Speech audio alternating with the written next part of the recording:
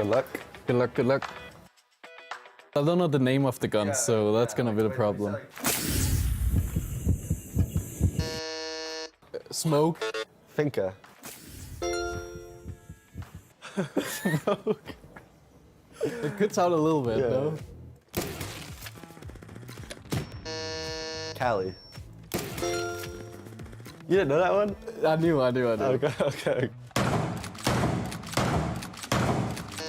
M870. This is kind of sad how good I invented. MP7. Bro, but you pre-fired that shit like... Yeah, I think we had a few good rounds in the beginning I that mean, we I couldn't could just... take to our... Okay, I'm gonna guess. It sounds like Philip Puck. Yeah, I think we had a few good rounds in the beginning. You didn't know it was Philip? I didn't know his voice. What?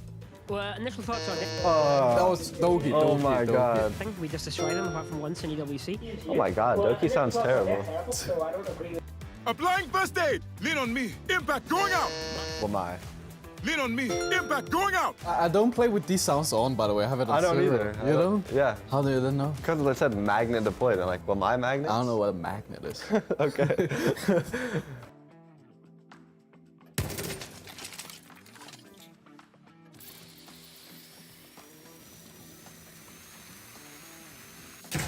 Okay, so... And then... And then... And then poof again. Havana. Yeah. That's the worst Havana noise I've ever heard. Okay, the middle one, fair enough, but the start and ending, No, it doesn't go. perfect. I don't know about that, but like, sure.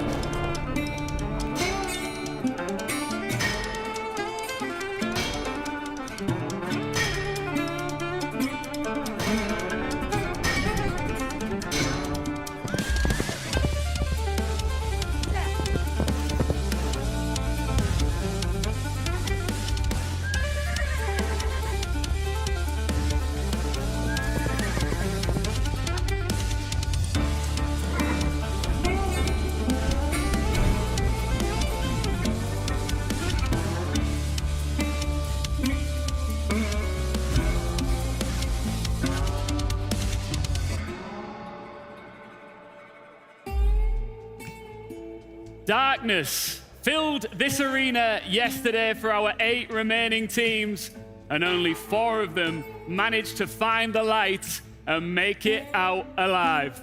Now, welcome here to Salt Lake City for semi-finals Saturday. I cannot wait to continue this major. We are saddling up, ready to go again. My name's Ian, alongside Lax and Fox. Yesterday was fun. Oh, it was so fun. The amount of games that we saw that went the distance, all of the upsets. I mean, some lovable players going home. I mean, it's just, we had everything that we needed yesterday. I mean, it was a good day to be a Siege fan. I mean, it was loaded, jam-packed with Siege, whether it was for the fans, whether for the family members that were supporting the players on stage. I mean, it was really a fun time to be here. And honestly, the NA crowd is by far the best. Yeah. For a Friday, to see it that packed, filled, that loud, you guys owe it to yourselves. You guys have been amazing. Can't wait to see the rest of this day unfold and the weekend. It's going to fill up even more, of course. Got some NA teams in action, so it's going to get loud here at Salt Palace. Let's take a look at the bracket, shall we?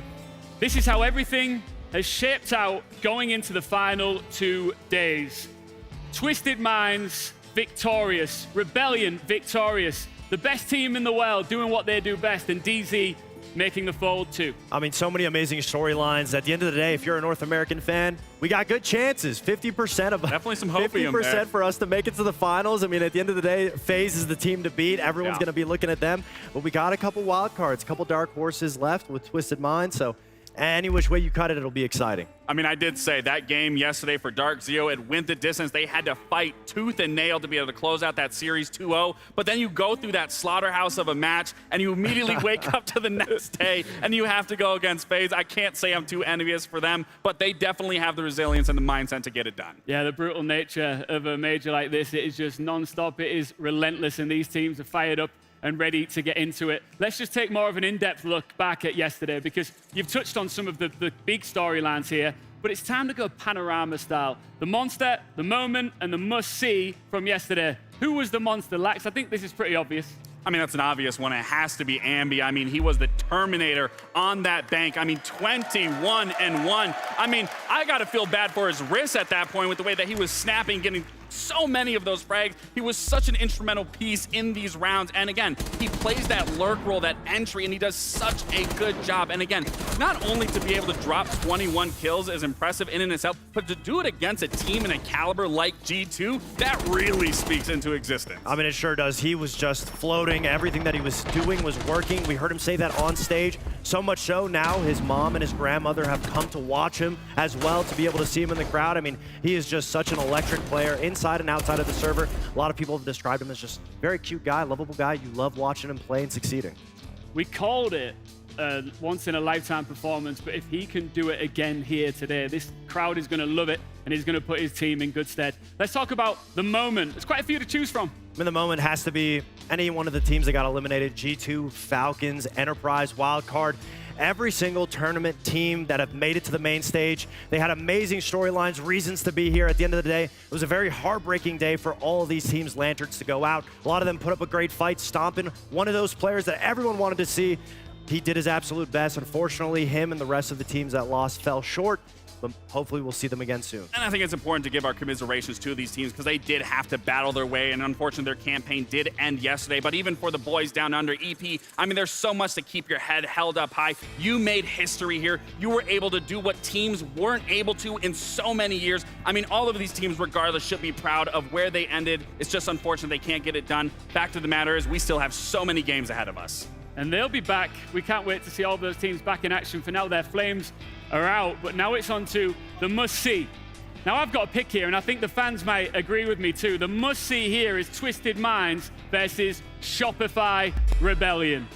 Now, we cannot wait to see SR in action for lots of reasons. Of course, this crowd is going to pop off, but they're in for quite a test here, that's for sure. I mean, they sure are. Like you said, if we could see Ambi do it again, I mean, we heard Doki say we don't want to just play Ambi, we want to play all of SR. And they got it. That's what they got. So at the end of the day, whether it's Ambi alone or the team together, either which way, SR have looked so dominant since the kickoff. Their improvement has been immense getting to this point. And it's just for regional pride. I mean, for the MENA region to have your team represented here at a semi-final, possibly pushing you to a grand final. I mean, there's so much pride and joy that comes into that. I cannot wait to get into that series. And I cannot wait to see where our boy Jonah is at right now. He's somewhere in the arena having a good time.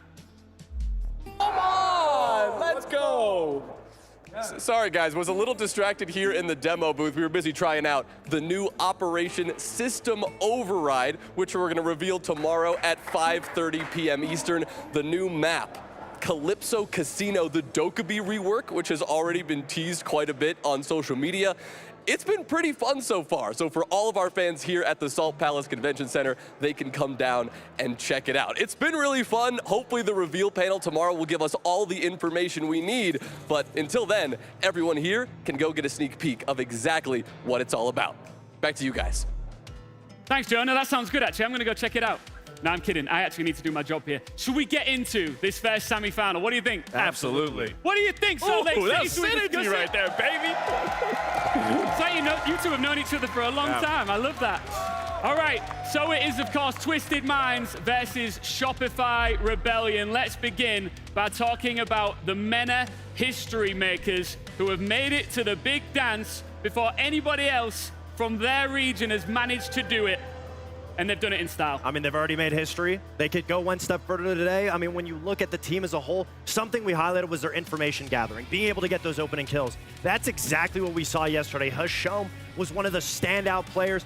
He has been so amazing for this roster on finding those kills, being so aggressive. It seems like everybody is just working so well, and they're playing with a stand-in. To have guards be able to stand in consistently and do as well as he's doing, the #1 rated player on defense, it really is a big task, big shoes to fill for him, but they're doing it well. I mean, something that I really love, especially when we were talking about Hashom, is that he's been awarded the name the Rat King. And to me, that resonates a little bit with me. I mean, I love to watch the way that he plays. He's so elusive each and every single round. He can come out of nowhere, surprise you, take you from the back, steal the round away, and put the pressure, put the clamps on any team that's in front of him. It's why we're highlighting him here. I mean, he's been doing such a good job on that entry, and can't wait to see what he does against this SR roster. You know what I love about this guy? I speak to a lot of He players. looks good? I mean, he looks great. Of course he Clean. does. Cool as a cucumber, if we still say that. I don't know.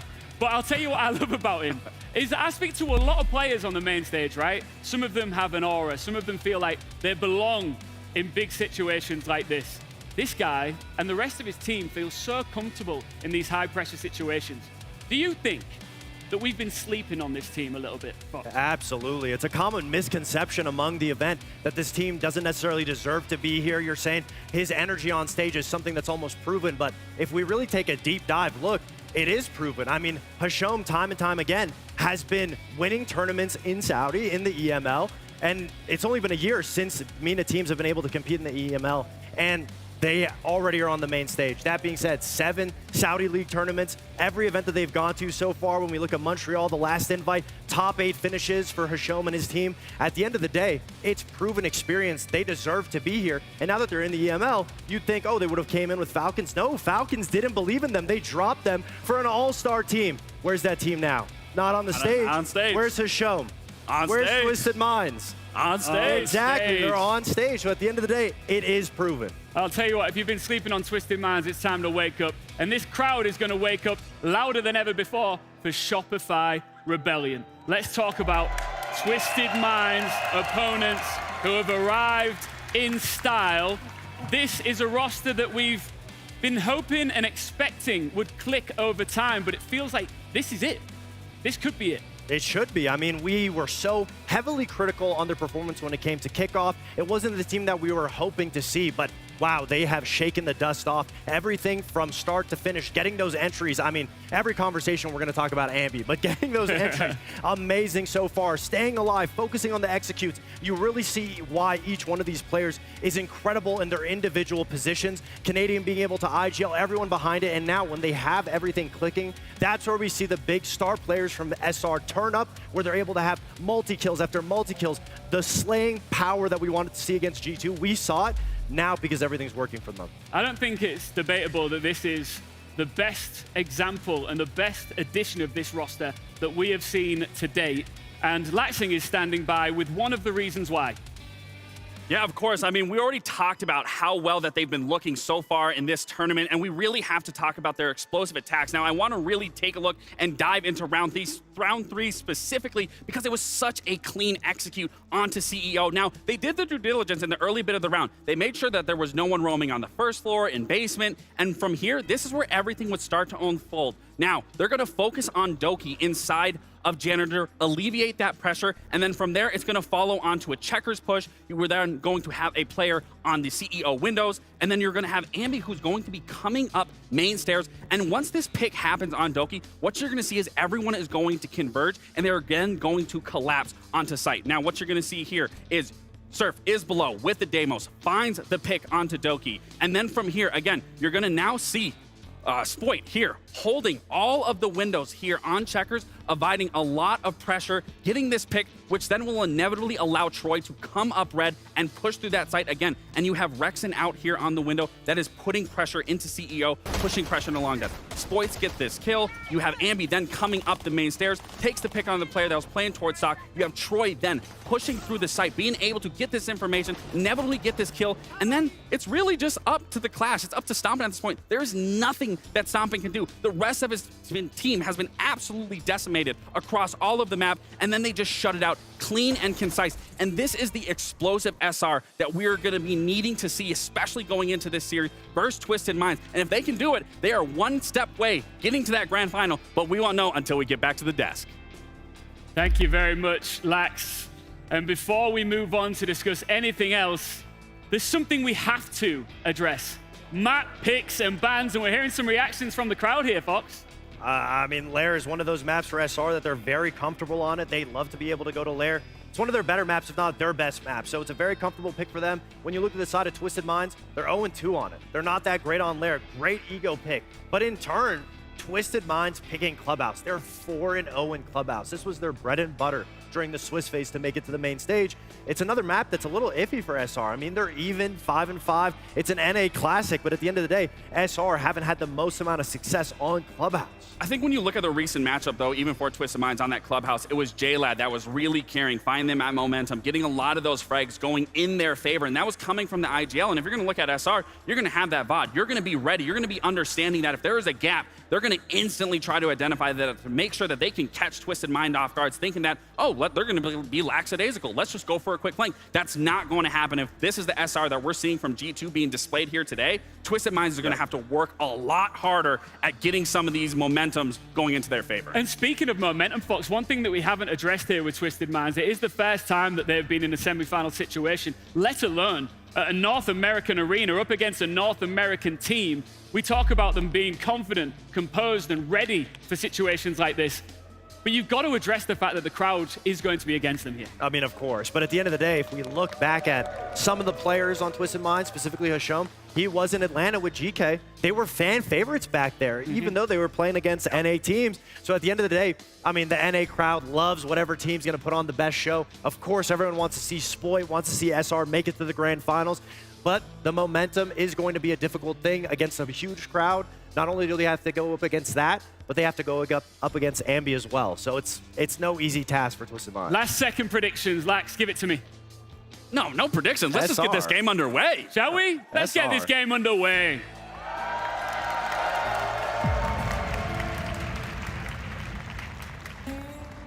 Once again, we step into the darkness here in Salt Lake City.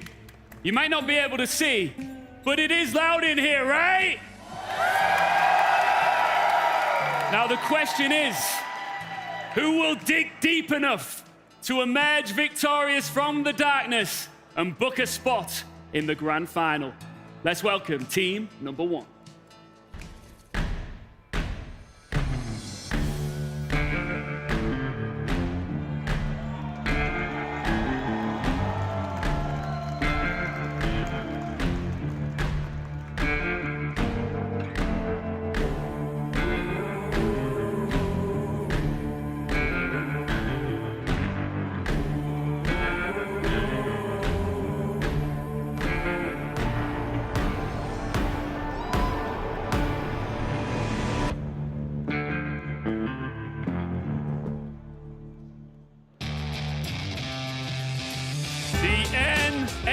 Aggressors who cooked up a statement win over G2 and turned Salt Lake Palace into their stage.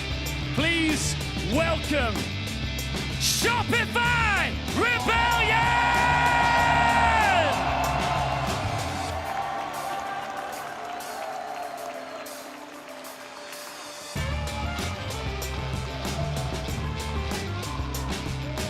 And their opponents.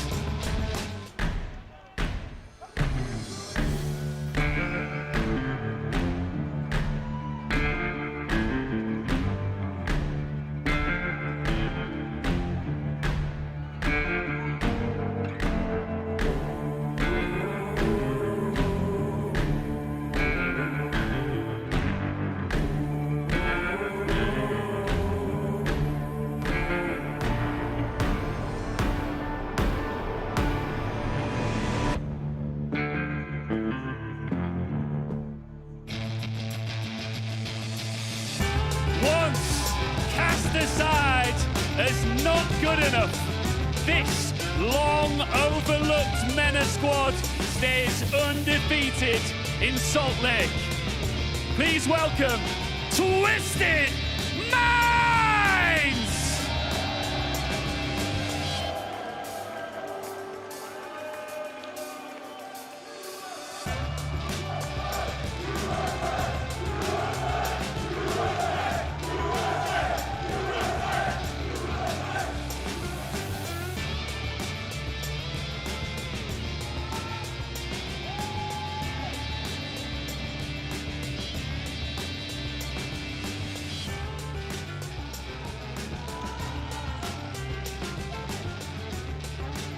All right. The players are ready. As you can hear, the crowd is ready. Jalad, I'm going to come to you first. Undefeated, making history. Are you intimidated by this crowd? Not really. It gets me excited. We worked really hard for this, and we're going to continue. Confidence, I love that. Ambi, you were on Smoke yesterday. You were incredible. Can we see a performance like that again here? Of course. We have this crowd backing us, and it's going to be a good game. Can we get a handshake? All right, go and take your seats. Best of luck, guys. And listen, we've got a full crowd here ready to go, so I'm going to ask one more time. Who's taking this semi-final? Is it Twisted Minds?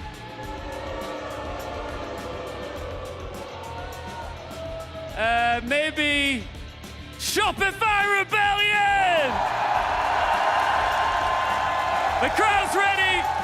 Salt Lake City is ready. Lynx and XR Troika, I know you're ready too. Let's get this started.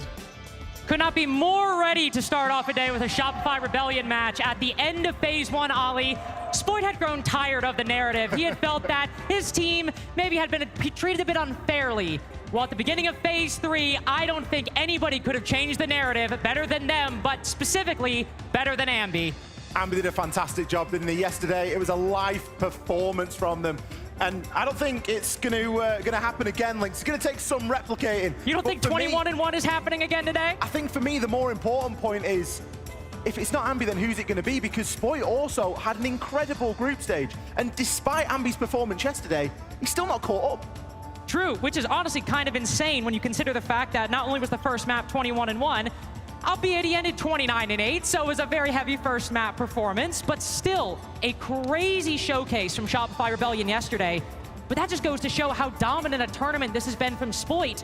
But even on map 2, we had Rexon showing up. We had Canadian starting off map 2 with a double kill, which, again, for the IGL, that's not a lot. But for Canadian, who has himself invited a lot of criticism for basically it to be a full 5-man quality performance the entire series, just with Ambi dropping a career best, a esport best performance, Shopify Rebellion could not be showing up any better in this semifinal matchup, which, as Ian mentioned on the desk, this is Twisted Minds' first semi, but Spoit has not been in the semifinal since the Berlin Major. I mean, Salt Lake City, do you think Shopify Rebellion have it? I have a feeling that's going to get a little bit louder as the day progresses. Twisted Minds, of course, a worthy opponent at this stage. Got to give credit to them. The position that they find themselves in, flawless throughout the Swiss. An incredible showing, Lynx. Now, there are some critics that maybe are going to say, well, okay, but look at the teams that they play against. I think SR definitely ran a bit more of a gauntlet to get to this point. But we've got to give the MENA team their credit where it is due. And at the moment, they sit on the very same stage as SR, who are quickly becoming a firm favorite. We're going to be kicking off on Lair. I was quite looking forward to this when I saw the maps come through, Lynx. I really like a little bit of Lair, and particularly, we've got quite a bit of experience casting Shopify on them. I mean, one of SR's favorite maps, and it's been one of their top preferences for basically a couple years at this point since the map first entered the pool. By the same token, something you always talk about, a team's favorite is always going to invite a lot of tape. That doesn't mean the team will win, as we saw with FaZe on Chalet yesterday. A favorite map can still be comfortable and winnable territory, even if you've played it a lot of times. The Rebellion starting off with a Cade and Bandit Band. I think very standard for the hard breaching. But Monty and Snake, this is going to go right to the heart of some of what we saw from Shopify Rebellion yesterday and historically. The Monty needs no introduction, but the Snake being taken off the board by Twisted Minds. There's a couple players I can look at the Rebellion who might want to pick up that Soliton scanner. Absolutely, especially with this new look that they've been bringing us, unleashing certain players, Spoit, Ambi, even Rexon's been getting involved. It really has been a resurgence, top through bottom, for this roster at the moment, and I think that that is only going to continue to grow as we move on through this first map. Twisted Minds, of course, starting off on that defense, and they've got some brilliant tools at their disposal. Guards already just having a little bit of a look outside, making sure that there's no drones hidden away that could catch them out a little bit later on. But it's players like Hasham that we're going to want to be keeping a really keen eye on, a player that, let's be honest, there's no other way of describing it. I think Fox said the same. Ratty plays, he's the best at him. It's going to be a big contrast going into today. What we're going to see from Twisted Minds is a lot of plays like that. Hashom trying to take fights on those exterior angles, going prone beneath desks, generally playing a much looser style than we see on the Rebellion side. But for Hashom, who stunned us all with that GK roster back in Atlanta in 2023, really put Meta on the map at that tournament, and since then, have constantly been fighting for a seat at the table, got it last year with EML, and now pressing everybody with a semi-final performance. Utility going quick. We're surprised at the lack of a Ying ban from Twisted Minds. This is something that, well, I was going to say the Rebellion play quite a bit of on Lair, but if you're just going to kill the Ying as the second kill of the round, don't really need to ban the Candelas, now do you? Gone with it as well is the Heart Breacher. Hashom, he can activate his goggles. That's not going to save you against an air jab, and Ambi wastes no time, immediately moving in and trying to stop this bleeding at the moment. SR, they have lost a lot of their pushing power at the moment. That Ying is designed to get in there and disrupt rooms and enable people to push in. Rexon on Ace as well. We know how important it is to be getting walls open. Rebellion, they've banned both the electrification operators. They are prioritizing that. However, they don't have any secondary hard breach to fall back on. So transitioning from ops all the way through into the top of mezzanine into site is going to be very difficult for them right now. So in all likelihood, you're going to look to two of the players we have left alive, Spoy and Ambi. We're going to need to get big kills to open things up. Ambi's already good for both kills the Rebellion have acquired so far. As you mentioned earlier, Ollie, Spoy having an insane tournament as well. Ambi having an insane quarterfinal. One of those players tagged up by the silenced MP5. Guards. Substitute getting information on another. Twisted Minds have a good idea of this push. There's been a player inside of bathroom pretty much the whole time, and right as the door opens, Ambi's head taken clean off by J-Lad around the corner. Guards finally winning his duel with Spoit. And Twisted Minds, a statement out the gate. They've got their own narrative to write.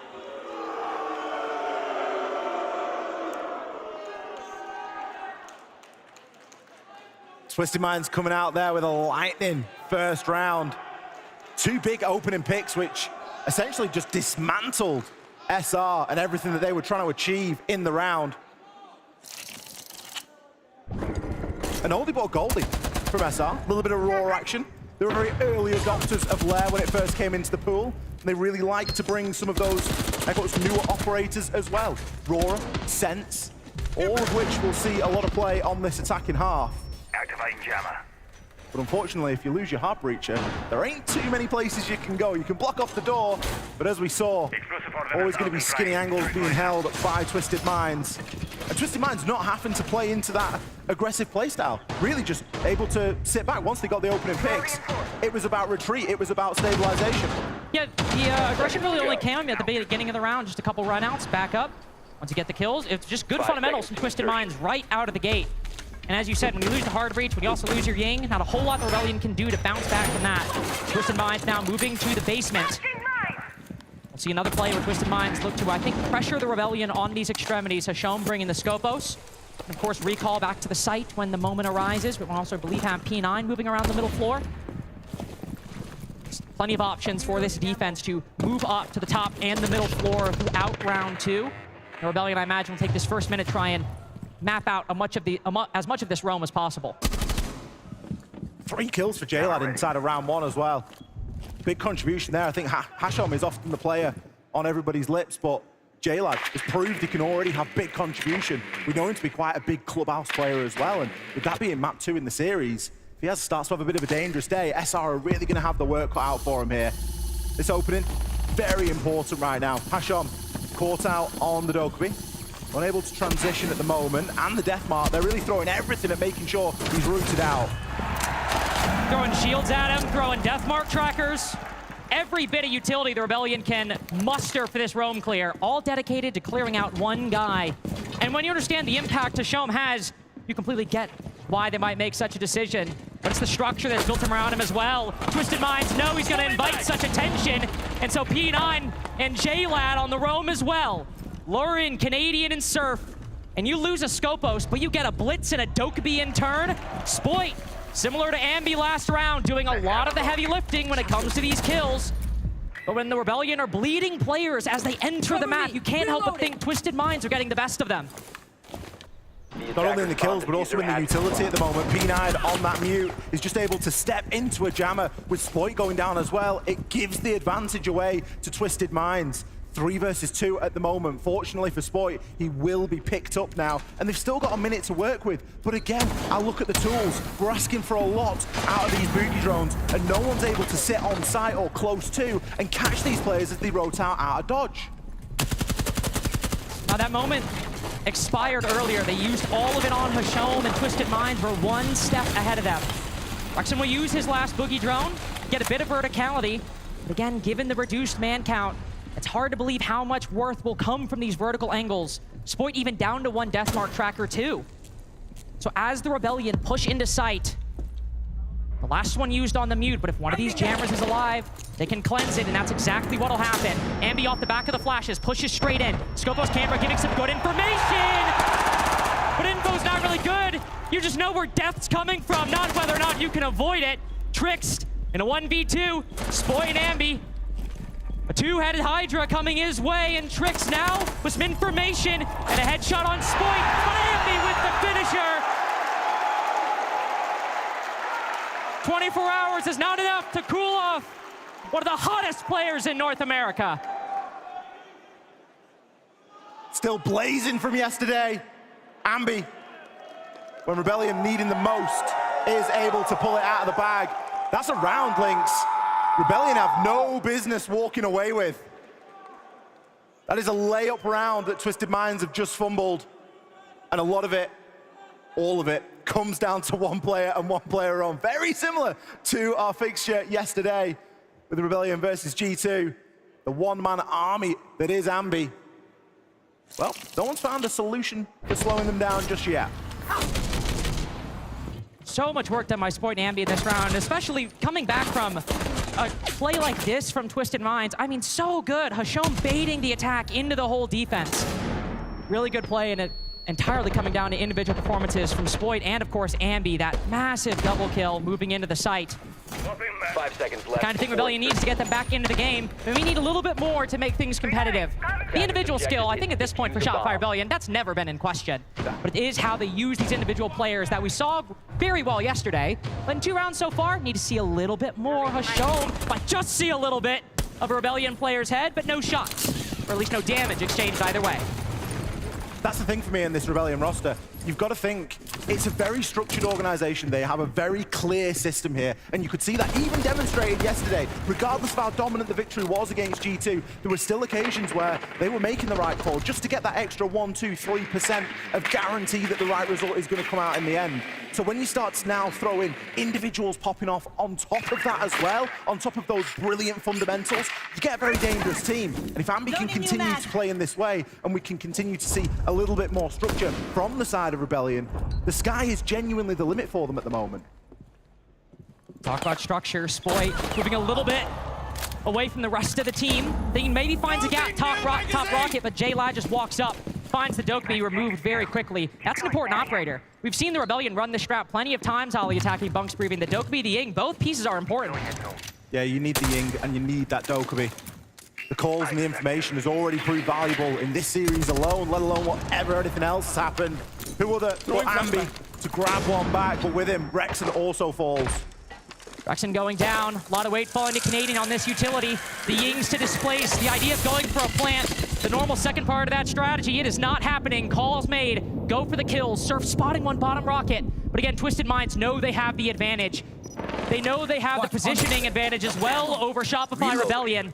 So Surf pushed even further back towards Ops. But Canadian? Surely not. He just worked his way into the site, but P9 ready for it. Sitting in front of a bulletproof camera. Twisted Minds are not letting any gaps form in this defense. Spurf using the chaos to his advantage, finds 2. The Rebellion have been good for these multi-frags, but they've only enabled clutches, comebacks in these first couple rounds. Surf's done it plenty of times so far. But now, with 43 seconds to go, no bees, no drones, no nothing. 1 player top green, the bailiff in hand, noise being made, super shorty around the corner as well, and he doesn't even know. It is just basic siege from Twisted Minds at the moment. and sharp reads on this defense. A Hail Mary attempt from Canadian there, I think, to try and get the plant down. Very concerned about what was going on upstairs, as you should be when attacking onto Punk's briefing. Well, a default camera right next to you, that is always going to give the game away and give the job up. Somewhere that we haven't seen Rebellion be fantastic over this first 3 rounds, and we've only seen 3 rounds. They've not been great in that entry, and that's something we've seen them put a hell of a lot of focus on over the course of this tournament at the moment. Specifically, in kickoff, again, it was pretty terrible. -16. Over the course of Salt Lake City Major so far, they are +14 on that entry. They've got a huge differential on very recent performance of how they've been playing. And so far in this game, we haven't seen that as much. We've seen a lot more risk-taking from this roster. Seen a lot of risk-taking, and you like the idea for a team that can sometimes, I think, be called fairly or unfairly a little slow. You see Sport taking those gaps, and you think to yourself, you get a kill there, that's the exact kind of play we need to replicate something like we saw against G2 yesterday, but Twisted Minds are quite clearly ready for it. Not only aware of the possibility that Shopify Rebellion might do it, but also very conscious of where there might be gaps in their defense. Even think to last round. J-Lad didn't know Spoit might push from Ops necessarily, but he knew that somebody might push there, as it's very common for an attacker to walk in through Ops, make their way into the office, and then get an early line of sight onto the defensive setup on the second floor. He's aware of that, he acts on it. It is just really good reads and game sense from Twisted Minds right now, and also, of course, that classic gun skill that this team has become famous for. No real surprise to see a Deimos taken away here at the start of round 4. And Azami as well will fall by the wayside. We've seen far less of Azami, really, but it is always a very popular operator to choose, particularly for this top floor. They're the kind of plays you've got to be careful for Hashon making, because he's going to spend a lot of time at those exteriors, a lot of time at the extremities of the building. Spends an unreasonable amount of time outside for a defender. And it shows today that, well, it's just another opponent. He doesn't mind, he's just going to continue to play his game. First 2 kills in the match so far. Player that could go a whole heck of a lot higher if Shopify Rebellion aren't careful. And after that tech pause and after the rest of the ban phase, they will take away the Azami. Operator that P9 was playing last time, but also an operator that Hashom could go crazy into those Kivas getting aggressive. You never know what might be in store. But with that off the board, going back to our 6 room and office, only change we have in this defensive lineup is the introduction of a Tubarao. I believe in place of an Echo. Also a Smoke as well making its way in. A lot of plant denial for Twisted Minds, and given the Rebellion and their tendencies, I think that's a pretty good call. Rebellion again being quite skinny on the utility though. They're not bringing any redundancy here. We saw Canadian and Wrexham both fall very early in round number 1. Wrexham falls again and we don't see those walls open.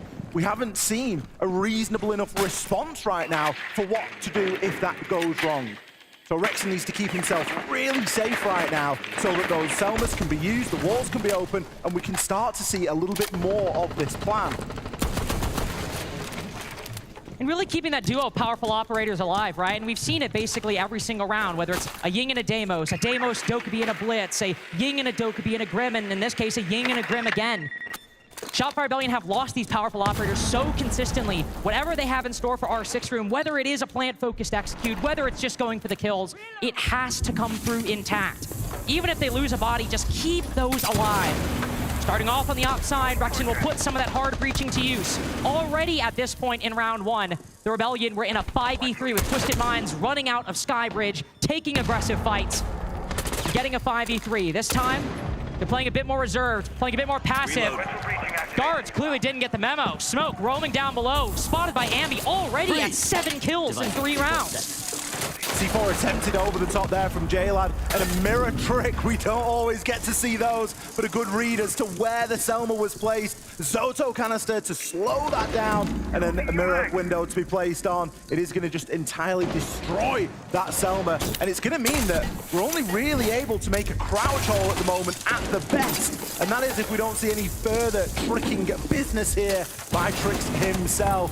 Looks like we will get a little bit open, but Lynx, that's not ideal. No, you're not getting through that. No, nobody on the planet is getting through that Selma charge. You have to go things a different way, but having the Grim, having the Ying is important. But again, the Ying is the first attacker to fall. Spoit already used all of his Bs on the op side.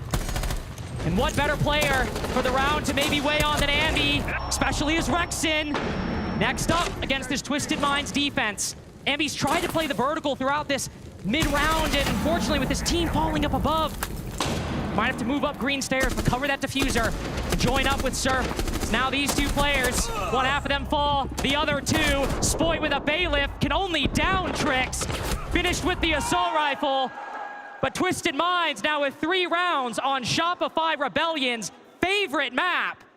If the alarm bells aren't sounding yet, just wait a couple more rounds, and at this pace, they will be soon. We're almost at break glass territory, Lynx. Can you hear me, guys? Yeah. Listen, our early round ideas are good.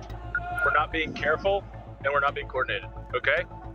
If we want to rotate, we need to make sure that we're counting down so we can all go together. They are giving us picks because they're being aggressive. We need to be patient, and we need to be all together, okay? If we're going solo, if we're not working together to do it, you're giving them what they want because they're just getting 2s on you, right? They're giving you 1 and they're using teamwork.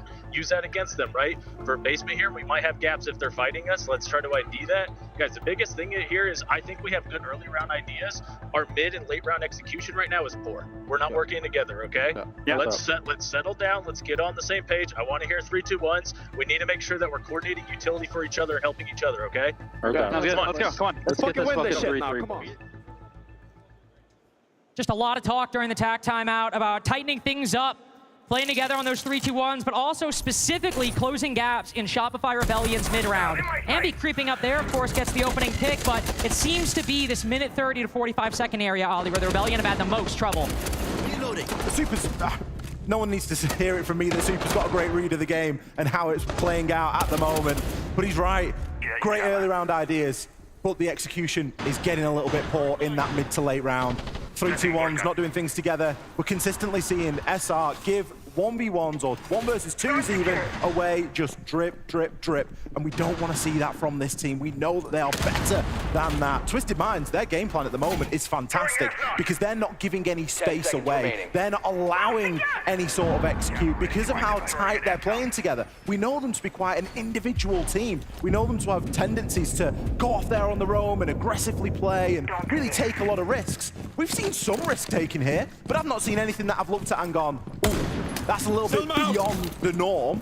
They've just been playing very good teamwork siege so far, and it's demonstrated in the scoreline right now. Twisted Minds, if they get a 4-2 defense out of this, that's going to be fantastic, especially because this is Rebellion's best map. Ooh, Hasham taking another engagement. Won't find anything. Maybe another, actually. A lot of presence, a lot of face being shown towards this Scopos. I think Hasham gets away intact. Spoit too far around that corner. Reloading. A little too slow, unfortunately, taking a lot of damage within the first 45 seconds. A consistent play by Twisted Minds. Fire some shots outside of these windows, then go for something a little later once you hit that mid-round point. Another thing Super pointed out, Twisted Minds are clearly giving the Rebellion picks. They are not at all worried about taking fights.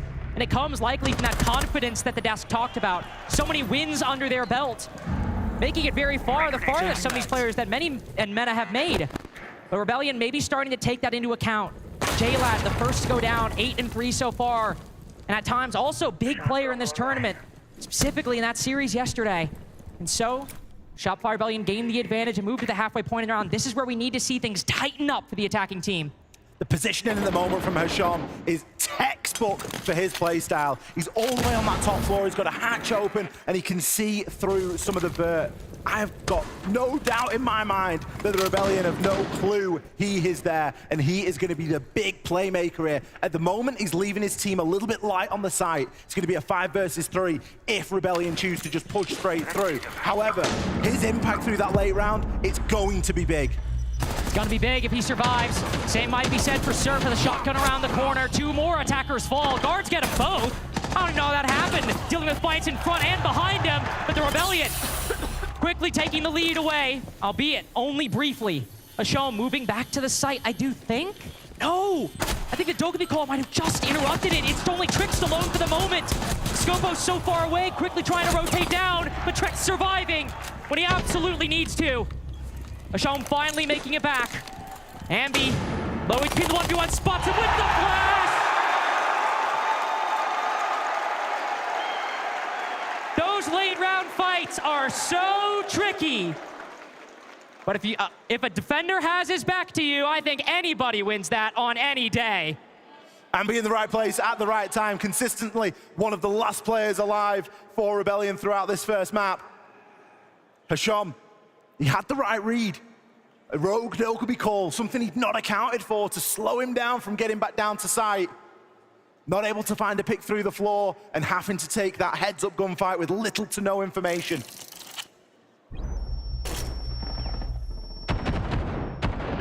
They both lined up for him. Bit of a... Without the clutch, it's poor. I was about to say, quite a stacked up attack from Shopify Rebellion. 3 players pushing through the same doorway. And might be not only a clutch 1v1 from Ambi, but a clutch Dokubi call as well. Setting up for a 2v1 trade on the site, and then Ambi ended up positioning himself for the 1vx. Rebellion now with a chance to walk away with an even split on this first half. For a map we've seen them play so many times inside a stage, 1 and 2 last year, plenty of times in kickoff. You would be excused for expecting a little bit more from them out of here, particularly when you remove those 2 rounds that they've won away.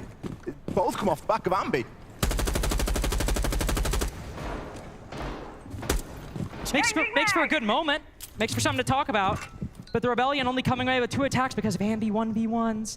Not what you want to see, especially when Hasham, sitting at Op's doorway, will be droned by the attack. This has been a consistent element of Twisted Mind's defenses, and it seems the Rebellion are now wise to it. Some attackers consolidating around the Skybridge position. Ambi, 9-3 right now. Only player positive for SR by a wide margin. Toxic canisters thrown out as the Rebellion thinking of taking some quick control inside of Lair. You can hear that Dokubi Logic Bomb phone call going off now, and P9 will be caught at the moment. Got a player on the upside down rappel and a shield not too far away. Needs to be cautious just outside of storage right now. Needs to play it safe. These toxic canisters will buy him some time, but Ambi also looking for a mid-round fight. Hasham, no idea he's here. Will the Rat King beat the Pretender, or will Ambi just sitting around the corner? Hasham face-checking, ready for it as P9 goes down upstairs. Hasham finally commits! Domes Ambi on first floor. And now the Rebellion decide they need to pick up the pace. Defenders sitting behind these mirror windows scatter like flies.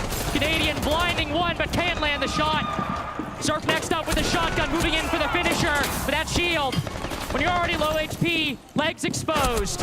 Not much the defense can do, and not much they need to do. The Rebellion now full clearing top floor. Guards thinking about a retake just around the corner. Spoit, he hears him, knows he's there. Got an idea on Trix, moving as well from the opposite position. A double pinch, but one goes the Solus' way. Shotgun as well, but Rexon's good for it. Attackers recovered the These bomb. rounds have come down to the wire every single time. Now guards, as the bees scatter, are they just out of range? He is just ever so barely. There's no way. The Rebellion, with 25 seconds left, they think they have peace of mind. They think top floor is clear. They think the Malusi's in the wind. And yet as Rexon holds on, he spots him at the last second. That could have been the end of everything. But Rexon, just checking all his bases, ties it for Shopify Rebellion.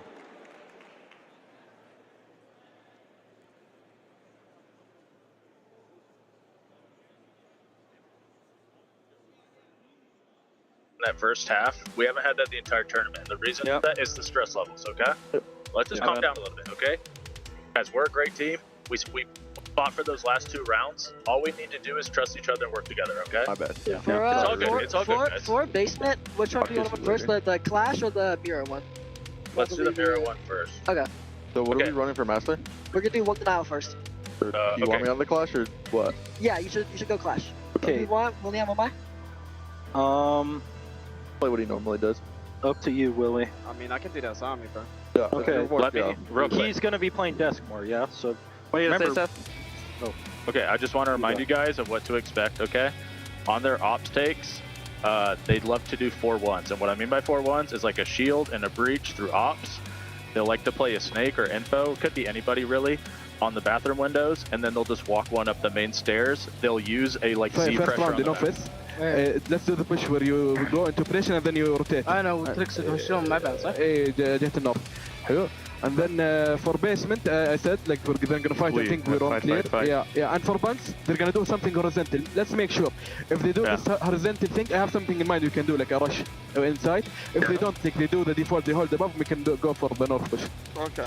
Guys, and remember, 3 to 1. Prep drones, good prep drones. Guys, and fucking pick them. Fucking pick them. If they start to strafe and hide, guys, just pick them and guys, whatever. والله they are shaking. خايفين قاعدين نلعب ضد واحد. شدوا حيلكم الكومز اب يا اخوان. الكلام فهد هشوم كلام بس الكلام نتحمس والله بنجيبها. يلا يلا جايز يا يرحم امكم يا عيال يرحم امكم. يلا يلا يا اخوان.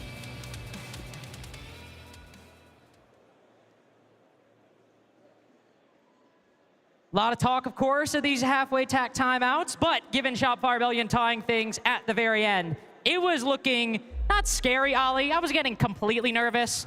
But even when you have 2 rounds that are 1v1s from the guy who went nuclear yesterday, I was getting a little worried. Even the last round, it took a 3K from Rexon to pull it off. That's something that will happen over the course of a game. It's just the way that Siege plays. But every round was down to individual play. And I think the SR slowly starting to warm up into the series ever so slightly. But Twisted Minds, they are confident in themselves right now. Happy to peek, happy to swing, not wanting to play this strafing dance that we saw Ambi and Hasham attempt downstairs. And Hasham just has enough and goes, you know what, I'm just peeking you flat out instead. The confidence level on Twisted Minds right now is through the roof, and it should be. We've played some good Siege to get to this point, and even half of Lair, no one's complaining.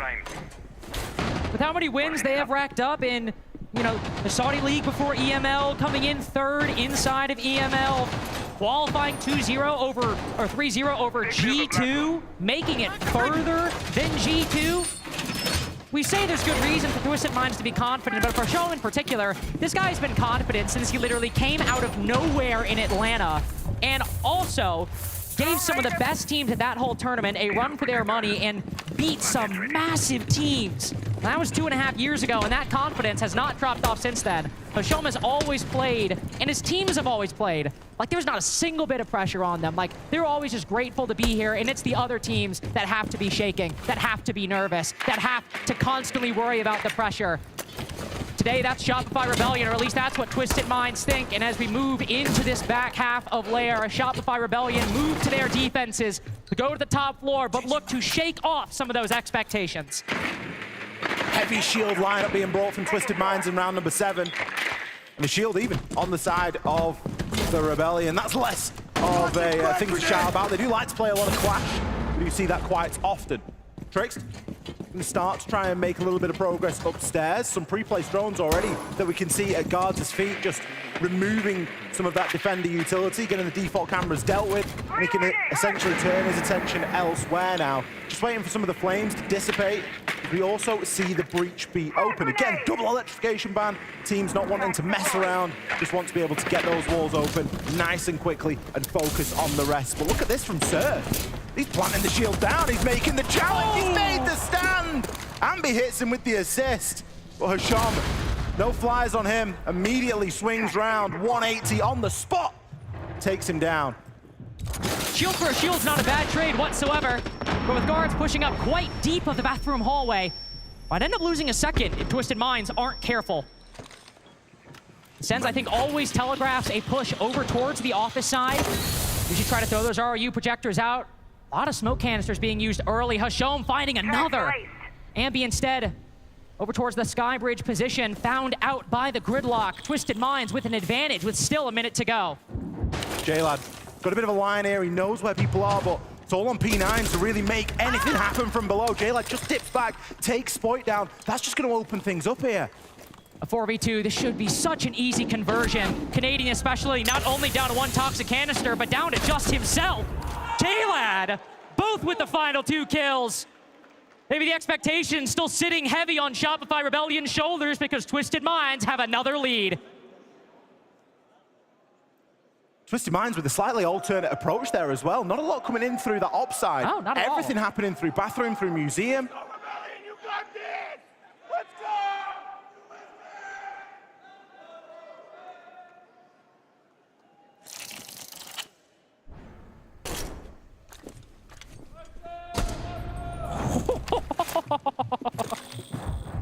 I gotta say, North America, we're kind of getting dog-walked right now. Hashom's hitting shots like that. J-Lad's hitting a double kill at the end. I mean, is this the end for the Rebellion? Is this Lair? Surely it can't be. Twisted Minds up 4-3. I don't know, Ollie. I'm getting nervous. I think it's time to get nervous. We've only seen one round of the side swap, so it's unclear how the rest will transpire. Twisted Minds still at the timeout. And if they continue to attack in that fashion, who knows what's going to happen? You keep seeing Hashom hit shots like that. I'm kind of nervous at what'll happen. One thing to discuss, though. You mentioned earlier that Twisted Minds tend to play some very loose operators, and Snake is one of them. That Soliton scanner gives a lot of information. Guards as well has been playing the shield so consistently this event, quite lethally, might I add. He'll be aided by the intel gathered by Hashom. Ambi will run in this information quite quick. Ready with the destructive ingredient. Good play by the Solus. This is only going to ward off the clear, though. Ambi is pretty much by himself. Impact goes out, downs him, gets the second! Ambi's fine getting cut off there. Frankly, somebody needed to put a stop to him. Ambi's alleviated a lot of pressure here in round number 8 for the Rebellion. Not only has he dealt with the Blitz, but he's also dealt with the Snake. It's two tips of almost the same spear in terms of information gathering and value the attack are looking to bring. For the first time in a long time, we see the Rebellion with an advantage here in terms of man count. You really hope they'll be able to work this now. Twisted Minds gonna have to dig back, go a little bit more old-fashioned. Drones, there's some yellow pings knocking around here. J-Lad can start to move through, but already the Rebellion recognizing the work that Ambi has already put in. They don't want to squander it. They don't need to play too far up right now. You don't need to with a 4v3. We still have plenty of great on-site utilities. C4, smokes. The call's probably already been made. The Twisted Minds will have to win this just by lurking in the mid-round. Good information gathered by the Grim. C4 sent out by Spoit. But tucked around the corner, the Nomad good for it. Spoit trying to do double duty on both those angles. P9 just evades the next one. Now can wrap around. Rexing around the corner. There's a mirror window in this Nomad's way. I was about to say, Twisted Minds not getting too ahead of themselves just yet. A different call. They're going to pivot and they're going to just try to clear out from downstairs. Of course, the problem with doing that is that you're still leaving defenders upstairs with great angles from there. Rexon and Surf, look at the amount of floor that they've got open right now. They should be able to see everything they need, but Canadian loses the fight on the vert. Twix just getting the tightest angle imaginable. There was no way Canadian could win that. But Surf and Rexon both still up above. Or no, Surf down below. That's Rexon, excuse me. Just waiting. Sees one around the corner. C4 goes out, lands right at Trick's feet. Another 1v1 for Rexon. Twisted Minds are making it easy for him, but P9 taking the vert. It is another 1 PX against the Rebellion and Twisted Minds. P9 has some information, but only some. He's got to recover this diffuser, bait out the plant, bait out the swing, and try and evade these vertical angles as best he can. Only 3 seconds to go. Surf biding his time, waiting, watching, and finds him! That is Shopify Rebellion's third 1vx. They might be too close for comfort, but they're getting the job done. Rebellion are fighting for recognition between themselves at the minute. Ambi, his impact is known now. We know what he did yesterday, and we saw what he did there at the start of the round. Rexon for me, and that late round play, keeping his cool, making the decision to drop back onto site, having the information to be able to pull it off. And there's few other players inside of North America that I would want personally in a clutch, other than Surf. That player is storied when it comes to clutches. He was cold as ice in that 1 versus 1. And when you think about Surf's clutches and how lethal they were, you think back to the Montreal Major, an insane performance from Surf that event.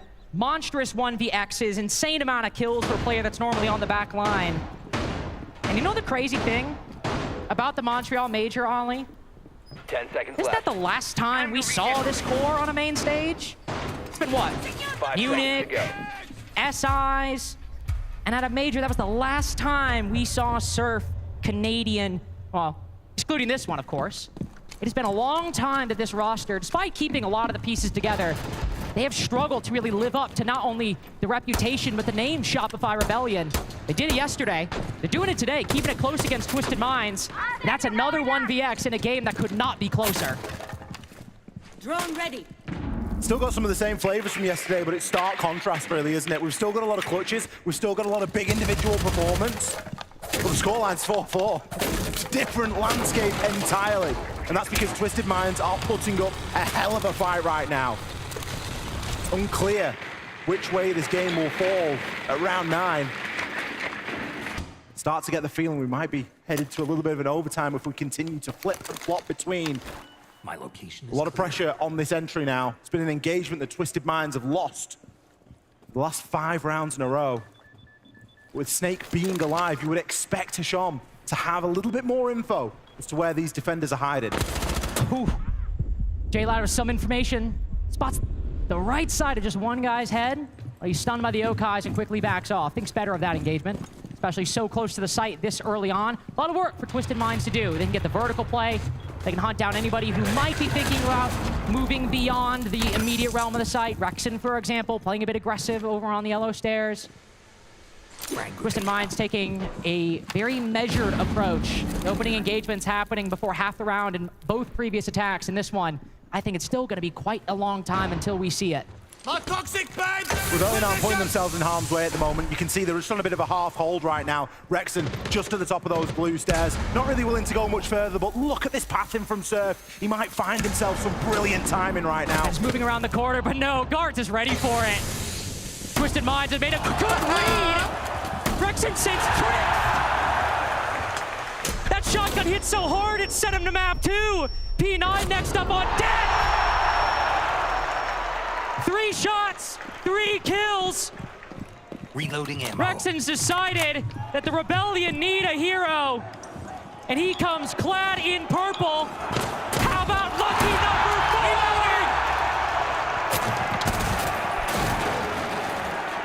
Now Hasham. Cocky as can be. Do you think that you can handle this?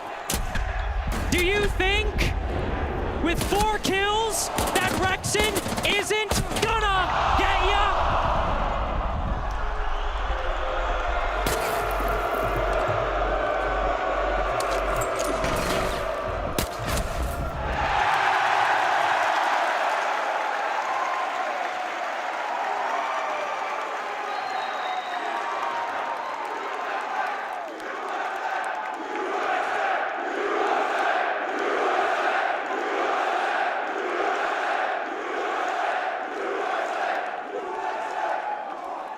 Hasham winning the battle, but not the war of round 10. Round 9. Rexon hit me so hard, I forgot how to count. Hasham gets the 1 gunfight, Ollie, but impactless. Oh, without a doubt. Tucked into the top of the stairs. That's what we expect. We need to listen to see how Twisted Minds react. Let's keep our map control and split after this, okay? In the main wall, I have no bad in office, right? No. I think we can prepare the main wall and take only ops, and after this split and play. Grim is open, have so many things open. And in the basement, I think we just do the default, they're all hunting, and also we can split, or we can hunt. Remember what you did against GK? And if you die echo, you can do the same thing. اوكي اخوان اسمعوني، شفت اول ستيب يعطونا اياها ببلاش، يعني سريع بناخذها، حلو؟ الثاني ستيب هم اللي بيقعدوا يوقفوا عليها زي هسه سموك هذا، بالثاني ستيب ما راح يسيبها وراح يلعبوا ايكو وسموكات. فاحنا شو بدنا نسوي؟ بدنا ناخذ اول ستيب بعدين ننتشر كل واحد يروح مكانه ونجيب ابكار غبيه، لانه هم ما بيعرفوا يلعبوا ضد هذا اللعب. There have been some clutch 1vXs from Ambi and Surf, Ollie, but in the back half of this game, Rexen has quietly creeped in as one of the highest impact players for the Rebellion. Obviously, this needs no introduction. A huge 4K with the M59, but even to finish off their attacks, a big 3K from Rexen as well. Having a great game yesterday too, a player that has kind of fallen by the wayside on the Rebellion in light of some of the bigger names. Absolutely, and you'd think that that'd be something that Twisted Minds could deal with. One player playing smoke at the top of some stairs with a shotgun. It happens on nearly every map. In that position, every time somebody's playing layer, there's a smoke there. Stunned them into a tactical timeout, and it was enough to even force them back into native tongue. Like, they weren't speaking English in that time, and that was very specific, very direct. Twisted Minds obviously feeling the pressure here, not wanting to let Rebellion stretch too much of a lead right now. With the way that we've got some of these players performing, Rexen, Surf, Ambi, all of them have had an incredible impact over rounds, almost single-handedly brought them over the line for Rebellion right now. 2 rounds away from taking us to the second map in the series. Twisted Minds now, a chance to try and stabilize. Chance to stabilize, but as the Rebellion have begun posing problems in front of Twisted Minds, they've struggled. Something that our colleague Crow and I think we've talked about many times with Twisted Minds. This team is great. They've got excellent gun skill. They are menaces in the server, but sometimes you put a problem in front of them and they just seem to struggle a little bit. Like their brains get broken sometimes. And in that case, when something so simple as a smoke on the stairs, they peek them one by one by one. Here's another problem. You got a player at bottom rocket. Maybe some vertical angles, but beyond that, this player's immediately clear. Any trading's gonna come from a vertical position. He's playing conservatively on rocket with some magnets and some barbed wire. He's moving back up now. Twisted Minds credit, they don't overpeak. They don't get aggressive. But now that they're all joining together, how do you solve that problem? Exactly, Surf's happy to give away that position. Doesn't need to commit any more magnets to it. Can say, you know what, I'll back up. I'll play the magnets upstairs a little bit deeper back anyway. And I'm a little bit more less vulnerable from player just walking up. They know that there's going to be a shield in play. And as good as shields are going upstairs, which, spoiler alert, they're not that great, it's still not a gunfight that you really want to be taking. P9, his focus in this round is likely going to be to get a lot of that vertical work done. Still very unsure as to where anybody can be. He's going to transition upstairs. We've not really seen him use that skeleton key too much just yet. No, instead, the classic indication going for a lurk, sees the default cameras off, just going to push up, but instead, swap position with guards. Joined him on the rocket stairs. Hard breach now successful for Twisted Minds. I was going to say, here's one problem, Spoit behind the Kiva barriers, but Glass sitting in a smoke is about as simple a solution as you can get. This one's a bit more complicated, though. Canadian still has 17 fire canisters tucked behind a deployable shield at long range. It's gonna take a lot to undo that position. That is the only thing they've got here to deny the plant, and already the blitz is storming through! He's just run in! Guard's ego peaks all of them! Canadian and Surf fall to the pistol, but Ambi, he is miles away from the site, cannot stop this diffuser. And a 1v4? At these odds, in this position, he's got information. He's ready with the pre-fire, but Twisted Minds seem to be ready with the angle too. There's one, but he's got 3 more. Tucked around the corner, assault rifles trained his way. He's trying with these pre-fires. He's trying his best, but P9, a skeleton key at close range, makes mincemeat of the Fenrir. You could see it in Hasham's face there, regardless of that being a 4 versus 1. Relief to close it out. As soon as those 2 kills come out, and you know how capable Ambi is, you do start to wonder, have we just pushed it a little bit too far? Big opening for Twisted Minds. They gained so much space from a Glass stood in a cloud of smoke. As soon as Spoit died on desk, behind those Kiba barricades, nobody was in position to take that place. Nobody was able to retake that ground. And when you're relying on the Shumika launcher, it's not as good as a Toxic Babe canister. It's not as deadly. You can just storm through them. Well, and you know what the ironic thing about that is? I think you and I were sitting here literally yesterday, we're like, how often do we see a team actually storm a Tachanka? Yeah. Because it really does not happen at all. It is very rare you see a team actually make that play. And for anybody to do it, it kind of makes sense for it to be Twisted Minds, a team that really is not wedded to the quote-unquote fundamentals or laws of siege that I think all of us are used to. The last time I saw that, I think was in like an M80 game when Ashen, of course, rushed the Tachanka on bank and got him with the Bearing 9. That was like 6 to 9 months ago. It's not something we see, but Twisted Minds are fine making that call. They're clearly sharp and smart enough to make that call and have the skill to keep this as close as possible on Shopify Rebellion's map.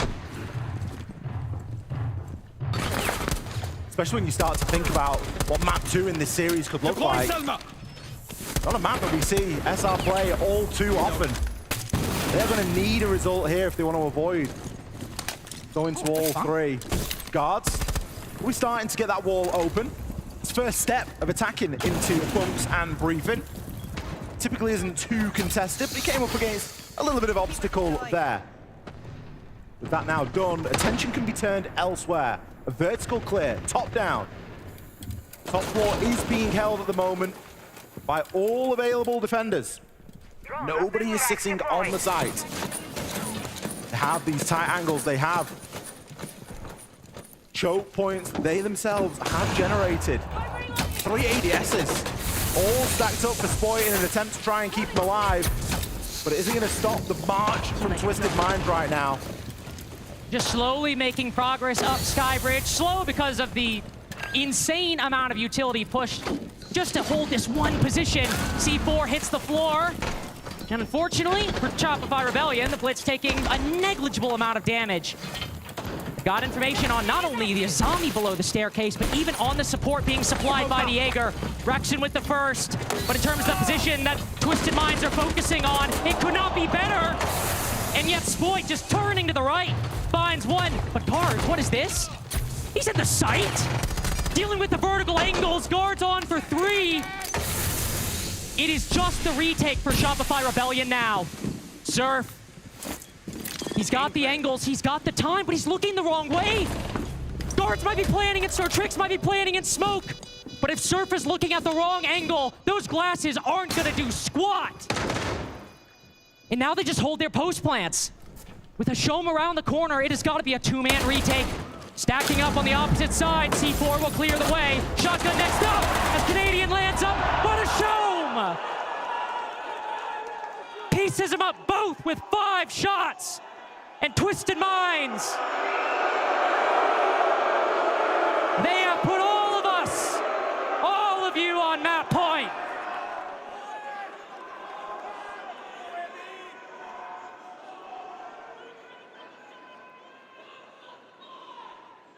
Great to see some die-hard Twisted Minds fans in the audience here.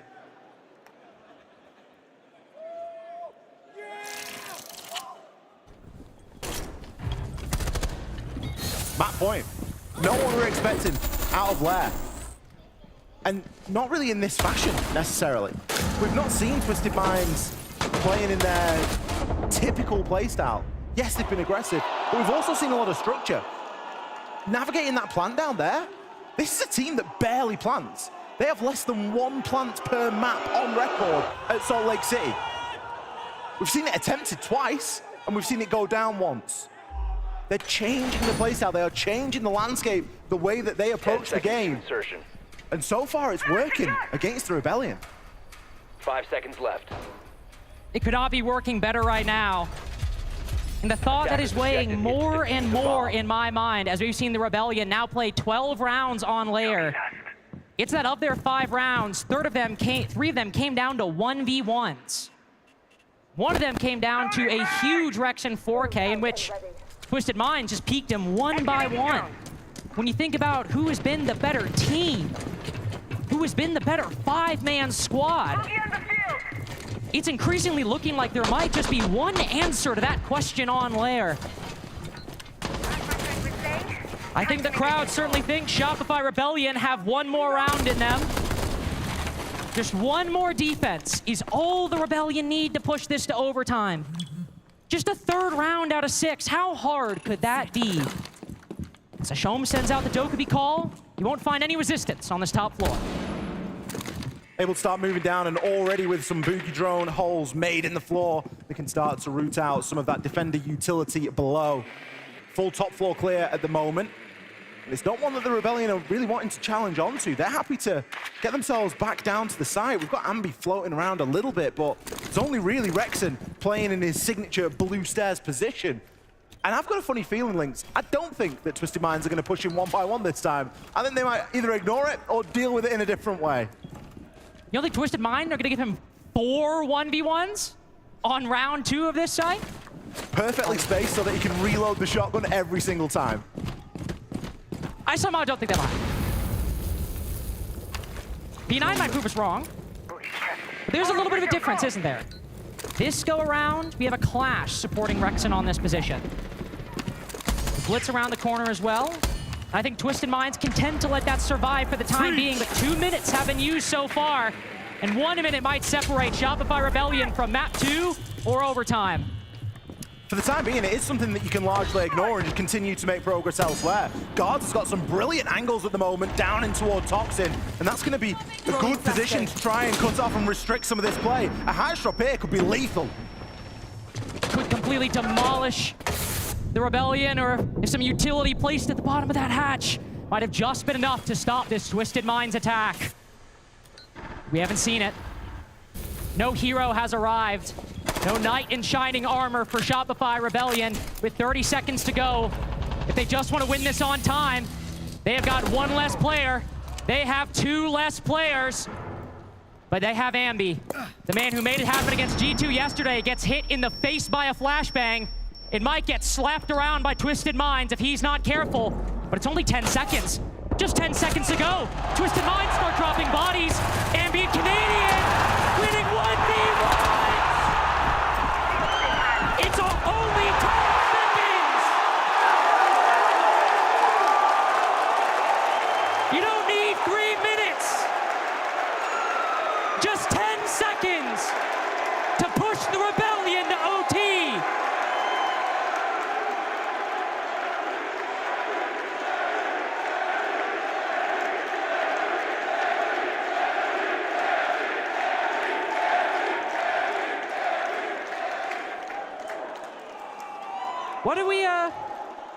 What did we come up with earlier? The Postman? Ambi delivers in round 12. It's a consistent theme at the moment, isn't it, for the Rebellion roster? Whenever they find themselves in a dark corner. He was blind?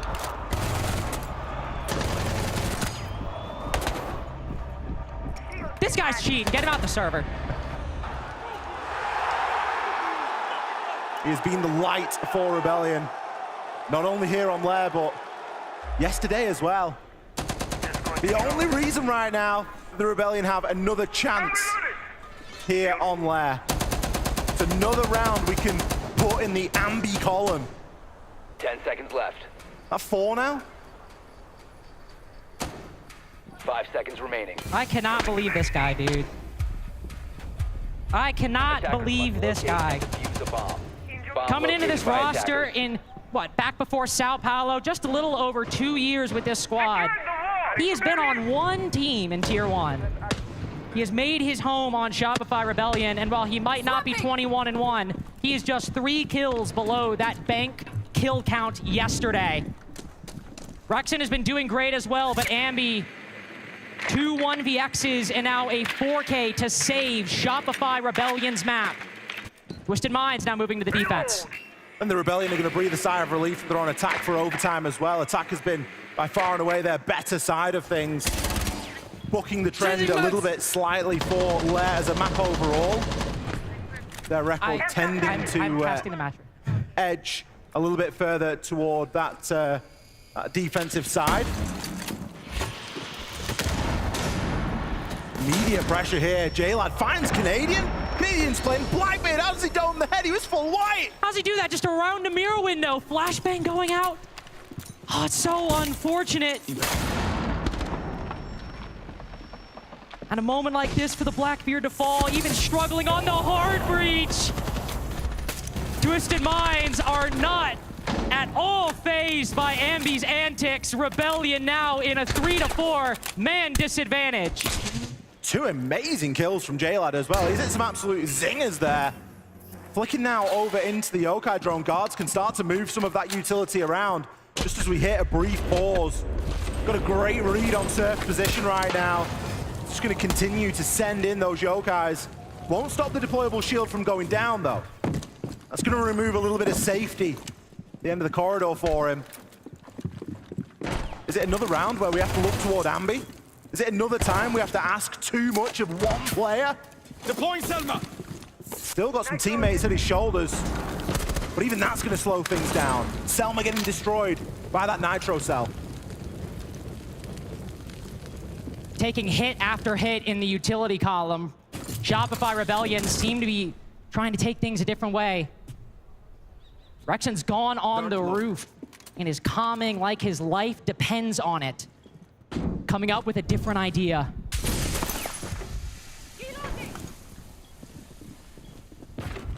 Blast breaks. Shopify Rebellion still without a clear way in. P9, more utility than he could spend if he had 10 lifetimes. Surf runs right into it. Shopify Rebellion running right into Twisted Mind's hands. And Rexon, powerless, defeated. An impactless kill as impactless can get. Completely stopped at the gates. Twisted Minds on map point. Rexon's put himself in a really unfortunate position there on Ace. No way of dealing with that mirror window, no way of being able to get himself into the building there. Just hoping that Twisted Minds were going to overpeak, hoping that one of his teammates might be able to find a pick and he can cover the plant. But as soon as Surf goes down, drops the diffuser, Ambi's left with no choice, but he's got to push through then on his own. And there is going to become a point where too much is asked of one player.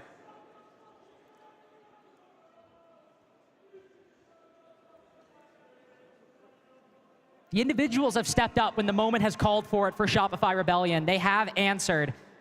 They saved this team in round 12. But again, all of this is on their #1 preference. This is home. More than 8 other maps in this pool. This.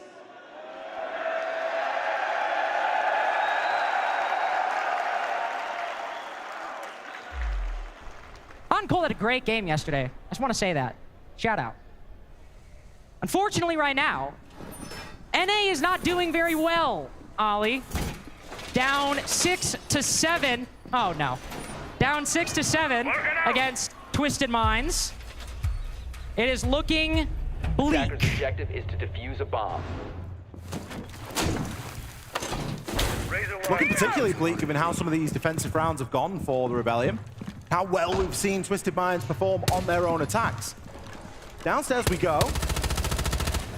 This is somewhere that the Rebellion feel like they've got a lot of confidence. One round came down to Rexon playing out of his mind with a shotgun on some stairs. The other, a very late hatch drop, and, well, who other than Ambi to clutch out the day and save things once again.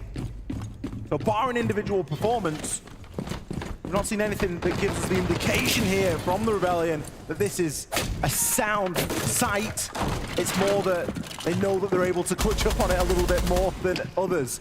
And of course, it is going to force a full clear here for Twisted Minds. Just spending a little bit more time making sure that everything is clear. But I like this line that J-Lad's finding. Maybe just slips himself into stock there, is able to disable one of the Razor Blooms. That's going to be the game given up. He now knows that that isn't going to be a viable option, at least for the opening portion. Will turn his attentions elsewhere. Trickst, he'll be getting in and clearing a little bit of that barbed over toward the backside and looking to try and work some of those vertical angles as well, and likely front himself up on those back stairs and hopefully deal with Rexon. Need to deal with Rexon and Canadian. This Clash also just moving a little bit further into this second floor. Taking some forward control. Twisted Minds have an idea on how to deal with it. This nade will land in the corner. Might follow him down the hatch if he's not careful, but no. Stuck on the lip. Canadian will make it back down. The Rebellion have been so passive on these defenses, and I don't say that as a bad thing. Twisted Minds have been eager to take fights, and the Rebellion want to win this off of utility alone. Firebolt going in, but still some more work needs to be done. Canadian now caught out with the fire, can't aggress up the stairs anymore, can't retake any of that space. Roger Bomb phone call isn't going to really give anything away for him. He's fairly well known right now, as are the rest of the players. on the Rebellion side. Again, we've got guards trying to work this vert. I do fear if we go for a hatch drop again from Twisted Minds, we may just get a similar result. They've not done a lot of work to whittle down any of these players so far. Rebellion have kept them at bay as long as they possibly can. At some point, Twisted Minds are going to push in. There are still so many Vulcan packs alive. The Trick's way into Ambi is not cut off. With 18 kills, shooting a Blackbeard through his shield, not possible. You have to win, wait for Tricks to ADS or knock that shield back. Spoit, not a null factor at the moment, but Canadian gun in hand gets the first pick for Shopify Rebellion. It is another low time execute for Twisted Minds. Don't have an advantage, don't have the time, don't have the kills. As it's not Ambi, it's not a young gun, it's the IGL.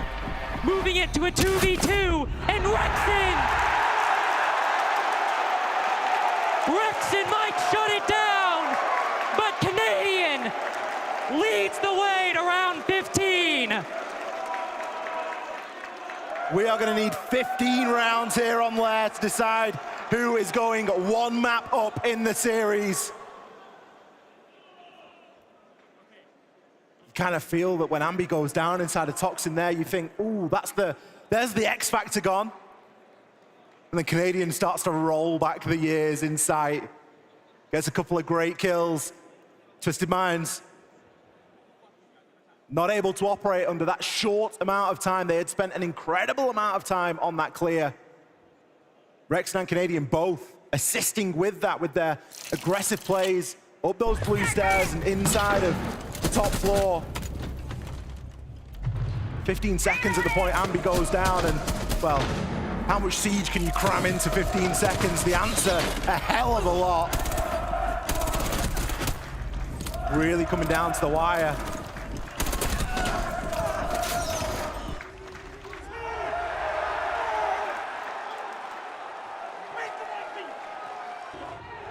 All 15 rounds just to get here. 5 seconds to insertion. The Rebellion still winning every round as close as it could possibly get. Moving to defuse a bomb. Their most dominant victory, by the way, they had 3 players remaining. Everything else has been either 2 or 1 remaining. It has been hard fought for Shopify Rebellion. It has not been clean, and it has not been decisive.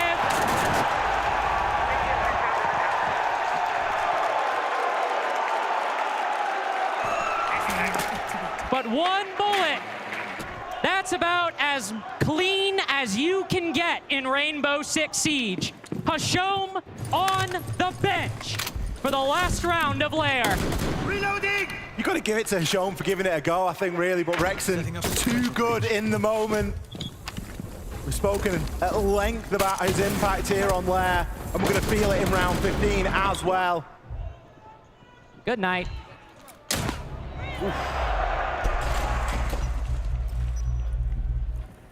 Will assist in some of this early control and early map presence the Rebellion are going to be looking to get here. Spoit already made his way right up. J-Lad caught out there, does need to be a little bit careful. Ambi is going to find his own outside to in here. We've not even seen Rebellion commit to the map just yet, and already they've got 2 picks. Already up 5-3. J-Lad with 15 kills so far, but Rebellion looking to commit to this clear. Spoit also creeping closer. Surf dumping in some utility into our 6 room, but still taking some time to drone. Taking some time to clear things out, but P9 creeping up to the window. But Ambi looking to close the door on round 15. J-Lad and guards. 20% of the job done. But that's just 1/4 of 80. And that is guards with nothing!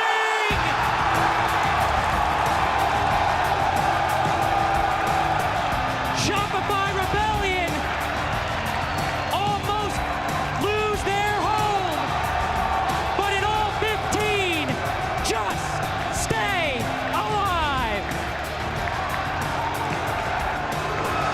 Shopify Rebellion getting it done there on map number 1. Twisted Minds putting up an incredible fight for a map we have barely seen them play.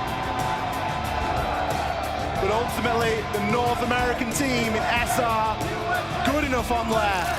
Will they be good enough on Club? We'll be back right after this.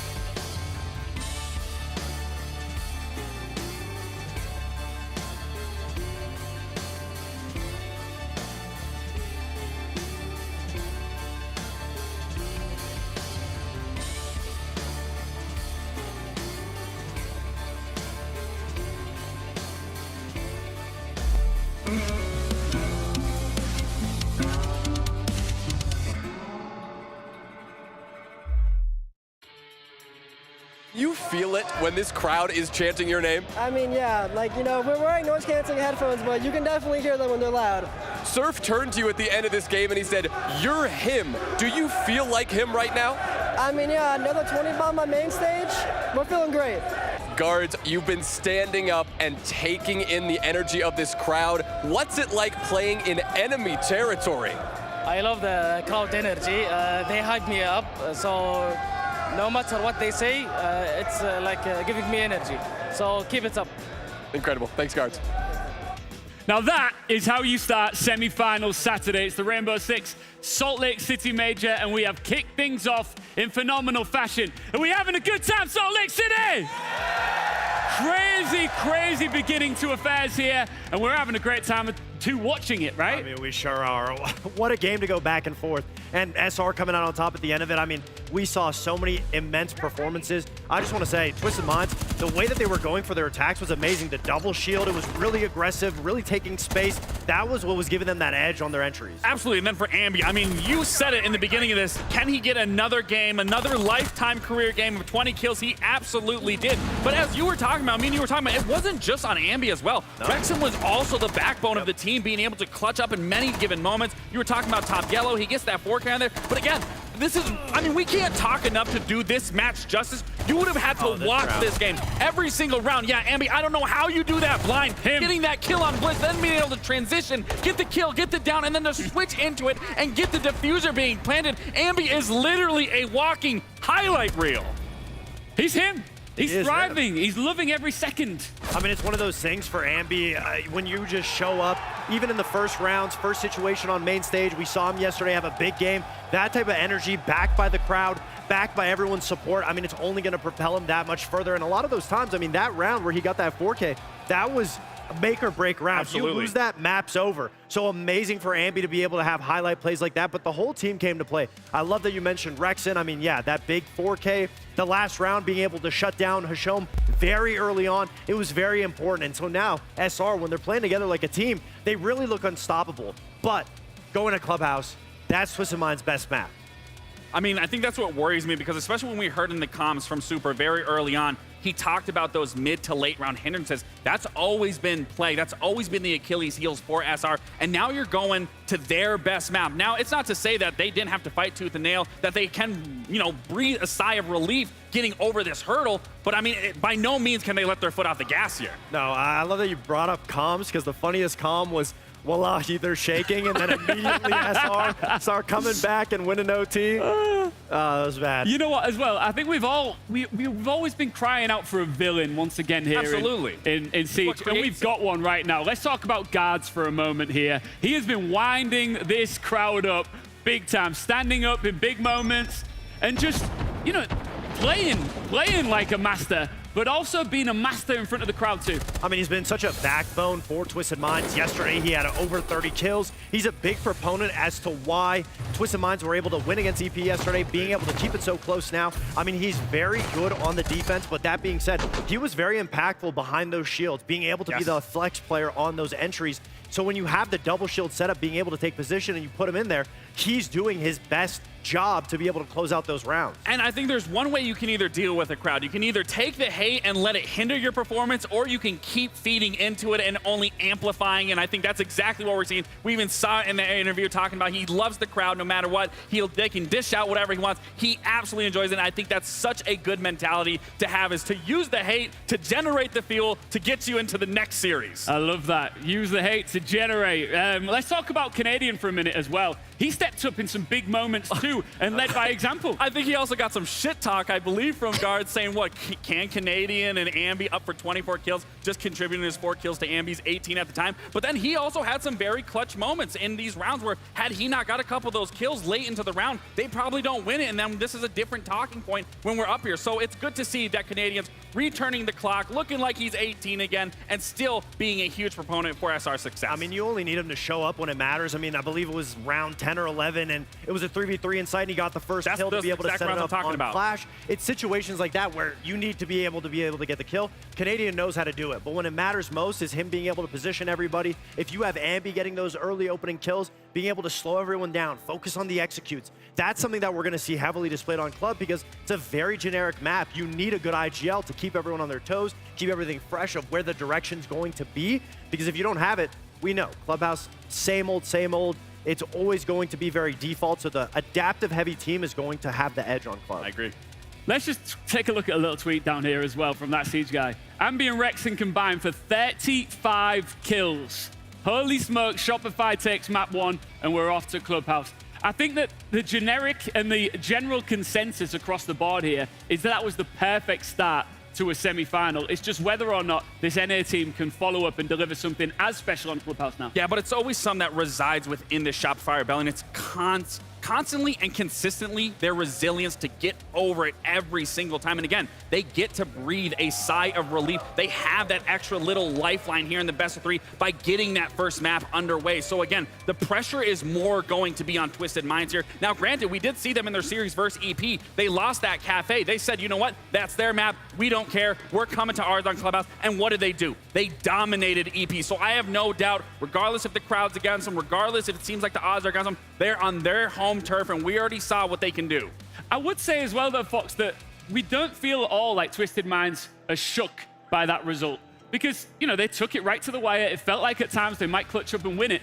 And now, with their backs against the wall, they've finished up and they're coming right back in. And I feel like they're going to be reset and ready to go again. I mean, you hope so. They've been on the main stage before, like we highlighted. They've been in situations where they're not the fan favorites the last time they were in Atlanta. So that being said, they know what they're facing. They're using it to be able to fuel themselves, like you said. At the end of the day, it is their map pick. 4-0 on it. They beat EP. They beat G2 7-2 on Clubhouse. It's one of those maps that they're very confident on. And they're one of the best defensive teams coming into the tournament. So that being said, Clubhouse is all about how you win your attacks, and they looked very exceptional with that double shield lineup, which I would have hoped the SR would have been better prepped because of teams like 5 Fears. That being said, it seemed like that was catching the edge off a lot. So now going to Club, we'll see if they take it off the board. I think when I'm looking at the strategical matchup side of things, especially on that attacking side, I would have to give it to Twisted Minds, just you were talking about and highlighting with the shield plays, them being able to be a little flexible, versatile on it, whether it was Tricks bringing the shields, whether it was guards. That's what I'm expecting here coming into this Clubhouse when we start in that attacking half, is they are going to be bringing those shields. They are going to be flexing. They are going to be taking that control and then letting Hashom, even J-Lad, again, the IGL, I mean, he's been popping off as well. I know we highlighted Hashom early into this, but if we can have that same performance replicated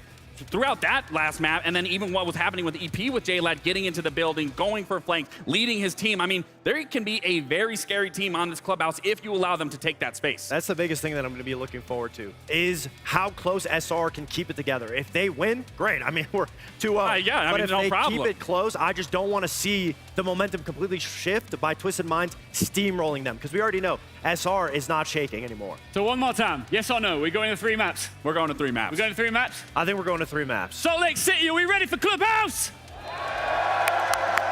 Let's get into it with Lynx and XR Troika. It took every ounce of talent on the Shopify Rebellion roster just to win 8-7 on their favorite map, Ollie. They might have the crowd buff, but Twisted Minds have something up their sleeve. It is their home turf. Up next, we have Clubhouse. Map 2 between Shopify Rebellions and Twisted Minds, starting right now. Twisted Minds, their pick in this best of 3, as you said, Lynx. It's going to be Clubhouse, and for very good reason. They've played this map 4 times in the last 6 months, and they have won it every single time. That's bad for us. That's bad for us. Why is it bad for us? Oh, it's actually great for you and I, yes. For us, yeah. Sorry. Me, the North American, it's bad for us. I mean, SR are no slouch on this map. They've got a lot more plays. They've played it 10 times, but they're evens. They're 5-5. It's a lot less impressive, you know? But they played it a lot during kickoff. They played it a lot inside of NAL as well. So it's not unfamiliar territory. It's Clubhouse, for goodness sake. We expect all teams to be very capable on this map. The Rebellion, they are going to be starting off on that defensive side. Taking us downstairs into Church and Arsenal to kick things off. A Grim and a Capital, both removed. The Cade and the Mirror. Very standard bans. Interestingly, Rebellion choosing to leave open the shields. Something that was so good for Twisted Minds over on Lair. And not just leaving up the shields, but also leaving up the Deimos and the Snake. These are two operators that they played quite a lot against G2 when they, you know, just 7-2'd them in the Swiss stage. It tells me that one of two things are going to happen. And the rounds that the Rebellion do want to extend, they're going to play a lot of mute jammers and they're going to try and work around it that way. And then the rounds where they don't really want to extend and they're not too interested, they're just going to dig into those power positions because they've not got a Capitan, they've not got a Grim to go up against. And they're the best two operators for the attack when you're trying to root people out of strong positions inside. So the Rebellion have made their case fairly clear at this point. Have your shields, have your intel ops. We're going to dig deep. And we aren't going to give ourselves away easily.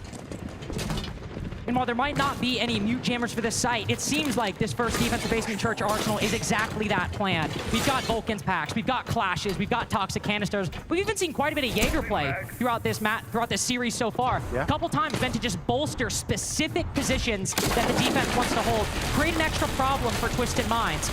Right out the gate, a boogie drone, not usually the kind of soft destruction we see on Clubhouse. But we sent right down the main hallway off towards Chain Repel, and Twisted Minds trying to get some vertical destruction without engaging with the same kind of risk by entering kitchen hallway. Ooh, it's a nice angle that Ambi's got himself there, through that vert, on the reverse. Isn't able to put any damage down, but just lets everybody know that he is there and he is watching. Canadian, bit of a tough job here to transition. It's always one that makes your toes curl when you see a shield walking underneath the vert like that. He's just baiting appropriately and will get himself back into Church. The benefit of bringing the Clash here, of course, is twofold. You've got a brilliant deployable shield that you can place in the side for the late portion of the round, and you can aggress on the stairs, as we've seen Canadian already do. One important thing to mention with these attacking bans, normally the Capital, but specifically the Grim, great for this generator position. We basically see only those two sent there when they're available, but not only are they not there, this is where the Rebellion have put all of their ADSs, Vulcan packs as well, anticipating some kind of lurk. And P9 is found out immediately, thinking the Rebellion are a bit more lax than they actually are. You can see on the picture-in-picture, Twisted Minds trying to get a bit of an alternate angle here. They've got the main stairs approach. They've lost that blue pressure, and now we start to see Dirt be open. Look at the state of Kitchen right now. That C4 almost did the finishing blow, but instead it was Rexon straight onto Hisham. Guards now, though, pushing through, down corridor. And not with any clear way through beyond that, he domes Rexon, though. Ambi ready for the trade.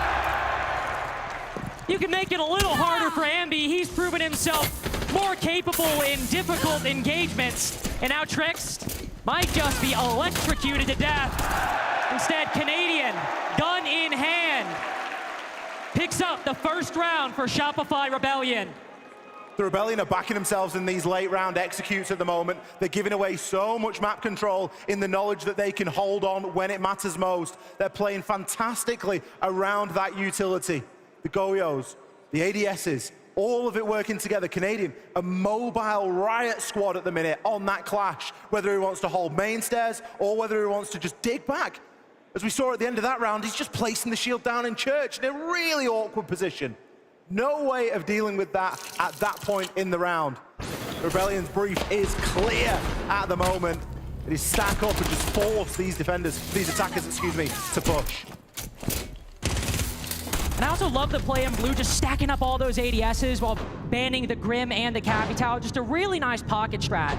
Something that we usually see at events like this. An operator's not been picked for most of the event, and then all of a sudden in the semifinal, you're like, oh, turns out they have Jaeger strats on not just one, but two maps. Why? Yeah. That's the semi. You need things like that. We've already been seeing a lot more Wamai through the Swiss, and it's like it's just come to its full evolution right now, isn't it? Or going back to the DZ wildcard game yesterday, we saw Hot and Cold in the arena, bringing out the alibi yesterday. It is moments like this, when you're in the quarters, when you're in the semis, that something like that can just make the difference. Whether it's the MX4 Storm or for utility, it doesn't matter. It is just something that the enemy team will not expect, or something to make you comfortable. thriving in that chaos and that uncertainty. Twisted Minds, slightly slower approach here, in part due to the Bandit. See an addition of Bandit here in round number 2. It's going to be Canadian rocking that. Don't believe he placed his Bandit batteries on the plat wall. Instead, he's got them a little bit deeper on that cash wall. It's still going to reinforce plat and force an exothermic to be used to open that. Thermite, of course, has 3 exothermics now, so can be a little bit more liberal with the usage on those. Hasham thinking about a little bit of a walk up these cash stairs here, as there is a little bit of an extension right now being put in from the Rebellion. Man of the moment, Ambi, really in the hot seat with a lot of tools being given and afforded to him right now. He's playing on the smoke. Swim himself has got a ton of utility, but he's got ADSs, one of which just come back online. The nade will be good enough to destroy the shield though, and that's going to leave him vulnerable. It'll leave him vulnerable, so he'll try to go prone. Oh, look at this angle from Hasham. A man that has spent 3 years of his pro career lying on the floor trying to gain an advantageous angle over Ambi. Instead, it is Surf, the lounge player, first to go down. Twisted Minds, who have read this CCTV and cache extension, struggling to clear it out despite how fervently Shopify Rebellion are keeping hold of it. Now making their way into CCTV. Ooh, a bullet flies by Ambi's head. Another buries itself into his thigh, but Canadian burying attackers inside a CCTV, but only one. Instead, it's bodies of the Rebellion that litter the second floor. Twisted Minds made the right call. The call was just to flood in and get the kills. They're tired of this utility game that the Rebellion are wanting to play right now. We even had Canadian Bandit tricking there inside of cash, just trying to delay those attackers moving through. But if you're bringing a Monty, you can pretty much just ignore all of that. Pull your way straight through the door and immediately start to open things up. A couple of kills found from the Rebellion, but it was not enough. Entire defense of Jim's side going down and all in CCTV and cash, as that's where that whole bush was from. Razor wire ready. We'll be going to that CC and cash area this time for round 3 though, as that is going to be the bomb site chosen by the Rebellion here. And the whole round is going to go down in gym bedroom. Every single kill is actually happening in bathroom, opposite side of the map. Could be the case, honestly. Depends on where the Azami's playing. Sometimes we've seen teams play the Azami in the normal spot in Raptors. Other times, when you've had something like a Wamai or a Jaeger available, you'll actually see the Azami kind of play more around the construction or the bedroom position. Rexon. Magnets ready. Getting a long angle, tags up one, but it's just Guards who is going to take about half damage from the M14.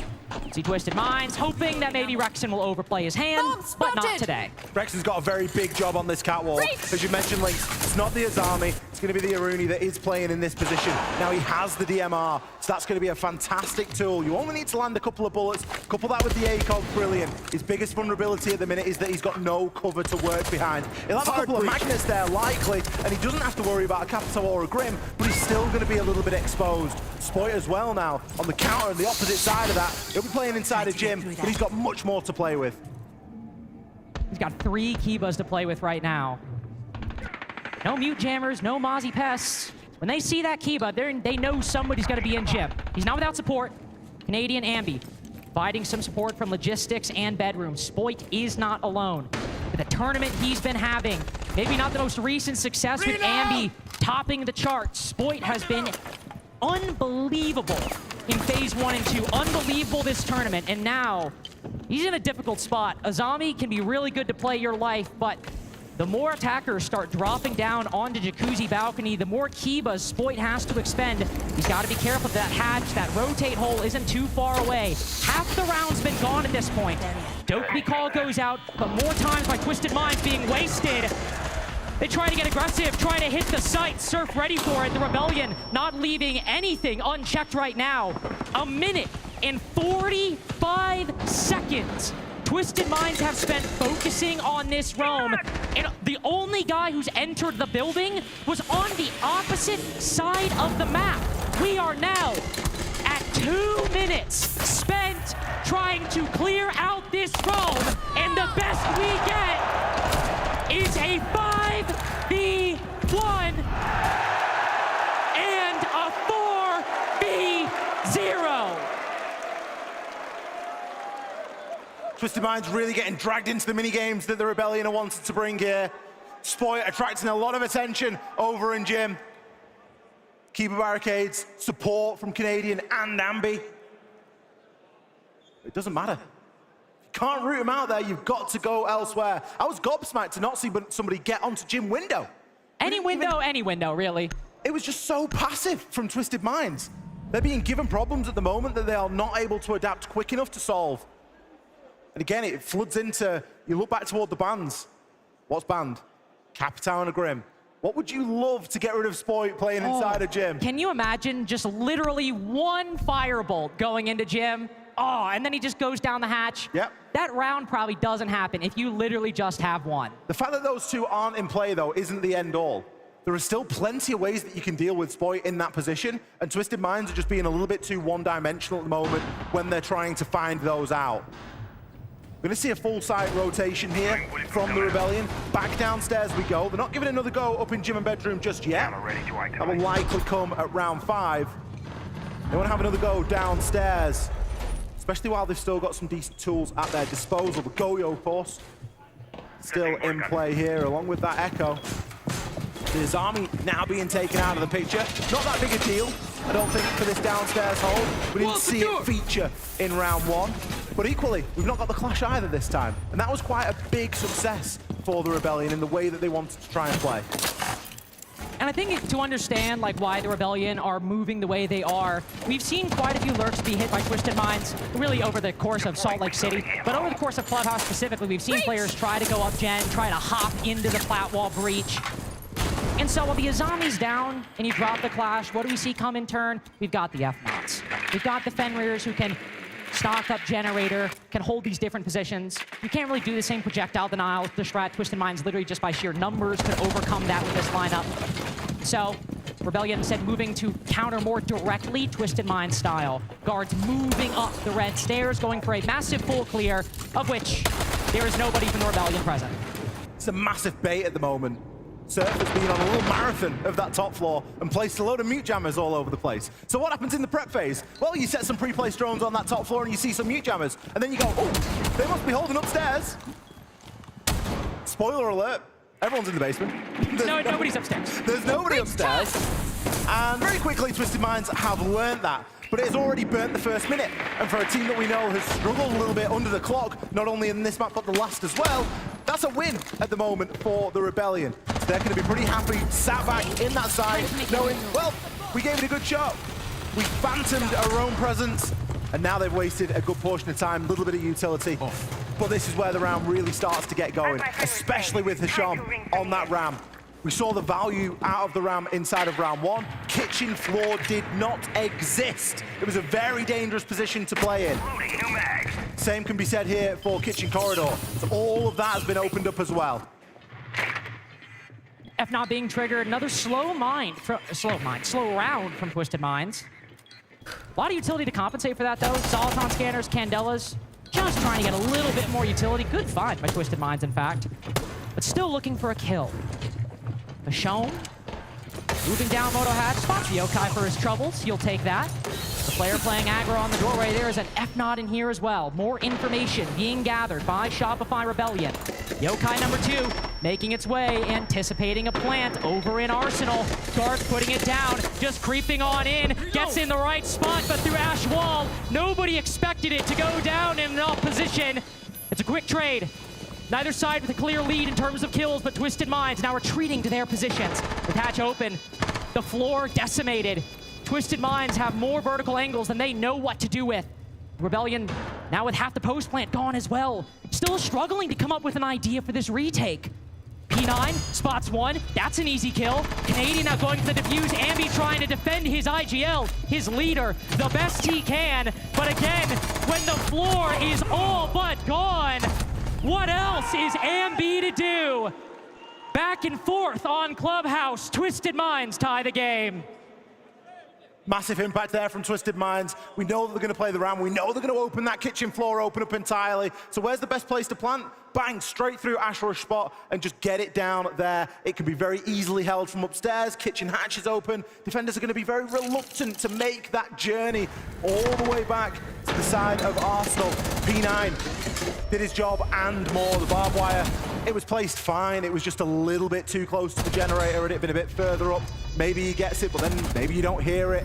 Tricky position really to play, and it needs someone actively able to watch it. But when you get the call that the plant's coming down, your kind of attention gets drawn elsewhere and you get split in two a little bit. Twisted Minds responding with the round, leveling things up. Let's not forget, it'll be good for round 2 in gym and bedroom as well. This was the site where we had a heavy extension over towards CCTV and cash with a lot of bandit play.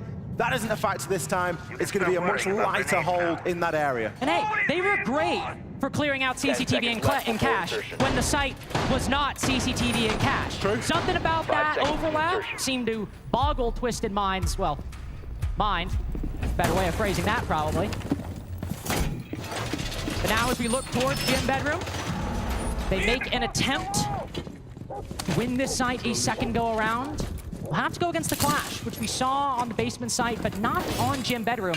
And to me, this actually indicates we might see an even harder CCTV cash hold than we did before. We've got the same shield and ADSs, but a Clash going in the mix? Yeah, it's going to be a contradiction in terms, isn't it? It's a harder hold, but it's a little bit more passive because Canadian can take his utility with him this time. He's not committing all that utility to one spot and then feeling like they have to play it for the duration of the round. Ambi, a little bit of a different story. He will still have the ADSs, but there's a nice addition here. He's been given 2 this time because one ADS just lipped onto the top step and didn't catch the nade. The nade, good to destroy the shield and the ADS, and that was kind of the first undoing of this hold. The Twisted Mind's going to need to burn a little bit more in that area this time, but they've got plenty of means in doing so. It's all going to be about getting them in and getting boots on the ground. P9, he'll be starting his approach as he walks up these garage stairs. Garage wall, of course, soft. That should give an indication away to Canadian. If not, Selma will certainly do. You can tell that the heat is starting to rise here, but Ambi just gets caught looking the other way, Lings! Gods! He just walks up the stairs and takes him out! The heat is on, and Canadian about to get burned alive by Twisted Minds. Gun to the head, a couple shots. Will do in both the Young Gun and the IGL. Spoit, not long for this world either. Rexon, both falling to the AK-12. Surf even sees the player on bedroom window, but that was a weird kill. It gets guards. But it basically means nothing. Twisted Minds currently 4-5 in these opening duels, and now 3-2 on rounds. Guards is lapping it up right now. Great little interview with him before this map kicked off and at the end of the last map. But it's been a big problem for the Rebellion at the moment. You know one thing that I really enjoy? I enjoy how the Rebellion set up the, not quite intricate, but they set up these nice holds and how they want to try and, how they see the game playing out. Guards just picks a shield and just runs straight through all of it. Yeah, I have, okay, hold on. So here's my thing. Shopify Rebellion, I like their gameplay in theory. They are giving these super complicated setups, right? We've got shields, we've got clashes, we've got ADSs. It's like 2020 all over again. And to your point, Guards literally just run straight through it. Just runs up the stairs, and Ambi's dead. We've basically seen this exact thing play out. Don't get me wrong, these setups have cost a lot of time for Twisted Minds. The opening engagement, that was the quickest one we've seen, and it basically still happened at the halfway point of the round. It has taken almost 50% of each attack just for Twisted Minds to get the opening pick. In round 4, it was still 38 seconds left. 38 seconds before they got the opening pick. But what happened? They burned all the utility, and then they lurked up generator. Going back to round 2, they burned all the utility, and then they just pushed through the setup. Twisted Minds, if they had a reputation for struggling to solve problems, they either A, seem to be doing it just fine, even with their low time, or B, don't really care to solve the problem put in front of them. Going live! There's going to be no problem getting that wall open here in round 6. Hibana straight onto that case. Can start to cut a line immediately through the bomb site. J-Lad, bit of a danger man on Lair, a little bit quieter here. Only hitting a 4.5 KPR at the moment. Good info being gathered by Surf as well. He's got some brilliant yokais out there. Oh! Spoit finds himself in a bit of trouble, a bit of hot water. Throws some smoke on it and hopes that it's going to extinguish itself. Looks like he's been able to sneak himself away as well. Speaking of sneak, Ambi literally slithering across Swamp right now. And guards just around the corner, a lot of attention being drawn by that yokai. But Ambi playing so passive. That blitz was literally turned toward red stairs. If Ambi had swung around, he could have got him in the back of the head. Instead, he is waiting so patiently. Now it's Rexen on rafters, drawing a lot of the attention. Ambi swings around, and that's what he was betting on. That Twisted Minds would get complacent, that they wouldn't check, and he could swing around, take a fight through garage door, and stay alive, because the job is not to get an easy pick. The job is to support Rexen. However Ambi can do that, that is what he needs to do. Tracked by Deathmark. Rexen could be in a difficult spot. Guards now contemplating a rotate as it's a 3v5 with a minute to go. They've just not got the manpower to do what they usually do and just running through people. Guards need someone on his shoulder, and he's solo at the moment. He knows Ambi's position, but Surf is there with the assist. Beautiful team play! Ambi doesn't even need it! What do you even do? What do you even do? Trying to go for style points. He's afforded that courtesy in a 1v5. P9 has got his namesake in kills.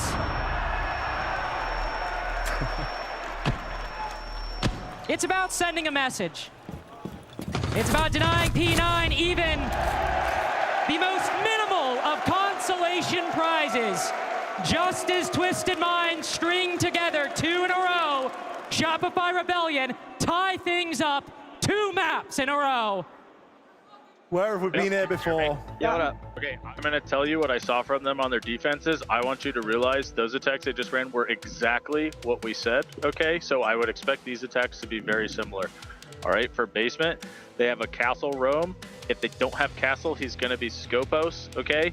He's going to castle main stairs window, kitchen hall, the B2 door, the pool door, the main doors. When I said the B2 hall, I meant they're going to put a BP looking kitchen hall, okay? He plays in bar with the hatch open. A zombie from the castle strat will play in stock with the hatch open. He plays like weird Kibas, and you need to be careful of him like running out of the stock door too. Him first. Okay, they play Goyo solo in sight. He puts a Goyo in dirt, but his setup was long, so I think you could scare him and just pop that because I didn't see him actually being able to start there. They play Ella blue lounge area. He can like run up and down and help above, and Mute was playing above like Jib master side. If the Ella walks up, they'll use the اهم شيء نسويه نلعب مع بعض عادي، وحركات انه انت لو انا مت بايرلي راوند نقول لا تحس انه انت لازم تسوي شيء انك تجيب البيك، ما راح يسمحوا لك. هم لما يجيبوا بيك بيصيروا بطيئين، اخر راوند راح تفوزوا انت لانهم كثير بطيئين. حلو؟ فانت لا تحس حالك انك لازم تجيب بيك. اثنين اخوان، طريقه لعبنا دائما نلعبها هي بدناش نغير شيء. حلو؟ مع بعض وبس. اللي ضدنا ما عندهم سالفه بهذا الماب. يلا والله يا واضح ما عندهم سالفه. Remember to stay close to the jammers. They like the intel operators. اوكي. يا هشوم يلا الشوم. زهره. اذا كنا السايت اللي تحت طلعنا الروم، اوكي؟ في احد سكوبس ولا اخذ سكوبس؟ انا سكوبس. سكوبس خلاص. ليه بس تلعبون دوكا يعني. في حارة كانت. وش فكرة؟ انا اسويها ان ابيت التحوير بالباطرم ويقرب لي، بعدين اشيله. في واحد سواها علي قبل تقريبا. يلا يا اخوان تركيز. يدك ايش بند؟ بنات مونتي. It's another close affair between Shopify Rebellion and Twisted Minds. On Lair, 3-3 half, and now on Clubhouse, the exact same story. They have not had a decisive series, unfortunately, Ollie. Nothing remotely close to that G2 game yesterday. Twisted Minds continue to surprise us, but the Rebellion, by the same token, continue to fight as hard as they can. They're being made to work for it today. They got a bit of a free lunch yesterday against G2. And as we all know, there is no such thing as a free lunch. They are paying for it here against Twisted Minds. Another map where we go 3-3 at the side swap.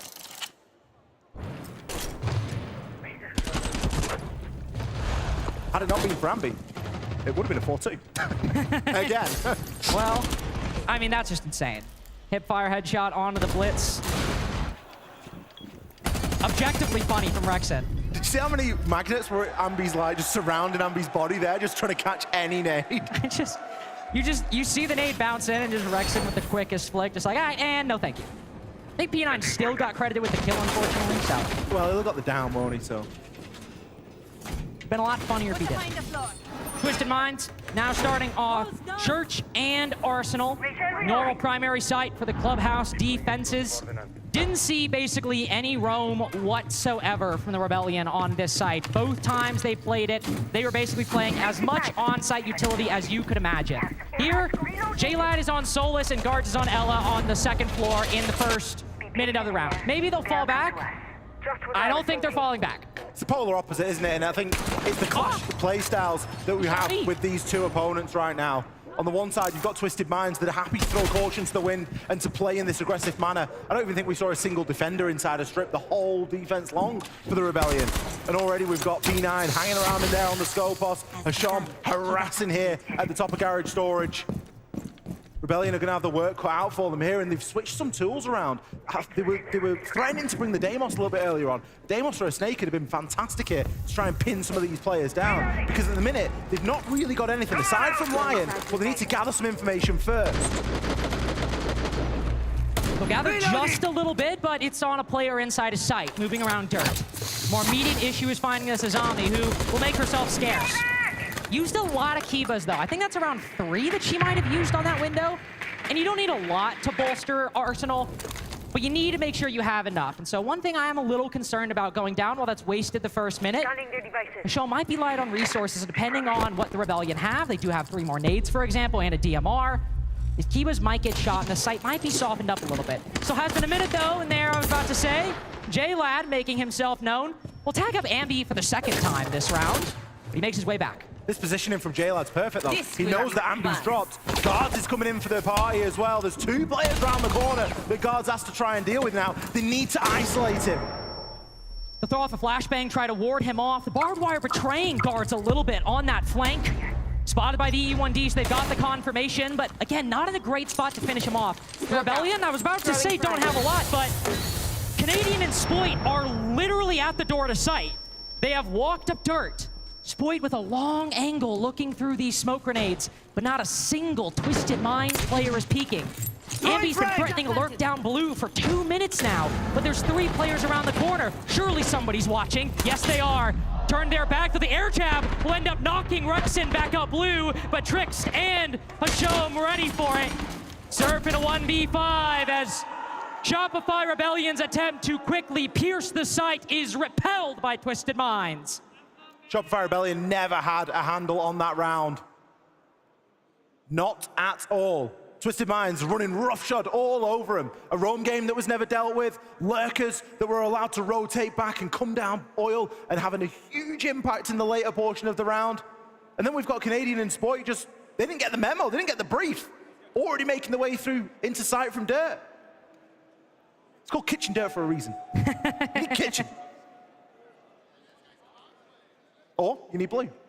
I was going to say, for Shopify Rebellion's blue dirt, it's that blue position that really seemed to struggle. But when blue's reinforced, blue dirt isn't very good either. Because there's still such a desync between the two. When there's so many reinforcements in blue, there's also 3 guys in blue, and you're only 2 guys pushing down blue. It's not a great recipe, unfortunately. Shopify Rebellion faltering in the first round. Only a 1 lead for Twisted Minds. Also going over to Gym Bedroom, copying the Rebellion's rotation so far. And continuing to show some marked defenses from their opponents. Attackers are heading I believe we didn't see a single mirror or a castle for that matter. Now we'll see both brought out in round 8 by Twisted Minds. Whoa, fortified! It's going to be a little bit more difficult for Twisted Minds to play in the same manner that they played on basement on other sites. They're not afforded the same level of flexibility. Roaming downstairs never really has the same sting as hiding around upstairs and then rotating back down later on. So they are going to be a little bit more condensed just through the nature of the side choices here for the next couple of rounds. J-Lad fairly happy to sort of aggressively challenge on, but he knows as well as anyone that with that wall getting open, if he stays inside of garage side, he's going to be cut off. Some good shoving around that the Rebellion have been able to do inside of these first 50 seconds, getting rid of some of the players on this extension. Still going to have Hasham and Co to deal with, though. Guards as well playing on that radio door. this ball reinforced. It will take a pocket reinforcement to make that line of sight to open things up. Ooh. Guards, as has been mentioned, the best defensive player for Twisted Minds throughout this tournament. He's already got one, looking for a second as Grim around the corner, but Shopify Rebellion closing in. Him and P9 trying their best to hold off this attack and doing it expertly. Guards is not giving up this position. Canadian around the corner with a shotgun, a must-win fight, and J-Lad flanking up red stairs. Saves Guards' life, and now Spoit only half the round in. 1v3. Crossfire holding this diffuser, and Twisted Minds a stack up, high-low angle to win 2 in a row on defense. Twisted Minds happy to transition as much of this chaos across as possible. Keeping a really good, tight hold upstairs there. Okay, guys, can you hear me? We're gonna hear from Super. Okay, these guys are doing what we talked about. I think what Richie said is exactly right. Like, you guys know they're gonna swing us, right? So we need to make sure that we're calling what we're holding, what we're not holding, and that we're syncing up when we push, and that when we do push, we're following through with what we push, okay? Yeah. To all be on the same page and fight together. For this cache here, they like to do a zombie and Jaeger rafter, and they like to do castle and lounge, okay? Okay. Guys, we're in fine positions, we're just not coordinating this shit, okay? We're getting them moving, you're getting opportunities to kill them, okay? We just need to make sure that we're trading down. That's the biggest thing. They're catching us off by swinging and we're not getting trades, okay? Heard that. Let's go. Open your ears, together. Please, yes. everyone, like, if you need something, say it. Remember, like, any way to help. Like, It was not shown on stream, but I thought I would read a message from Guards. Salt Lake City.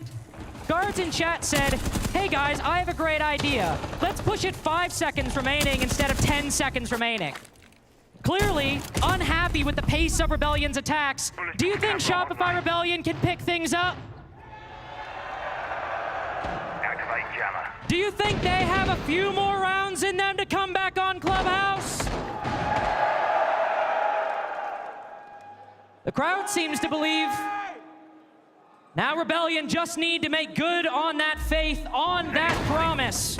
They're up 1-0 in the series, but Twisted Minds up 2 rounds on Clubhouse. And if this tack timeout doesn't work, Ali, I don't know what else might. Super tactical timeouts have been very effective throughout the course of the tournament, so you would expect them to be good for a round. It's never reinventing the wheel, it's just pointing out obvious things that need serious attention.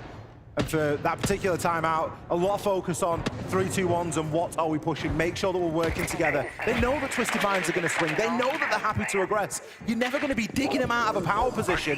You just need to work together on them. Very similar to the timeout that he gave over on Lair. And look at how that map ended. Different landscape here in that Twisted Minds have now a 2-round advantage at the moment over the Rebellion. This starts to become a bit of a must-win round. For Twisted Minds, you better believe that when they get onto that series point, they are going to be thirsting for it. They'll be hungry to close out this map to bring us to Fortress. Spoit just catching Hashom inside of B1, but not able to confirm the kill. By the same token, not dying in response. Hashom, rough map so far, 1-4. When Guards is 8-5, P9, 11-4. 2 of the 3 players we have seen lead the way for Twisted Minds this tournament. You can afford to drop off a little bit. By the same token, for Shopify Rebellion, Ambi, the only player positive at 8-7. And Spoit, who we saw moving about strip at the beginning of this round, faces an early exit trying to lurk up main stairs. Canadian seeking to deploy some powerful utility over by rafters. Puts you below 50 HP. Candela's hit P9 and Surf hits him in the face with a well-placed DMR shot. Canadian now turning his attention to the default camera as Garage cleared in the first half of round 9. A heavy stack up of players, Twisted Minds at the moment, in and around that cash position. We've got Guards, Hashom, and Trix all in that area. Obviously very cautious for a bit of a walk-up, but look at this, dealing with the problem head on. Rexon, good for the kill onto Hashom. Isn't going to be able to stop the trade from happening though. That's good, they can trade that body, and it's working exactly as Super said in the timeout. Going very well for the Rebellion, but still a minute to go. Rexon's made his way up rafters. Surf with a cutoff angle on that wall. Ambi can provide some support from CCTV window. This diffuser's got to go down, and if it does, there are 2 C4s on Twisted Minds. They might go below. He might stay on the same floor. J-Lad concerning himself with the player outside a construction window. Ends up going down to the process. The other C4, it goes wide. Not a factor. Ambi finishes off J-Lad, and now Rexon looks to move us into the post. Guards without much to do, relies on Tricks to try and make the cross, but Surf on the long angle cuts him down, and now Flashbang taking away Guards' vision. The best player for Twisted Minds defense. A known quantity by Ambi. Needs 3 kills in only 20 seconds to do it. Surrounded on all sides, put to 1 HP. Guards, after Shopify Rebellion's tactical timeout, will be the first to fall. SR just needing a small reminder there about how they need to work as a team. Everything that they did in that round, they did together. The cross was perfect. Rexon, safe as houses, getting that plant down. Surf on one side, Ambi on another. Is there a better sandwich to plant in between than that?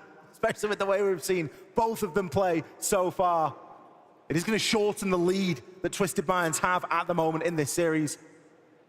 Go to a 5-4 at round 10. With that level of teamwork, that might be enough to bring SR back into contention, level things up at 5-5, and look to go forward from there. It's the kind of thing we need to see, especially working a 3v3.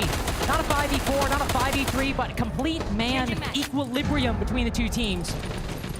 Ready for J-Lad swinging out a construction window, ready for a player retaking across plat. Surf in particular on that last point, really effective for the final 2 kills. Shopify Rebellion haven't tied the game yet, but they have done half of the job necessary to get there. Back downstairs, this is going to be the danger site. If there is going to be any inkling of a roam, it needs to be thoroughly dealt with. And we need man counts, we need to know where people are. With the lineup that we've got, it's a little bit less clear. Hasham, ACOG, oh, no ACOG. Colour me shocked. MPX? The MPX. Oh. You need the DMR, buddy. The second time, he has just tagged Ambi out of spawn when peeking secret window. Neither player learning from their past engagements. The same thing happening on the second attempt of Church and Arsenal, albeit, to be fair, cover me. Many differences beyond that. No Azali, she's been banned. Pashom moves down very quickly. He stayed in secret for a full minute last time. Now, rejoining his teammates on the site, as really doesn't seem like anybody from Twisted Minds is roaming right now, save for maybe one player, I think, over by main stairs. It shouldn't take too long for SR to get that information and to fully understand that. Ambi playing on Deimos, he is going to be able to deathmark track people this round. That much is clear, and it's already started. Targeting Hasham on that 2-brow, seeing if they can just try and pick one out of the herd. Guards, this is a brilliant off position. No one is really going to be expecting you to play there, although Rexon's angle says otherwise. Just giving it a little bit of courtesy. Thinking he might see somebody flanking up Oil Pit. Won't find anybody today. 4 players marked on Deimos' scanner. One of them being Hasham, who we saw at the beginning of this round, going for a spawn peek. This Deathmark tracker doesn't seem like it'll have a whole lot of use until the execute stage, with nobody from Twisted Minds threatening the mid-round, aside from anything but a C4, which, to be fair, Ali, they have 4 of them on the defense. Their greater concern might be utility from below rather than a flanker. There's still quite a lot of util to cover here. We've got the ADS's. Guards is still harassing in his position there on Generator. It was Rexon at first, it's now Ambi. They're going to need to be dealt with because a lot of these throwables are going to get wrapped up if they're not too careful. Hatch and Kitchen also, something that needs a bit of desperate attention. And it's really on Rexon or Ambi to get into position to try and make that happen. With the introduction of the Sense into the lineup, you're expecting something inside a church here. That's where the plant is most likely going to go down. Ooh, Canadian. Slowed inside of dirt. Hasham then swings around the corner. Another key operator for the Rebellion. Taken down before it can see its full potential. That was a big trend on their attacks on layer, not as much on their clubhouse attacks. It's more just been Twisted Minds running roughshod over the attacking team. But now going into this late round, I was gonna say things might get problematic, but Spoit and Rexon both just moving down blue, decide to end the round with no fanfare whatsoever. Minds set up for 10 seconds of action. The Rebellion tie things up. It's been a while since we've seen a spoil round. You guys don't want to repeat CCTV, right? What? You guys don't want Yeah, to we're gonna repeat go CCTV. gym and then basement again. Okay, guys, I think they are bringing the Intel operator. We can bring some jammers for demos, and we just need to play at YouTube. So exactly what we did it well. It was only a small mistake. For some fucking reason, we go for a garage. We can retake with Clash, maybe. Close the wall and retake with Clash, or double garage. But basically, I think maybe they will focus side. So I think we should just do the same and try to focus side. Yeah. اوكي خلاص اخوان هسه جيم بعدين تحت معنا ميرا بعدين تحت عندنا ميرا خلينا نجيب هذا الراوند اوكي بمرجل يمكن يفوكس السايد خلينا نكون مركزين على الموضوع. Twisted Minds taking a pause as things tied up 5-5. Another close game for both of these teams. All 15 required on map 1 for the Rebellion just to squeeze out their map pick. But now, to move from attack into attack. Twisted Minds, I think survival weighing on them a lot more. Down 0-1 in the series. Shopify Rebellion's beginning to gain some momentum, gain some speed on Clubhouse. Twisted Minds now rethinking their approach as the focus lands on them. The Rebellion are doing cracking. They've won the last 2 rounds. They've started to chain things together, and we're seeing a lot more teamwork. That's something that Super was really keen to drill into them. Okay, so that's the lineup. Everything that they're doing together though, and that's the big takeaway at the moment for me with the way that they've started playing, particularly after that timeout, post round 8. It was where we saw that timeout come through. So we're expecting them to really start to continue in that fashion right now. Some of them have been struggling, and it's a point that we brought up over on there. The opening engagement has been eluding them here, and they are very often fighting from behind. As again, something else the Rebellion worked incredibly hard on, as well as a lot of operators switching up. We have seen them work incredible on that opening engagement. It was kind of a part and parcel of switching the operators up and sometimes changing the roles. That was really a sort of leading factor as to why that started to change as well. But as we move into round 11 here, one team can start to streak a lead and put themselves onto a map point here. If it's the Rebellion, it'll be a map and series point. If it's Twisted Minds, it will be clutching at a lifeline for a chance at Fortress. Praying for Fortress, Twisted Minds making it farther than any meta team have made it in the past. We've seen quarterfinals. Hashom himself has seen a quarterfinal at a main stage at a major, but a semifinal, let alone a grand final. This would be not only farther than any team, but a rapid rise for a region that just 2.5 years ago was hardly on anybody's radar. Just making it in, Falcons at Copenhagen, but then GK at Atlanta. That's when meta really started to make things happen. Now, Twisted Minds getting to feel the weight of the region on their shoulders. Third in EML, they're used to success at this point. Rebellion, as they look to dash those hopes, need to keep that pressure on and keep these underdog-turned villains at bay. P9 just going to be popping his shield at the top of those cash stairs. He's got FNATs working for him as well here. A couple of castle barricades kicking around, but another round and another opener here for Hashom. Ambi falls. Ambi falls, and the rush to Shopify Rebellion, if they're not careful, might all fall on these red stairs too. Lining up for P9, lining up for Hashom. Surf with a direct beat on 1, still has 2 more to cut through. Both Blackbeard and Deimos fall, and so Spoit adding another angle, but P9 ready for it. Does Surf feel confident? He tries his best, but Hipfire will get the job done there. Guards decide he's fighting for the other team. Runs straight into the Rebellion, but with a C4 from below. Map point falls on Surf. Look at how much time there is here.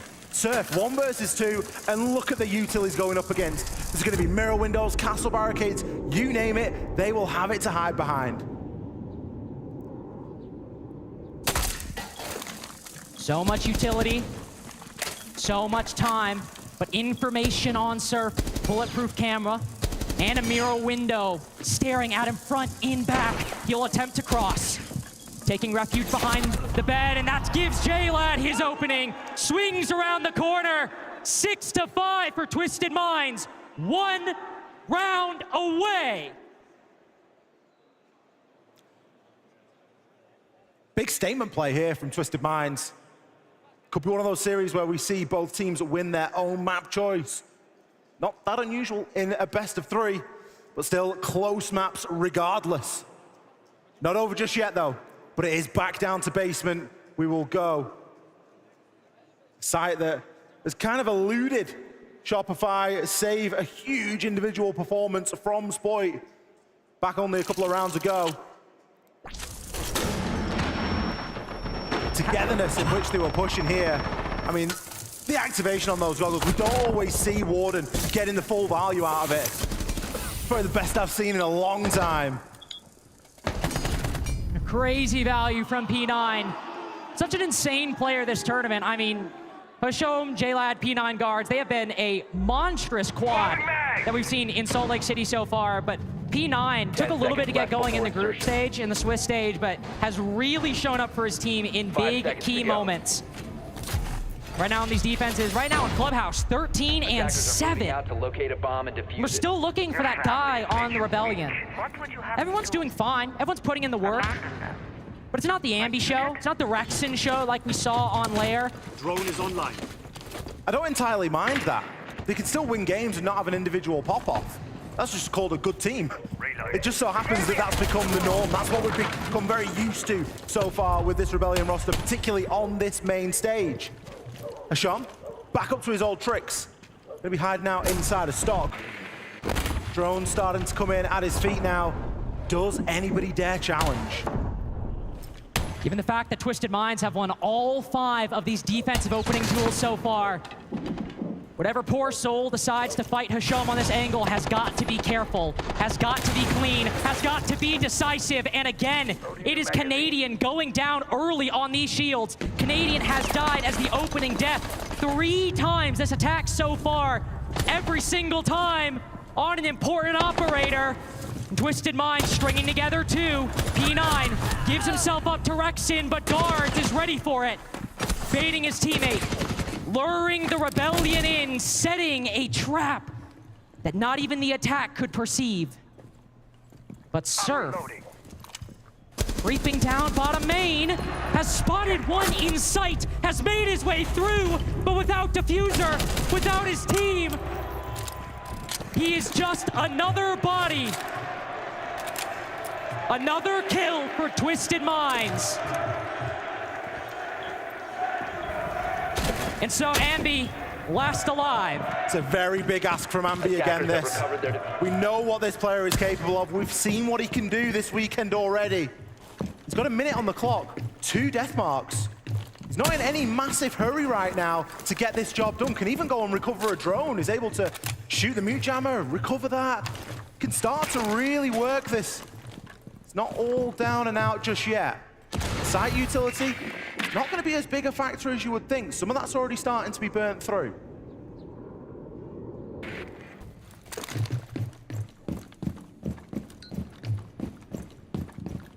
Taking every second at his disposal. 2 deathmark trackers remaining. Ambi's been alone, without help for a minute and a half now. Again, checking all this information. 20 seconds to go. 1 player in blue, finally a little bit of info. He's got 1. 1 player found out. He'll try and isolate this fight, try to win this one, but with only 10 seconds to go, how much can he find with only 5, only 3, 2, 1, nothing! Twisted Minds, let the clock do the talking, and with not a single word, close out club 7-5. For one of the more confident teams left inside of the tournament, Twisted Minds using the clock there, using good old-fashioned siege to secure that victory on Clubhouse. They did not want to leave anything up to chance. They did not want to give Ambi an opportunity at another highlight reel. All 3 maps required in our first semi-final of the day. We'll be back right after this with Fortress.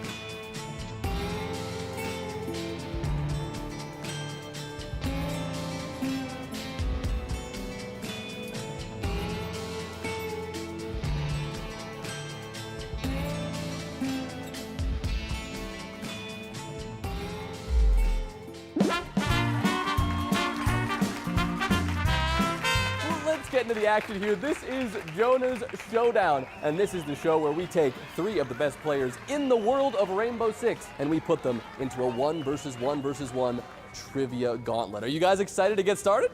Yes, sir. How many Banshees can Malusi deploy in 1 round?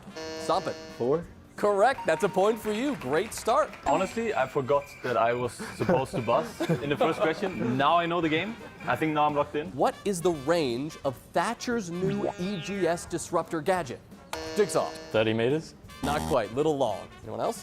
30 meters. Wait, what did you say? It's okay. We'll work on the listening for the next one. Stompin', go ahead. I know you want to. 13 meter. Closer. We were looking for 10 meters. 15 seconds is how long the gadget lasts. Canadian, we know this team can be tricky. What do you need to do on this 3rd map to take the win in front of the home crowd? I think honestly, just resetting and going into a new map. Best of 3s work like that. You want to win your pick, they might win their pick. That's just how it goes. I think you just come into the cider confident and, trust what we prepared, trust what we want to do, trust the game plan, and believe in each other. And it's simple as that.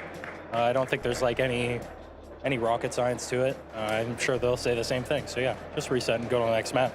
Guards, we know this crowd have made you guys the villain. How good would it feel to shut them up and win this 3rd map? It feels fantastic, but I hope the crowd never shut up because they are very good.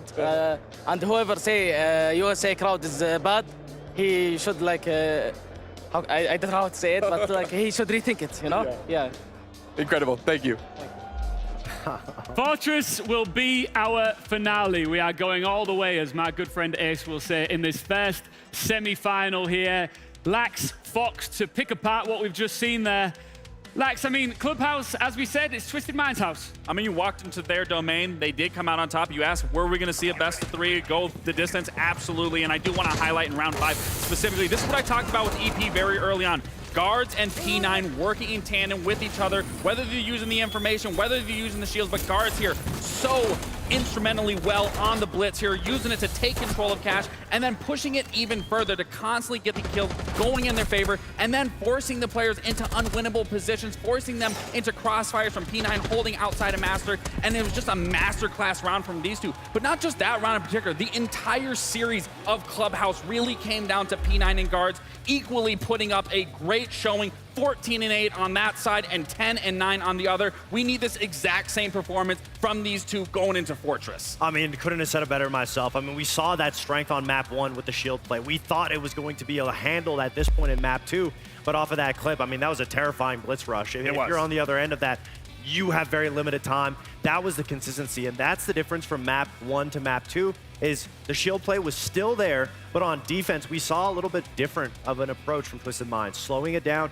trying that same aggressive play, but running way more traps, forcing SR to make the mistakes themselves. We didn't see that on map 1. So now they've kind of figured it out on Clubhouse, but also it's just the vein of the map. I think that's the important thing to note as well, is they're a team that relies heavy on information. They love the traps. They like to be able to decide how their opponent is going to get into the building and how they're going to remove them exact way that they're going to be setting up. And then when we're looking into the map like Fortress, it does play similar to what we see in Clubhouse, especially once you get into that later half of the round. You are going to have to deal with those traps. You are going to have to be constricted going into the site. So if I'm on the side of SR, I'm going to need to speed things up. I'm going to need to use those shields to take that space early on so we have a lot more time to work with, so we can navigate around these traps, whether you're bringing the Brava, whether you're baiting out with shields. Something has to be done on an aggressive nature side of things, and then they can slow it down and do that little push and pull if they have the time on their side. With this crowd here in Salt Lake City that has been absolutely popping off throughout the last 2 days, I can feel a little bit of nervous tension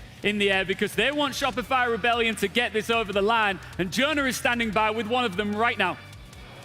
Thank you, guys. I am here in the thick of things in the middle of the crowd. I've got Zay and Jarrett here with me. Guys, die-hard Shopify Rebellion fans from what I understand. Have you liked what you've seen from them so far? I've liked what I've seen. There's strong points, there's weak points. I'd like to see the shield not go down too early in the round. Canadian, I'm sure, understands that, and he knows what he's doing better than I do. So. We should go to the crowd for intel more often. Zay, okay, we go to the third map. What do they need to hang on to here? The best thing that Shopify Rebellion can take advantage of? I think absolutely going to be taking space with that shield. I think Canadian needs to be up there. I mean, getting good picks, getting util in, you know what I mean? I think Ambi needs to do his thing. I think Ambi's doing great. I mean, do your thing, Ambi. Hell yeah. Incredible. Thank you guys so much. The crowd here has been incredible, and they've got some big brains on them as well. Back to you guys. Jonah, thank you. Thank you very much, Jonah. Listen, guys, we've just got time now to predict who is going to be our first grand finalist when this series is said and done. Fox, give it to me. Shopify Rebellion. All right. I'm going to have to say Twisted Minds. I'm going to go against the odds. Salt Lake City, are we ready? We're all ready. Map 3, the decider. It's now. Well, I mean, we heard guards pay the crowd some respects in his interview. So Salt Lake City, does that mean that you also want Twisted Minds to win? What? So wait. You're still rooting for Shopify Rebellion, right? They're gonna win this 2-1, right? Fortress will be where we find out who is making the grand final and who is going home. Fortress, Ali, there's a little tidbit between these two teams on this map. Could you enlighten us as to why map 3 is just a little bit more special than it already is? Well, as if it wasn't clear enough that we're in a map 3 after two very close map 1 and 2s. There's not a lot separating these two teams on Fortress either. Both have got a 4-0 record on this map over the last 6 months. It is their second and third preference. Second for Twisted Mind, third pref for the Rebellion. There is nothing on paper that separates these two on this map. The only thing, and we might get to it a little bit later on, is a little bit of a defense statistic. But aside from that, I am expecting another very close map between these two teams. Because let's be honest, we've had a close series so far. What's the point in coming to map 3 unless we're going to go all the way? What is the point indeed? Shopify Rebellion absolutely baptized G2 yesterday. Ambi demolished G2 yesterday. They come into the day going from a really good North American team to sudden tournament and grand final favorites.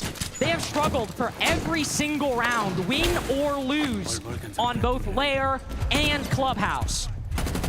Now as we find ourselves on Fortress, this team, I imagine, will still face the toughest fight they have this entire tournament. Hashom, again, taking a peek outside the window. Again, it is against Ambi. And again, neither party able to secure the kill, but Hashom makes Ambi regret it. It's like Hashom does this on purpose just to chip players down a little bit. He never overcommits, and you'll very rarely actually see him lose his life to it. I think there was one occasion where Wrexham put him in the dirt over on Club, but aside from that, he's very slippy, and he's good at getting away from these little early bouts of aggression. It'll just give Ambi something to think about for the remainder of the round. Needs to be a bit more cautious if he gets caught in any of those razor bloom traps as well that Hashom will be bringing. Hiding out here. A little bit of prone action. Ambi's drone as well. These two just can't seem to stay away from one another. Will be caught out there and should probably move, but won't. Hashom has never, when the options presented itself, gotten up off the floor. This man lives just sitting, prone, holding an angle as long as he could desire. He'll be droned, he'll be spotted by not only the Soliton scanner, but the Dokubi call as well. And still, he and Trixt just moving around the extremities of this site. Hashom, it's not Ambi he duels, it is Spoit he kills. It's J-Lad leading the way for Twisted Minds in round 1 of Fortress. Ambi and Surf both quite low. Hashom finally getting another. But his main prey, public enemy number 1 for Twisted Minds, has still not gone down. It is Ambi in the 1v4. Just one player peeking around the corner. He finds him. A 3K for Hashom, beginning and ending. Trying to fight and succeeding to fight Ambi. It started with the Ambi versus Hashom standoff, and it finished the very same way. SR's attack kind of just crashing out, not really achieving their desired goal. Of course, never ideal losing that opening pick, especially when it is Spoy on Snake. You're looking for that, for a lot of that information. They even had good reads as to where Hashom was playing. He was laid prone on stairs and shot the drone, still didn't move. The expectation is that you will. So, kind of a good bait, good little bit to put the fear of doubt into your opponent's mind. There is no doubt in Twisted Mind's mind, though, as they are looking pretty confident here, and they should be. Defense is going to be mega favored on Fortress. It is the most defender-sided map that we have in the pool at the moment. And I don't see that changing over the course of this series, not just yet. No, I don't see map 3 of Rebellion versus Twisted Minds changing that. It has been 3-3 halves, both maps you've had so far, as close as it can get. 5 seconds to insertion. All 12 rounds on the second, all 15 on the first. We can only hope it'll be the same fare on map 3. Hashom, I don't even need to say it at this point. We all know it. Ooh, never mind, we don't know what he's gonna do. He's not peeking out the window this time. He is sat prone beneath the single window. We'll have to see if Shopify Rebellion clear it, if they use or send a drone over to that position, as on the Rebellion side, Canadian, again, bringing in the shield, characteristic for these Rebellion attacks. Monty Band, he goes to the Blackbeard or the Blitz. You'll have to look over on this old tower side to make sure he doesn't get caught up by anybody, say, ratting through a window. Yeah, I think Hashom was just gathering a little bit of information there. He catches a couple of players, the sound cue of them getting up there on the rappel. He can continue to play and harass around this area. And again, just make it difficult for the Rebellion to move in. You can see how heavily stacked up everybody is at the moment on this Hammam roof. And if they're all going to try and ball in off the back of Canadian, they might have a bit of a problem. Might all stack up. Canadian as well has faced a bit of difficulty on these shield entries, but Shopify Rebellion maintaining an advantage. Ambi pushing in deep, holding through the smoke, still shot through it. Those smokes don't block bullets, and J-Lad, as Canadian's got to watch his own flank, ends up putting one to the back of that Soulless's head. But a quick pause. Zambi can be picked back up. The P9 could go for another flank, caught by the Nomad, but catches the Blitz instead, facing a lot of trouble, as nobody from the Rebellion could get a handle on P9. And now, in the 2v2, the Rebellion completely pushed back. The cut-off wasn't sufficient there. P9 being allowed to play in that position. Retake that ground.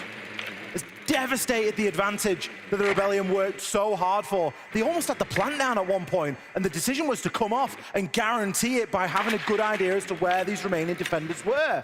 Now we've got Rexon left scrambling, trying to gather as much as he can out of the drone, and they're both going to push one door. Just one door, a high-low angle. Ambi just slithers in front of him. Guards knew that gunfight was coming 3 whole seconds in advance. And now Rexon trying to make it work from the exact same position. Down some support, no information. A new angle, one flashbang.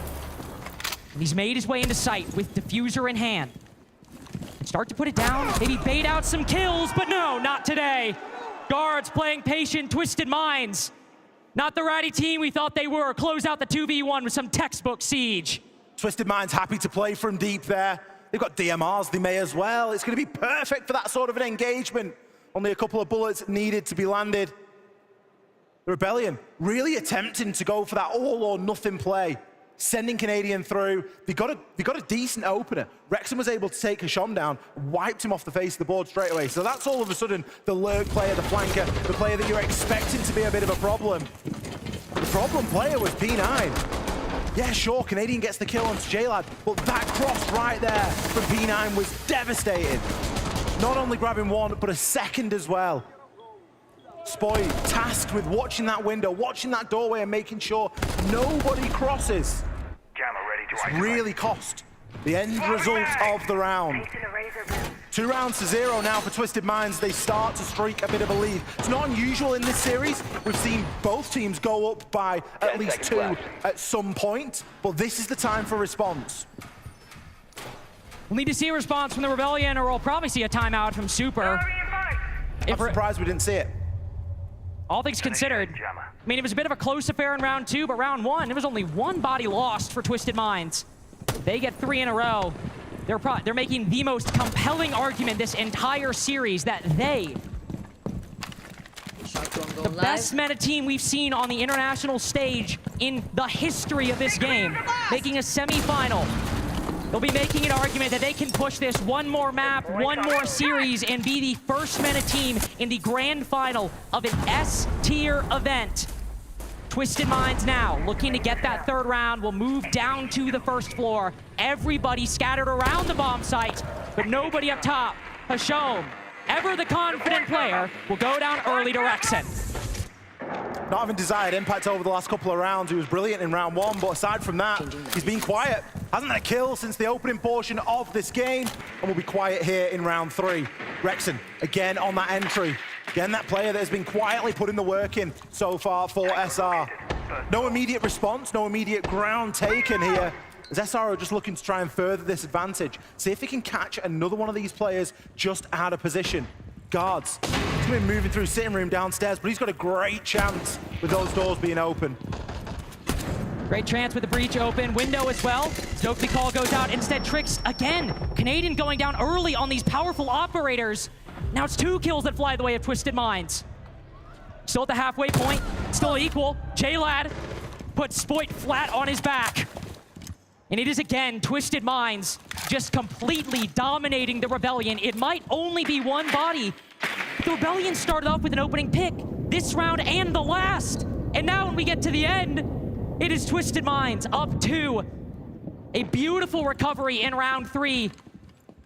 And so Surf, who has clutched so many times, in so many positions, sees a laser just right on the windowsill. Just a little bit of hope, and yet it seems unlikely for him to get this clutch, especially with Diffuser in their hands. It just feels like an ask that is too big at this point. Sure, everyone's low, but they're buddied up, and they've got control of the kit. There's 40 seconds for Surf to try and work with here. He may find one, but picking up all 3, it's going to be near impossible.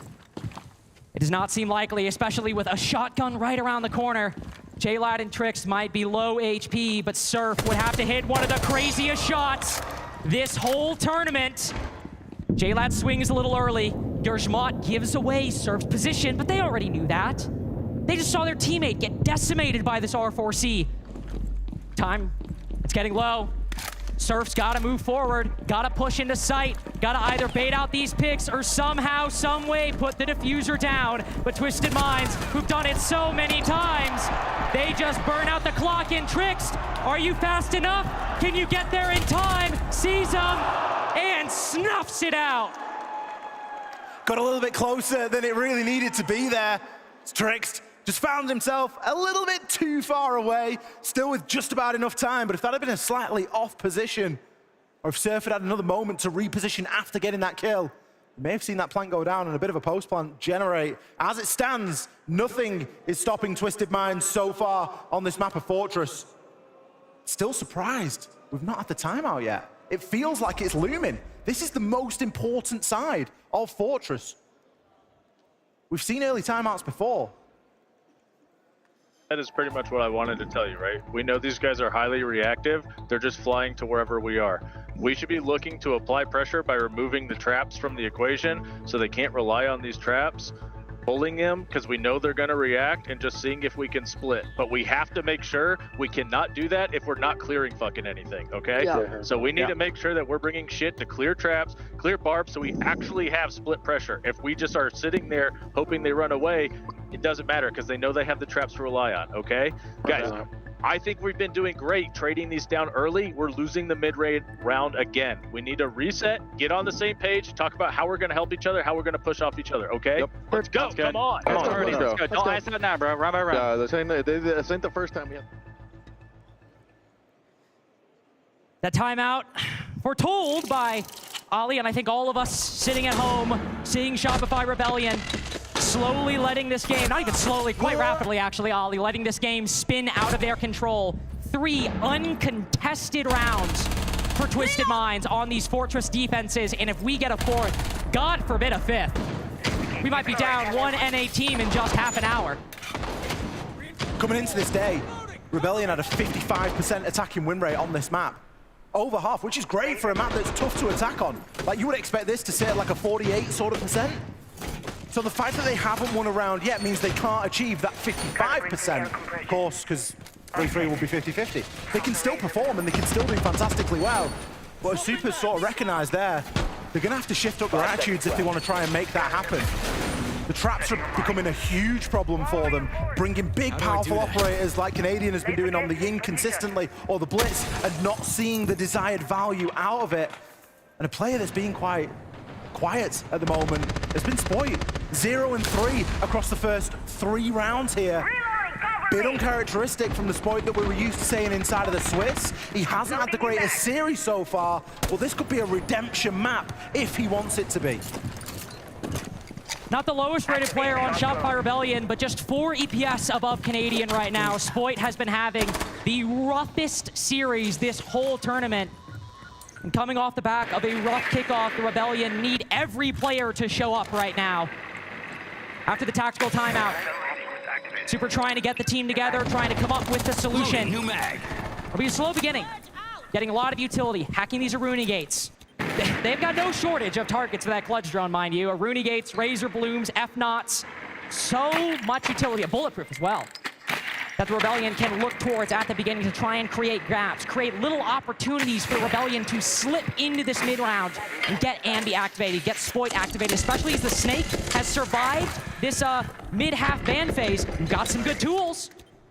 All the focuses have been on the traps, hasn't it? Shock drones from Twitch, clutch drones from Brava, you name it. Ambi, he's gonna have the info here as to where Guards is positioned. But Guards, he's gonna dig back, playing a deeper angle with that DMR. The drone comes through to confirm it, but they are out of there, not willing to hang around.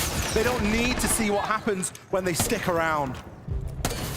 They know what'll happen, especially with Ambi around the corner. Rexon, the first kill onto J-Lad. Mira goes down. That's Rexon's 3rd opening kill in a row.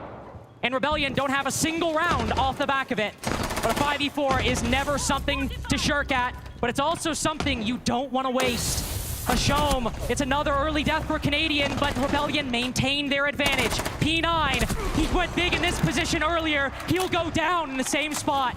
Surf, pistol in hand, mind you.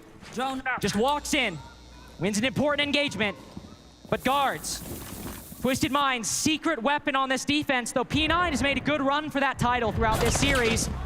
He'll be the next to fall to the AK-12, and so we look to Trixt. 1v3, Rebellion after their tactical timeout looking like they've put together the pieces, like they've come up with something, anything, just one shot to keep them competitive against an upstart team.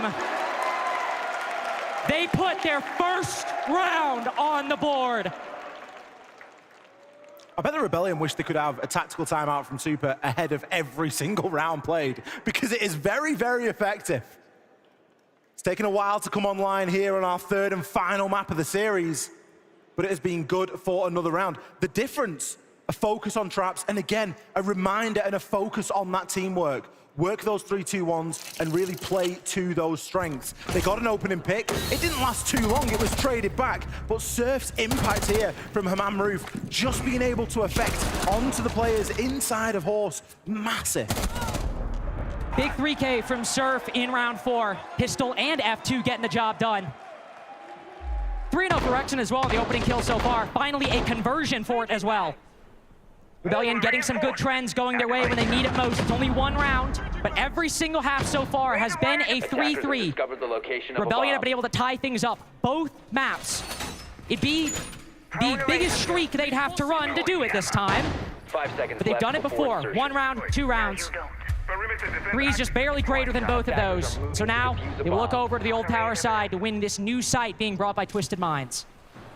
I mean, 3 rounds on Fortress would be massive for the attack anyway. I think a good standard would be 2 rounds. 1's good and certainly workable, but they're going to need a little bit more out of this first phase if they want to give themselves an easier time of things come that side swap. Twisted Minds, they too know this, and they're not going to take that round loss too lightly. They're going to try and tighten things up again. Still, we see them bringing a lot of trap focus, but whereas we've seen a Brava and a Twitch just dismantle a trap game, now we have a Mute in the picture, slowing down some of those tools that the attackers are starting to build. So we're seeing this Twisted Minds team with a bit more adaptation in their belt. They're also bringing a Mirror, a fantastic tool, especially when defending onto this top floor. Give you so many good angles, just looking out from the site. Also putting a lot of pressure onto the Rebellion. If they try to push in just through an old tower direct, they're going to feel really compressed on that side of the map. We've seen a lot of teams, even with shields, get really stuck up on that position and face a lot of difficulty. Nice find with the shock drone. Twisted Minds over on the command side. Finding a little bit of good utility play. Hashom prone beneath this window for quite a long time. I think his presence will be known as J-Lads found out. Ambi, quick kill, but quickly traded out as well. Rebellion playing so close together. Canadian with the shotgun around the corner finds his second. But P9, again, playing this museum side, but it seems that the Rebellion have an idea. Surf and Spoit watching this position. They'll both fire some shots as Surf takes a more forward stance, but P9 now luring them deeper into this top floor. A decision needs to be made here as to whether they're going to deal with P9 or not. Are they just going to let him hang around there and deal with him at the end of the round? Or are they going to actively try and seek that player out? With the amount of space they've got at the minute, you'd be foolish to try and chase after him. You've really just got to give him that space and hope that you can still keep things tight, knowing that you've got a man advantage now coming into the final minute. A little bit of diffuser juggling going around here as well, as we will start to see some of these site walls get opened. See the walls get open, see the round as well. Spoit next up on a Trix and a show. We've been sitting at this window for 2 minutes and 10 seconds. Goes down. P9 only gets one as well. First there was 0, then 1.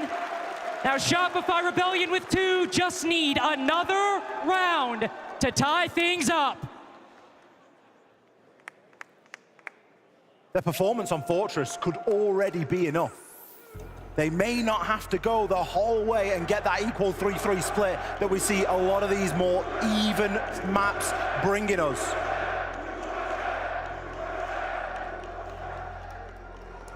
Crowd slowly starting to warm up here for what will be the final map of this series. One that Shopify Rebellion really do not want to let squander. The Twisted Minds, bit of a wake-up time. Like, they had a really easy time of things those first 3 attacking rounds. A tactical timeout from Super, and the board has just been flipped on its head.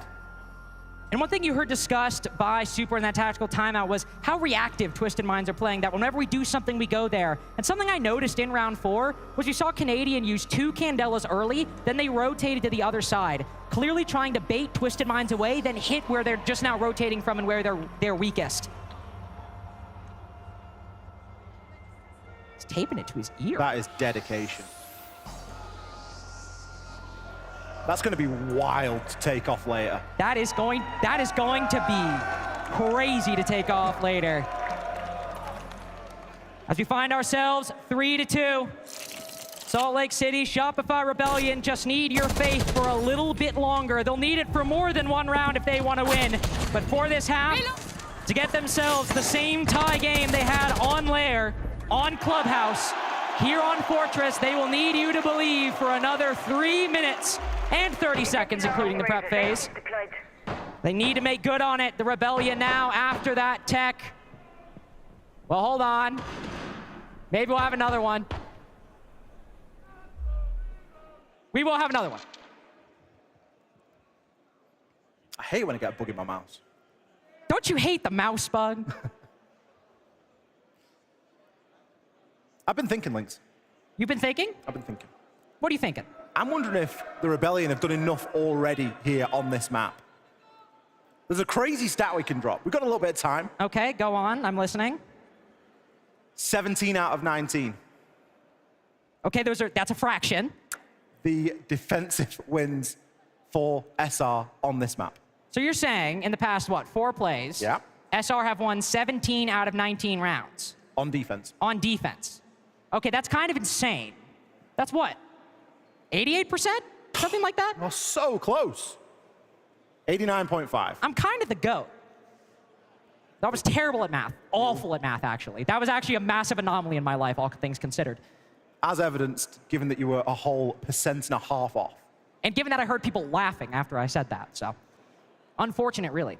But 17-19 defensive wins for Shopify Rebellion in their past 4 plays of Fortress. And I would assume no equivalent from Twisted Minds. A little bit more of a paltry 68% on both sides. That's not paltry, that's actually really good, all things considered. But if Shopify Rebellion can really prove to be that good on these defenses, This might just be enough with 2 rounds. That could certainly be it. But a 3-3, and all you need is what? To land 50%, not 50% if it's a 3-3, of course. But what, 2/3, 66% on your defenses? That's worse than both the Twisted Minds' defensive win rates. It is. I think the context to throw into that is that Twisted Minds are a very good Fortress team. So you can kind of take that with a pinch of salt because their attacks are fantastic. Whereas the sample size for SR is going to be a little bit more shifted towards teams that maybe aren't as good at that attacking side on Fortress. And we all know that Twisted Minds are very capable on this map. They've already taken down some formidable opponents, most notably Enterprise, only a day ago. It's where we saw that 7-2 win versus the all-Aussie lineup. Gave them that spot in the game here today. They also took down G2 before that, for what it's worth. Enterprise, obviously, great team. Shout out, top 8. They also took down G2. I feel like that's worth mentioning. Don't want to bury the lead, as you said yesterday. I don't want to. If I'm going to cast with a Brit, I need to work on the slang. I need to work on the pronunciation. And hopefully, we've now worked on the mouses. The mouse bug has been solved, and hopefully now we are looking to get back into the series. As it stands 2-3 for Shopify Rebellion, just looking for one more round on this attacking side. Twisted Minds have held off formidably this entire series, even on that 8-7 loss on Lair. They now look to try and take the first definitive lead at the half out of this entire best of 3.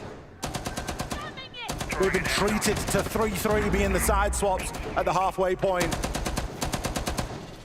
Will this map be any different? Twisted Minds, they would love to go onto their attacking half with a brief lead over Shopify Rebellion. The tools that they're going to be bringing to do it, they are just going to be doubling down on those pain points. Traps, traps, traps. That's the order of the day right now. Not only have we got Thorn that we've seen already in all but one round, we're now also seeing Ellaby brought. We've got those F-Nats from Fenrir. They could be a nightmare, especially with how many techie small corridors we've got over on Fortress. And a good old Tachanka just to bring a bit of stability and really zone off those corridors. A lot of corridor play on Fortress. It really is very layered. Once you've got yourself into the building, you kind of just get into another corridor in a lot of instances when you're trying to attack that top floor. And Tachanka can be brilliant for zoning off large portions of that map. Also worth pointing out, that was 3 sets of barbed wire put down at the bottom of Old Tower. So not only good for zoning off positions, but in particular that spot. If for some reason the Rebellion tried to go for a direct takedown there, which we've seen a lot of teams do on attack this event, they can call that barbed wire. That fire is going to, well, envelop their feet and will likely take down anybody who walks through that position. Seems the Rebellion has something different in mind, though. Currently just probing around the map, opening up some of the important exterior walls, also getting some important information. That Soliton scanner, I believe. P9 and J-Lad spotted by it. Might be something else as well.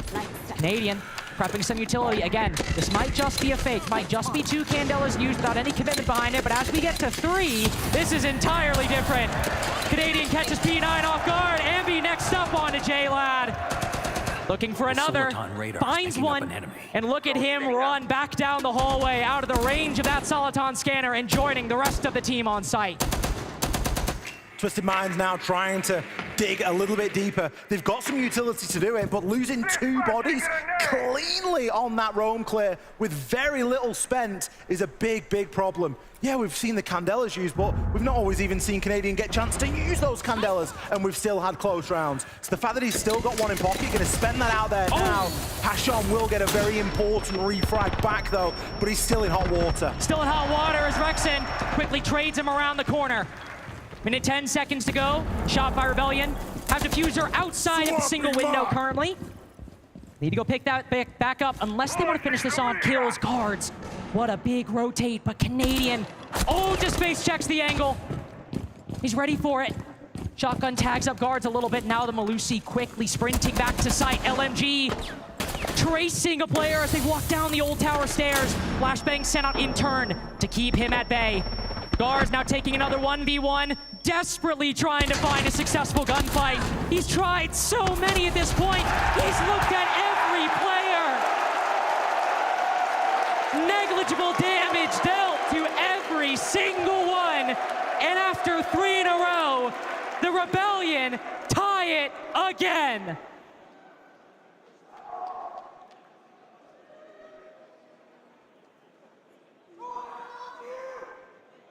when we banned Monty, they ramped up the pace a lot, and I thought it was giving us more trouble. Would you rather ban the Blitz so they have to play Monty pace? I think so. Yeah. Okay, so let's do Snake and Monty, guys. No, Guys. not Monty. No. Sorry, Snake and Blitz. Sorry. Old man moment. Okay. Anyway, so for command, they showed 2 different attacks. Obviously, they could do different, but they brought a shield blue through Master. Ace went breach. Gridlock was horse door. Flores was outside art window, and they had a snake working up spiral, so that guy could go anybody, maybe like a Deimos or a Dokkaebi. They also have a spiral direct. For that, they ran Twitch on catwalk, Grim on ladder, Ying, or like above ladder, Ying art window, Blitz, so it'll probably be Monty, Shield, and Flores walking up spiral. Okay? For bunks, the only attack that we saw from them was a split. It was a shield dropping ladder, snake walking up spiral, Ying art window. But if they turtle, guys, let's remember to bring some operators to Beauties. Ying, Nomad, Capitão, whatever. You know, I forgot the name of the last one. صار لما نشوف قاب خلينا نشتغل عليه مع بعض. صار 3-1 لعب سريع، لا نعطيهم وقت يفكرون. ها؟ اوكي. عاد اذا ما بردوا شيلدات يعني باقي الشيلدات. اوكي. يتم. يا فهد تذكر تاتشر دربنا عليها يا فهد تاتشر لا تترني لا تعطي تحت ضغط تكفى لا تترني روح ليش كذا صوتي؟ انا صوتي راح والله صوتي راح يا عيال والله صوتي راح انا يلا هنا باقي فور راوند اخوان ايش؟ يلا يا رجال يلا يدك يا شيخ يلا يدك يلا يا ابويا يلا يدك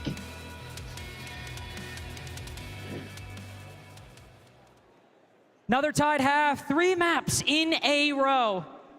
Haven't had OT on each one, but at least for this first bout, through every single map of this series, neither one able to acquire a decisive lead. So as Shopify Rebellion moved to the defenses and Twisted Mind moved to their attacking side, how will they try to level things up? Ooh, I thought maybe we'd get the double hard breach to now ban, but no, it is instead Snake and Blitz taken down. And Ali, these are 2 operators that Twisted Minds play so much on every single one of their attacks. Yeah, it ties into the timeout that Super gave us, you know, ban the Snake, ban the Blitz. The theory behind it, for everyone in the arena that didn't hear it, is, of course, that the Rebellion are much happier with them dealing with a Monty pace than a Blitz pace. So on Clubhouse, where we had Blitz and guards just running through site setups, because they're Blitz and they can do it, because they're a little bit quicker, they're a bit easier to you know, mobile the way through. It's going to be much more difficult to do that on a Monty, and I don't think that that's going to be something that really Twisted Minds are even going to attempt, at least for this first round. We've not seen the Monty locked in. It wouldn't be unusual to see them play the shield, but I think the Blitz ban is brilliant because it just picks away at something that Twisted Minds did exceptionally well at on Clubhouse.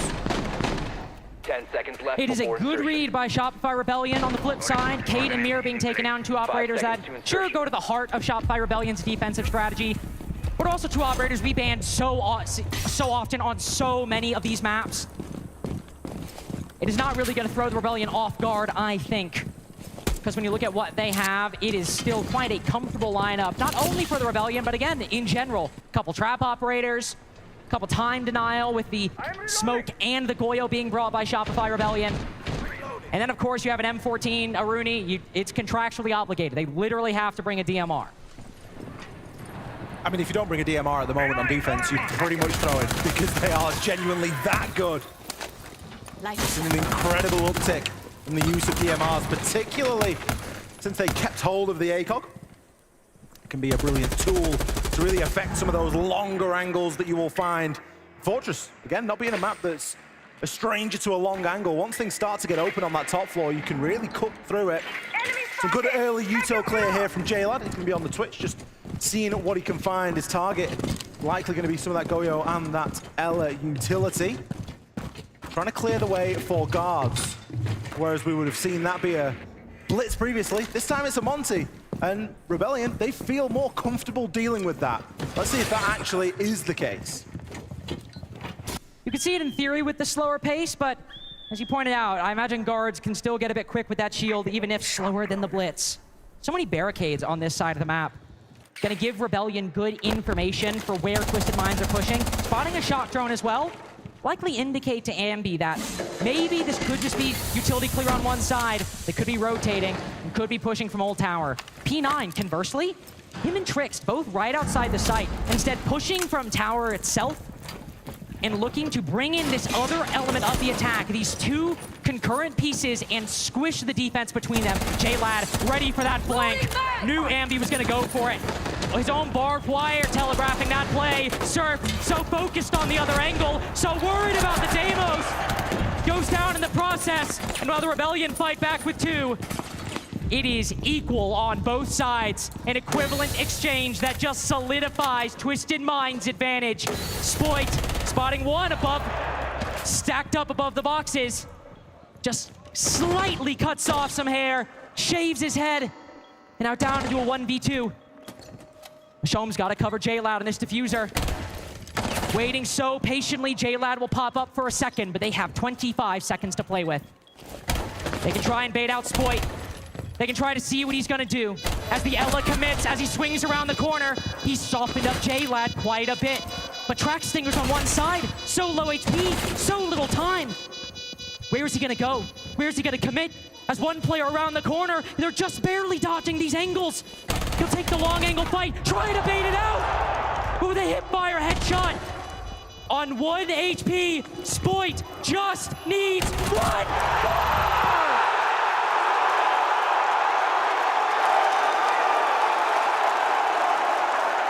Good night and good luck! Shopify Rebellion retake the lead!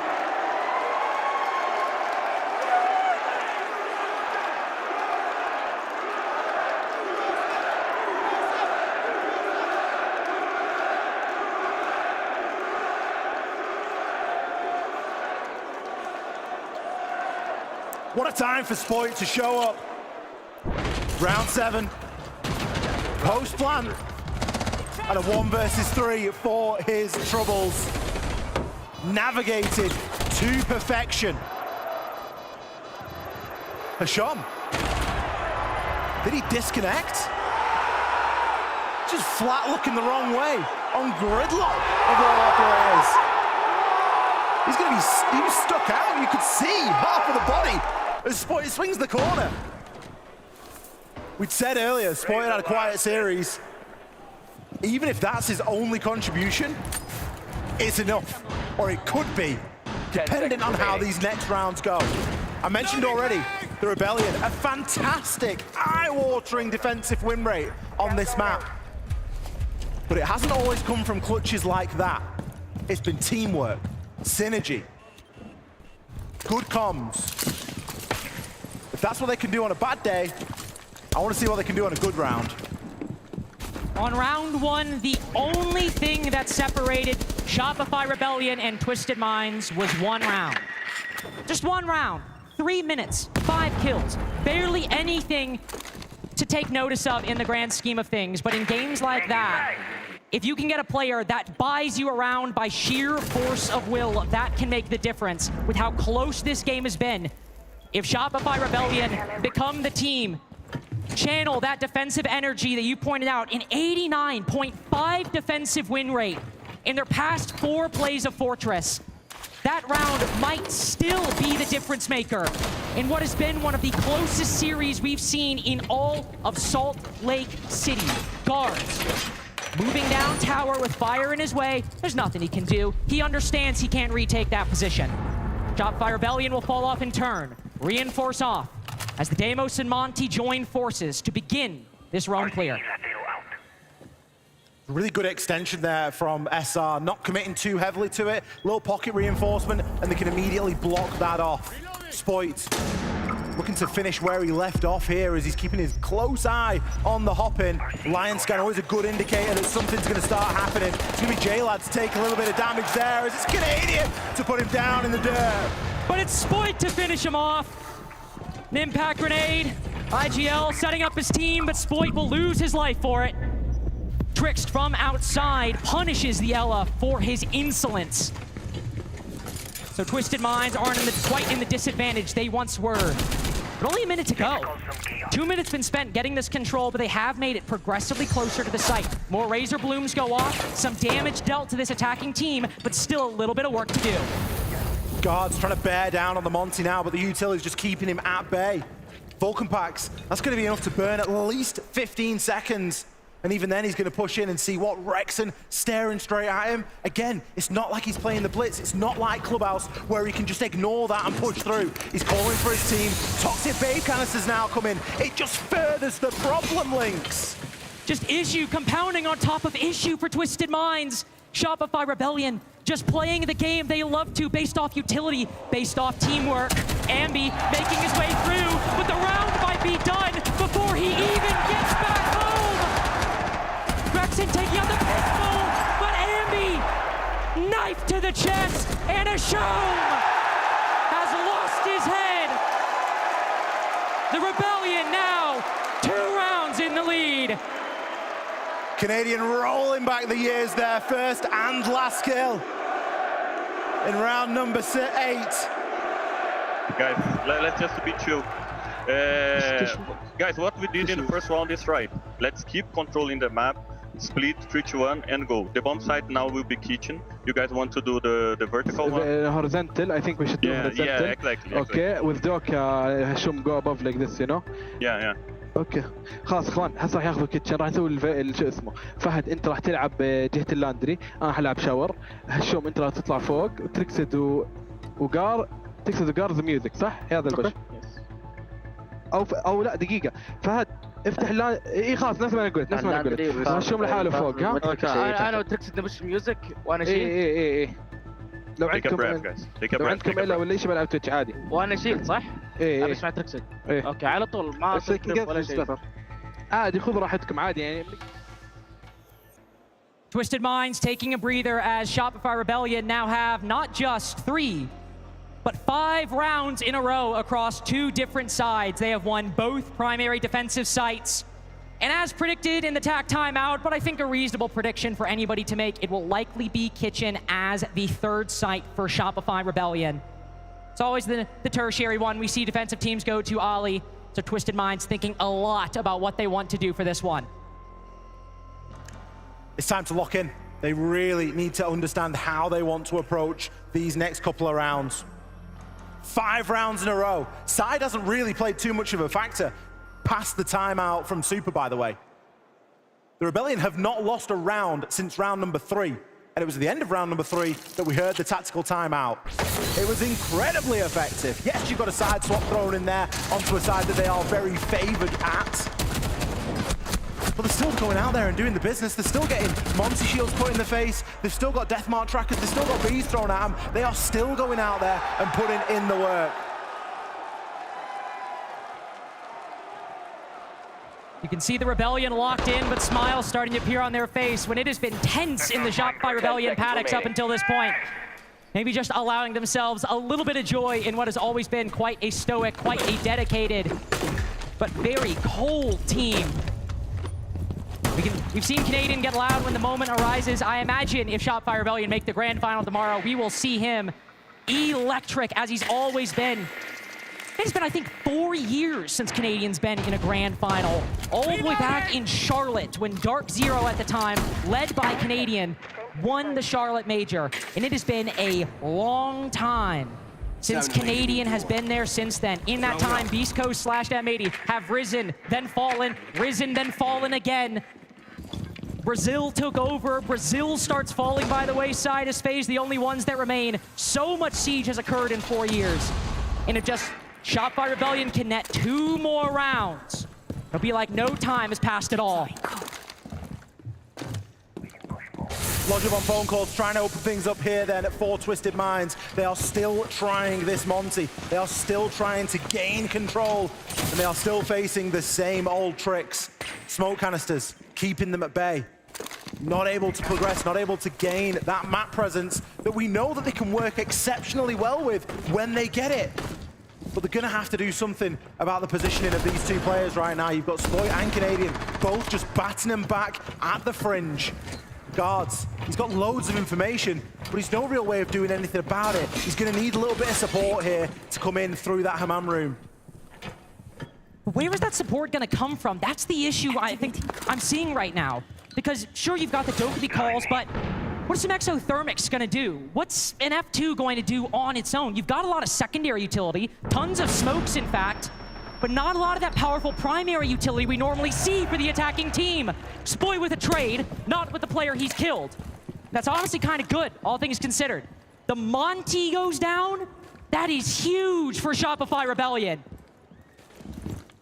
Taking all the pace out of the attack, hasn't it? J-Lad now left to try and move through main hall, see if there's anyone that he can find on the periphery, caught out on the default cam, and again, it just looks like there's a lack of information right now for the side of Twisted Minds. Players inside of the site, they can already start turning their attention, and they have got information themselves. Rexon knows exactly where J-Lad is going to be positioned at the minute. Doesn't need to do anything. There's nothing that is going to make a player move with the remaining utility that Twisted Minds have. Just have to win this off gunfights. Twisted Minds have proven they can do it. They've done it time and time again through Salt Lake City. Ambi has too. We've seen round after round, kill after kill, moment after moment. Ambi gets one in round 9, but Shopify Rebellion, with 15 seconds to go, need 3 more to push us up. 6-3. Canadian winding back the years. Trickst, can you find them? Could you find a kill? If your tournament depends on it. 6 in a row. The Rebellion, one away from a grand final.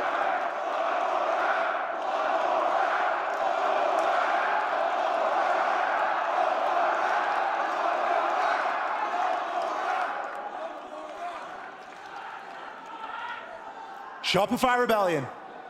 All you need is 1 round. They've done 6 rounds in a row here.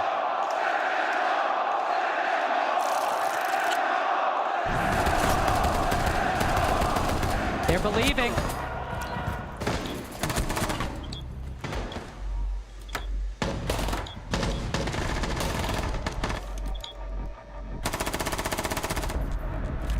Six in a row. 6 rounds in a row, Ollie.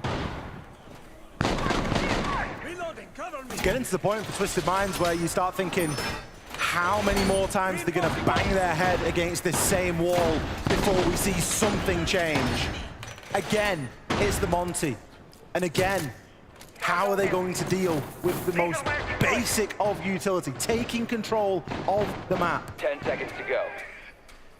The lineup, has that got what it takes? 5 seconds Yeah, left. they might be able to root players out, but SR have already proven they're happy to play dug in. They don't need to move. Rexon barely moved that whole last round. Still came away with a couple of kills. It just feels like the tide has turned in this series. And considering that map 1 was an 8-7, map 2, a 7-5, it just doesn't feel like Fortress is going to be as close. It's starting to feel that way. Twisted Minds struggling more and more. They haven't won a round in, what, 15, 18, 20 minutes in siege time on one map. That is ancient history. It's only been Rebellion victories in recent history, sir! Ashom opens up an angle and tries to rat, and Surf makes him pay for it.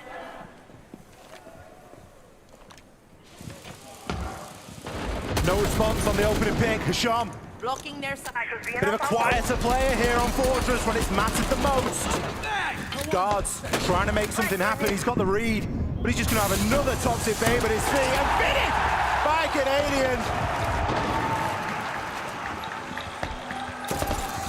Just completely shut down. J-Lad tagged up. P9 finding Canadian. Silencing the crowd for the moment.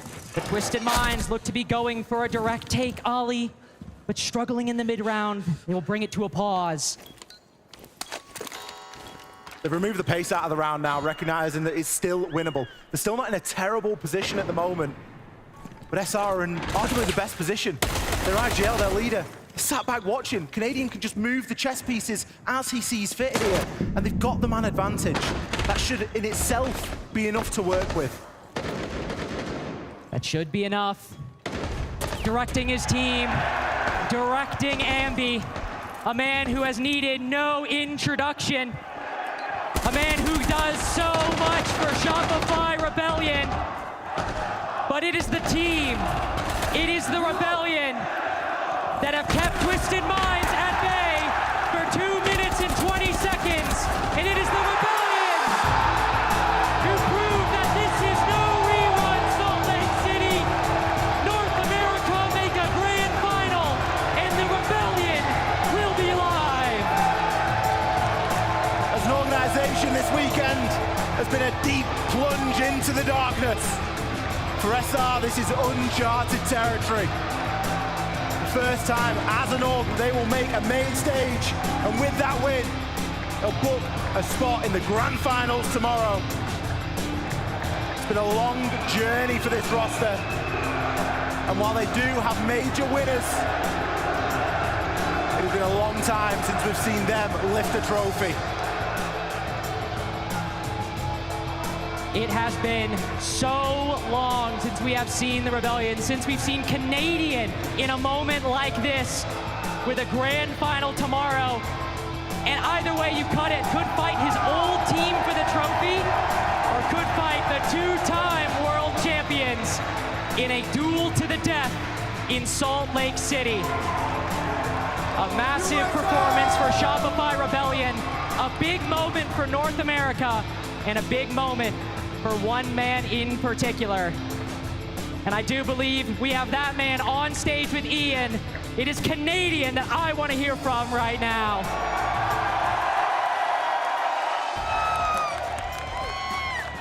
Salt Lake City, we give flowers to legends while they're still doing what they love.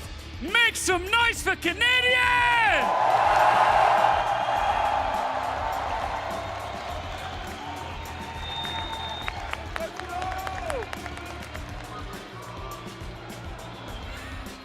You shut down the USA champ. Canadian, you're a legend up here.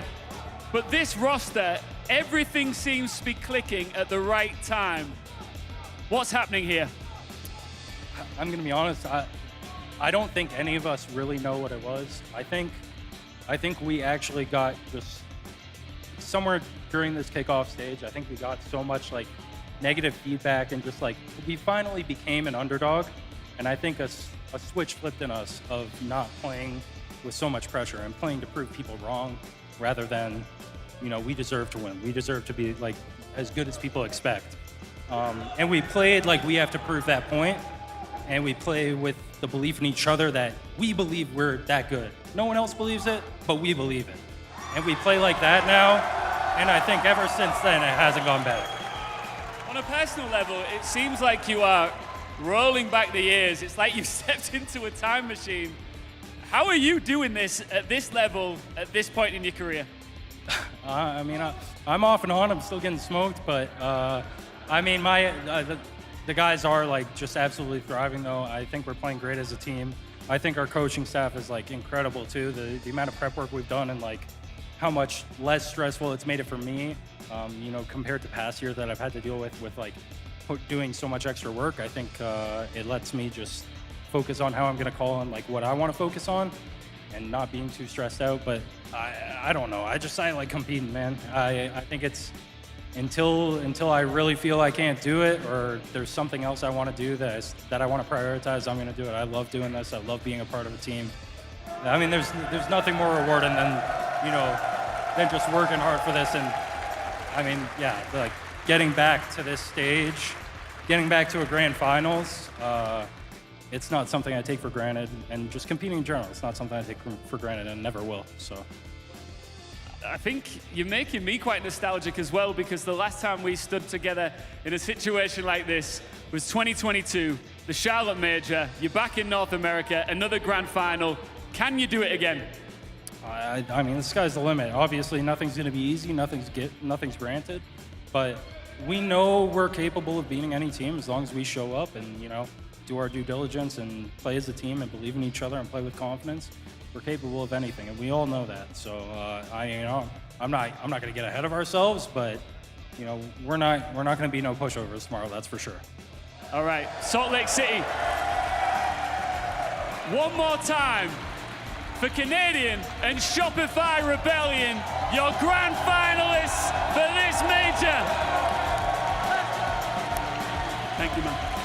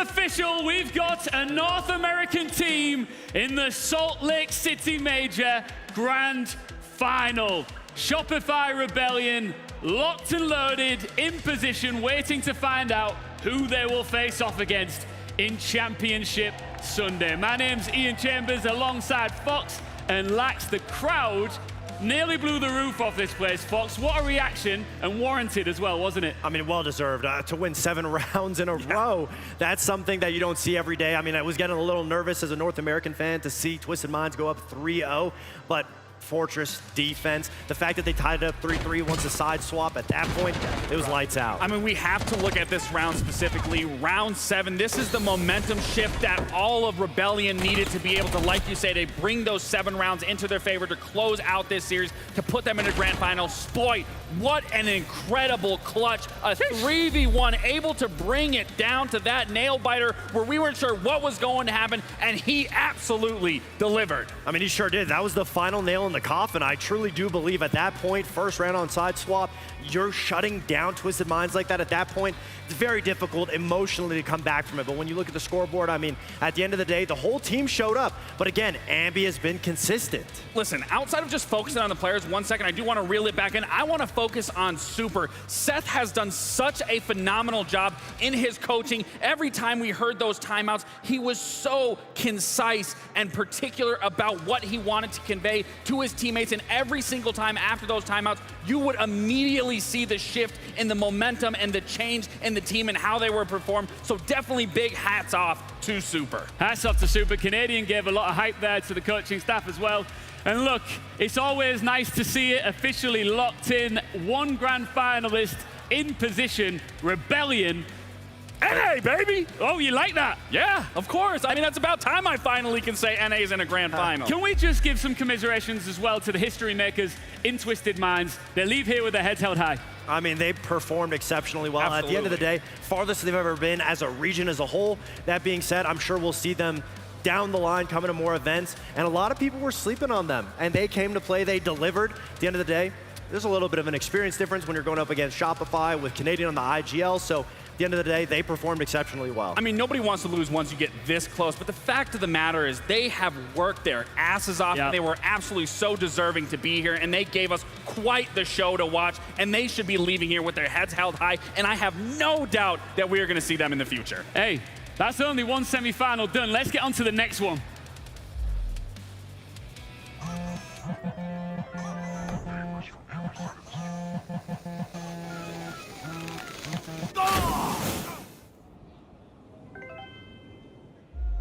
And versus, you know who. Dark Zero. DZ, another NA team looking to step forward and see if they can make it an all-NA grand final. But before we talk about DZ, let's talk about FaZe Clan. The best team in the world are in the building, and I think it's important here, Lax, to not, I guess, like, not take these guys for granted. Because they might not be the flashiest team in the world, they might not be the loudest team in the world, but they are proven time and time again that they are the best. And as a neutral, you can sit back, relax, and know for a fact that you are about to see some magnificent Siege played out. They don't need to be flashy. 2 hammers says more than enough when they walk in. They make an appearance, they make a presence, they make it be felt. Fact of the matter is they are so FaZe, so clean. They are the only team here that has gone flawless so far. You spoke with KDS yesterday after their series versus Falcons, asked them what would it mean for them to get this major underneath their belt. KDS said it would mean everything to them. They want to be the only team in history, not only to win back-to-back world champions, but to follow it up with a major win to only further and etch their names in Siege's history and legacy. And by God, do they have the players to do it. Speaking of the players, let's talk about them. Cyber, Handy, absolute showstoppers. Listen, we've talked about Handy at SI. He was the back-to-back 2-time world champ, but also the MVP. But we also have to look at Cyber. I mean, both of these two in their series versus Falcons, these are 2 players that you are absolutely going to have to watch. They are the head honchos of this team. They were leading in those opening engagements, and they are quite the force to be reckoned with. I mean, we know what Handy's going to deliver. He's always so good. Every time the moment gets so high, he shows up. Cyber is one of those players that we were highlighting yesterday. You never know when it's going to happen. He could definitely be on the bottom of the leaderboard, and then instantly he's able to hit the flanks. He's successful on being able to just run numbers on the other team. He's a snake that you have to consistently worry about. Like I said, he's a snake in the grass. And one thing I love about these two, with how aggressive they are and how they can control around, is when you think about Cyber, he can flank, he can get aggressive at any given moment, whether it's early, mid to late round, where you will see Handy shine and bring brilliance into a round. It comes anywhere into the mid to late round with the team. But fact of the matter is, both of these players are never scared to take an engagement, regardless if it's a 2v1, odds are against them. You can best believe they're going to be in your face. Do you know what, Lex? If you were to put these two teams against each other, I know that you're an NA guy. If you were to compare them both, how close really is it? Honestly, it's actually surprising when you look so far into this series and into this tournament. They are relatively close. In EPS, they're tied neck and neck, but when you look at their attack, DZ has the upper hand. They are looking significantly better, where FaZe is only a third. But however, the defense, that's something to be looking at here. They are trailing hard over side of Dark Zero. And then the entry, Dark Zero's doing very well. Trades are looking well for Dark Zero as well. But fact of the matter, there are so many things when you're watching this series to look out for. If you're a DZ fan, you better watch for those attacks. If you're a FaZe fan, you want to watch those defenses. I mean, you need to. If you're FaZe, again, the biggest outlier when it comes to their attacks is finding those opening kills. Same thing for Dark Zero. Cyber is the main player that you're going to look at when you're FaZe to be able to find it. So a lot of pressure on his shoulders to find those openings, to find the gaps. Sometimes we've seen it not happen. But so far, if yesterday was anything of an indicator, Cyber is awake. He's able to do it. You just never know when he's coming, but you've got to be aware of it. Well, you know what? Looking to knock the best team in the world off their perch,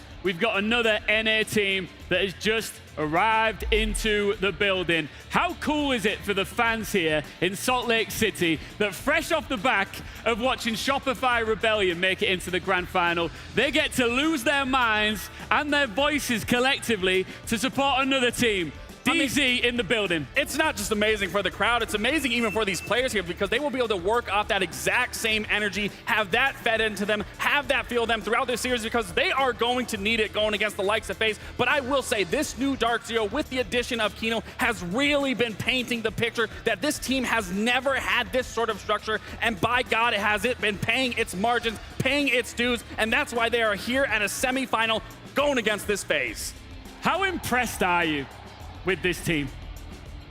Say that again? How impressed are you with DZ? Oh, I've been extremely impressed. Again, back when it was the old SSG roster, I mean, I never thought they could ever get to this point just due to the structure. They didn't have support players like Kino, like NJR, and with this addition of these two, it's allowed this team to flourish. It's allowed players to feel revitalized, re-energized, and we're seeing it through and through with each and every single game. And I would say if it was back in the day, the old roster they were going against FaZe, I wouldn't have the hopes. But I'm gonna be completely honest, with how this roster looks now, I am confident that they can make this game relatively close. You've already touched on some of the stats that make this team so good. Fox is standing by to talk about why their attacks are so impressive.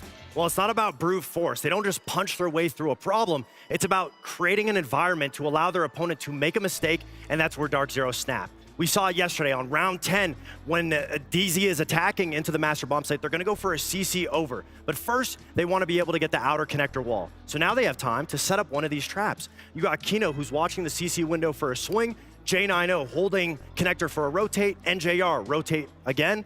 Newer's getting the wall, and Fultz is on the hatch. Now the environment's set up. They need a reaction. Fultz, big brains, is going to throw a nade at Gold, forcing Kansan into a position where he gets caught from NJR. Beautiful opening kill. Now we rotate to phase 2. Another situation that they're going to create a trap for. They have the man advantage. They're going to put pressure, taking top red and CC to force Wildcard to go for a play. But at the end of the day, they have the trap. Newer's outside of Garage on a drone. As the push comes out, Bay has to go for a flank. Spotted, Newers gets the kill. Huge man advantage. Wildcard are in a situation where they gotta go for a play. Baby Shark gets the pick. As he's running back, NJR, the best mailbox in the game, is already on the wall that they had gotten from the start. They used that man advantage to snowball, and that's why Dark Zero's attacks are perfect. They're meticulous, calculated. They take their time, and it's limited risks to get that opening kill, and that's gonna be their game plan against FaZe today. Love that, and you know what? They're absolutely going to need those attacks, Lax, if they want to stop the best. Can I quickly say, that's why he was my IGL. Just the way that he broke that down, I mean, that was so beautifully done. but they are going to need to be on point and attack right. They are going. Yes, you can't make mistakes against FaZe Clan. You can. They punish you absolutely every single time. So if they can play this concrete, just like Fox was breaking down, FaZe is going to have a hard time. But that's always been the thing with this FaZe roster, is they're so good at controlling tempo. They're so good at understanding their opponent, and they're so good at breaking down those flaws. All right, let's take a look at picks and bans for this last semi-final of the day. We're going to bring your IGL back into the mix here in the studio as well. Lax, let's go. Clubhouse, honestly, it doesn't matter what map you're going to play FaZe. They have a very depth map pool. So the fact of the matter, I see Clubhouse coming out here for Dark Zero. I really like this because you already want to start the game out just focusing on sheer fundamentals. You don't want to give FaZe an upper hand, and you can't really give a lot of teams an upper hand going into Clubhouse. It really just does come down to those basics. Bank, however, that is a little bit worrisome because the last two maps specifically are very, very strong for FaZe. I mean, it's a beautiful, beautiful pick from Dark Zero because what we talk about, the opening kills, on a map like Clubhouse, you're able to eliminate Cyber's X-Factor ability. Absolutely. There's not much creativity you can do on it. That gives Dark Zero the edge. They're able to take their time, like I showed in the wildcard match, being able to pick apart where FaZe is going to be. Now, again, a great pick, FaZe going to Bank. That's where Cyber can come through, going through the garage, the dirt tunnel, finding those openings. So again, we've been painting the picture. It's really just about the teams in the server, but it's all going to come down to those opening engagements. Well, we can now take a look at the double world champions, the back-to-back world champions, the first to ever do it in Siege history, huddling up and getting set for what they desperately want. Of course, FaZe Clan in the past have won a major, but not as this roster. We already heard KDS say how important it is. They're trying to build something, Fox. I mean, look, us watching on, we know they've already built something. They're building a legacy, but they want more, and they want to do it with a major championship on their cabinet. I mean, I'm glad you said legacy, because it really is that for FaZe. At the end of the day, there's a little bit of pride for them, too. Everyone talks about how Furia is one of the best legacies. You know, everyone says G2, but I think it's safe to say that Furia has surpassed them, and now for FaZe, they want to be not only the best team in the world, but for them, there's a chip on their shoulder. They want to be better than Furia. I think there's something for me when it comes to this FaZe roster. When you think of egos, you think of prestige, whatever that might be, FaZe really does focus on themselves. They don't care about the opponent that's in front of them. They focus primarily on what they can do to better themselves that then favors them in their matchup, which is why they're so good. And you even just talked about, you know, sure, they aren't so flashy. They aren't the, you know, prettiest team to be watching, but it's because they play Siege at such a high strategic level that it works. And it's the reason why they're a two-time world champion. It's the reason why they're one game away from a grand final to make their name, etch it even further into history. I mean, this team is just so fun to watch if you like to pick the brains and really look at the strategical aspect that Siege is all about to its core. But you know what's interesting about picking their brains in a strategy? I really feel like that's what Dark Zero has come to since picking up this roster, getting Kino, keeping NJR. It really feels strategically they're on a new level. I mean, when we look at Clubhouse, something that everyone's been talking about is how they've innovated Clubhouse, using the Tachanka in so many areas. That's been a way that they've elevated their play. So for me, I feel like this is a perfect matchup for both of these two teams. And at the end of the day, whoever can beat FaZe is going to look like the better team going into the final. I think that goes without saying. Absolutely. You know what else goes without saying? I need predictions. Lax. I gotta go with FaZe. It's gotta be FaZe. I'm gonna go with Dark Zero. All right, good stuff. Nice little reaction from the crowd there. It is time for our second semi-final.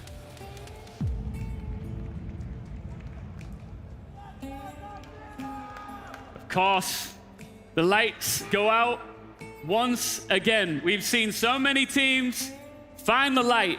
Others have let the pressure get the better of them and collapse beneath it. One team has already booked in their spot in the grand final to fight for this trophy. Who will join them in that battle? It's time to find out.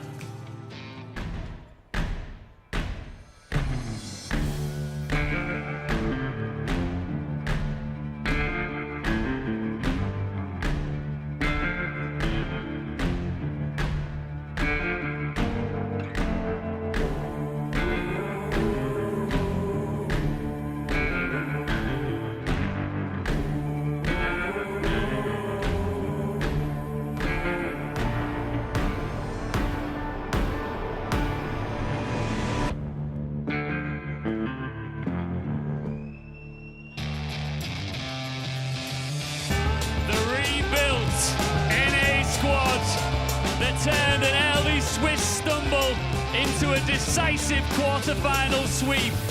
They did not cave under the pressure. It's Dark Zero!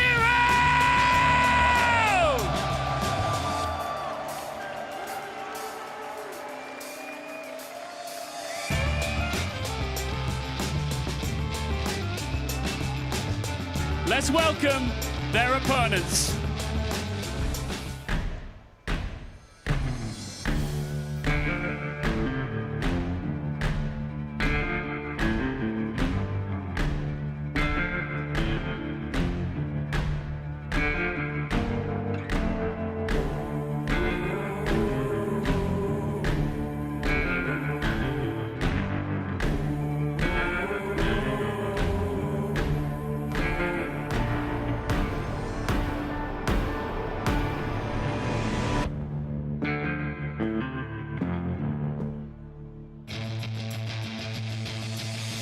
The back-to-back world champions who haven't dropped a single map all event and cruised through the quarters with flawless precision. Welcome, FaZe Clan!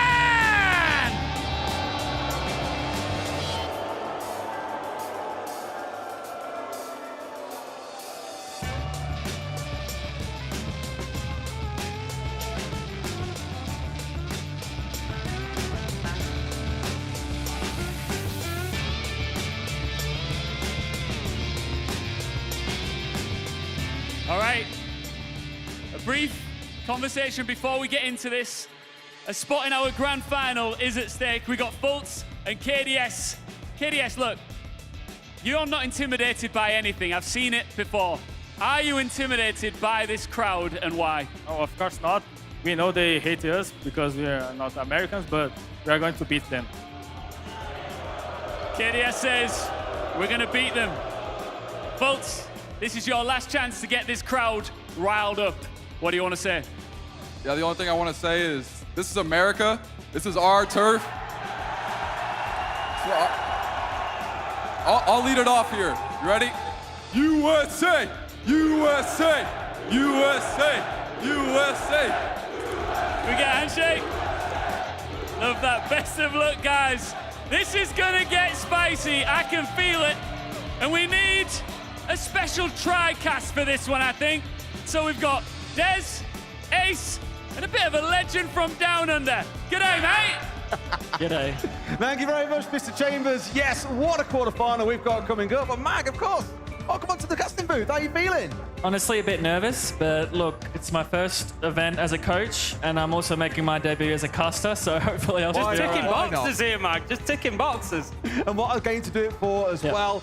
Big semi-final coming up. North America with the chance to have a North America versus North America final. But FaZe feel a bit too scary for a lot of people to overcome. What do you think is going to happen today? I don't think the crowd will like what I'm going to say, but I think FaZe might just beat DZ today. Oh, God, right. Well, you got what you wanted, He's Mike. not with us. He's not with us. Well, it's okay. I mean, if you guys want DZ to win, make sure you give a lot of cheers, all right? Because it really helps the boys up on stage, yeah? You can say that yourself after yesterday, Mag. Of course, we saw you boys fight valiantly. A brilliant cafe came out from you guys yesterday, and hopefully in these 3 matches we got coming up, we see something particularly special. We are starting out in Clubhouse. Expectations for this first map, Tim? I think Dark Zero need a strong start, is what I would say. You know, we were speaking earlier about it, and I said, when you consider FaZe, you've got to think as a team, in these big moments, these big semi-finals, grand finals, FaZe are, without a doubt, going to turn up and deliver 8 out of 10 as a minimum. 9 out of 10, 10 out of 10, most likely. So you have to come out, you have to send a message to them, and FaZe, you've got to beat them, Des. They are never going to give you anything. So Dark Zero got to come out strong. Are they capable of that on Clubhouse? I definitely think that they are. Well, it's their map picks. You're hoping they can start out strong. It does mean Dark Zero will kick things off on the attack. FaZe on the defense. It is Dark Zero's map pick. Salt Lake City, it's time to get behind your boys. Can they do this? Let's find out here and now. Gonna have the bands coming through then. We will see who we won't be seeing. First ones will come in. Cade, Monty, I was going to ask you if there's any surprises there, Mike, but I think I already know the answer. Absolutely not. You know, Monty, just a classic operator for Clubhouse, clearing rafters, doing sweeps, and of course, I think the Bandit's going to come out here as well. Yep. So, you know, just some classic operator bans. Obviously, the Thermite, especially on Clubhouse, are very effective at getting a lot of walls open now that he has 3 breach charges. So interested to get your thoughts on that a little bit, Mike. The Kaid and Bandit ban combo, it's something I've spoken about a little bit through the event. We've seen, you know, Pengu talking about it on socials. It's kind of, it seems like, you know, a few different camps about this, because obviously we know that it's going to speed things up. That's the hope. You're going to get those breaches off easier. On a map like Clubhouse, where there are alternatives, you've got soft floors that you can go underneath, you can clear out that Bandit, you can, you know, work a little bit. I get with the hatches a little bit, you know, you've got less options to the Kaid, but it leaves you fighting Azami, Mirror, Legion, Fenrir, you know, all these traps, all this utility. What do you think about that trade-off there? I think obviously because Clubhouse has a lot of exterior walls, you know, banning the Bandit and Kaid is just easy to open up and then get, you know, into the round straight away. But recently there are teams now that if you don't ban the Kaid and the Bandit, they won't even run it. So, you know, teams that will run it, you'll definitely want to ban it against it. But of course, I think the meta right now is just the Kaid Bandit ban. We've had the double ban for so long, teams are conditioned into not playing it. They're like, oh, we've not practiced it, it's never available. It was like Mirror for the longest time, wasn't it? You know, Mirror was just banned out so consistently that even when she slipped through, nobody used it, because nobody practiced with it. Well, she is available for this round at least, Tim, and Handy for sure is pretty competent with that operator. It's very much a dug-in set up, this trifecta of the Architects, the Castle, the Azami, the Mirror being brought along by FaZe. They want to make this bomb site really difficult for Dark Zero to work their way through. And if you look at it as well, Tim, 30 seconds in, we basically got no one roaming around the map, whereas traditionally on this map, we're used to seeing a lot of teams, and really in the current meta overall, a lot of roaming all around the map. FaZe saying, nah, we know our game, we're going to play it. Yeah, I mean, you know, you look at a team like FaZe, if anybody's going to get it done in any situation, it's going to be them. But, you know, again, coming to you there, Mike, like, when you're not committing to the map here, you're basically giving Dark Zero minutes to wear you down. And we've got some super powerful utility on the attackers. You're going to have to deal with the Grim, the Ying, the Blackbeard, all pushing you into sight. Is that a little bit of a risk for FaZe? It's definitely a risk for FaZe, as we see Cyber taking some damage, but on Clubhouse you don't just want to give the whole map for free, which is why we see Cyber taking fights with castle barricades on the first floor. Time is of the essence, and as a defender, especially on Clubhouse, you want to waste as much time as you can, so when the execute does come out, it might not be as easy to execute on. I'd say so far so good. They've chewed through a lot of the drones on this attacking side, and Cyber still hasn't gone down towards site. Instead, he's very much put himself at the end of a hallway, Tim. If they know that he's here, this would get messy, and he gets rid of one. They missed out on the chance to pick him off there. If they'd known that he was there, it would have been beautiful, but counting those drones, they know that they had no idea the castle was there. And it was the Blackbeard that he's taken down. Removing that shield from the lineup is going to be a big pain point for Dark Zero now. Nua's taking a lot of damage on the sledge. He can't really be going into gunfights like this. One bullet is going to see the end of him, so he also needs to be careful. FaZe, I think 2 minutes wasted and a Blackbeard down, they're going to be happy with what they got out of that castle. Honestly, really good job from Cyber there, playing in a rack corner and kitchen hallway, getting a pick, especially on the basement, where there are so many, you know, positions that you have to cover as a defender, is honestly a really big win for FaZe in my opinion. Here we go, Ying's being dropped down, smoke coming through as well as the hit comes on through. Falls the first to fall inside of the Moto. Deals at least the first of those FNATs, but Nua's getting rid of Bitter King. A 4v3 for Dark Zero, as long as they can find another Tim. No! Handy doing work on that Mirror. Good for one, good for two. He's just a bit too good sometimes, Tim, but Nua's collects the second. Souls in a 1v2, our Clutch King. If you're going to hide behind something, it better be something a little bit tougher than that bar. 1 versus 1, Souls having picked up Nua's. We know that Souls is just the Clutch King! He comes out with another one! Absolutely delivering again and again for this team. I'm not even talking here in Salt Lake. Souls has been delivering up clutches like that for years, and he just doesn't stop. Honestly, great work from FaZe there, getting the pick at the start in a 4v4 situation for the basement. They're using their utility excellently with the Azamis on site especially, and just playing around their reinforcements really well. A quick tech pause here, but Tim, I think that first round was, a very good representation of the experience many teams in Salt Lake have had when they've come up against FaZe. They have been flawless so far.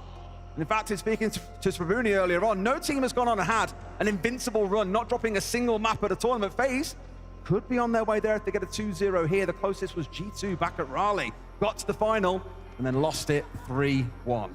There's a lot of firsts available for FaZe here. You know, you might look at it and think, well, they just keep coming out and winning things, but it's not about that. You know, we look at this, teams have not historically followed up well from SI.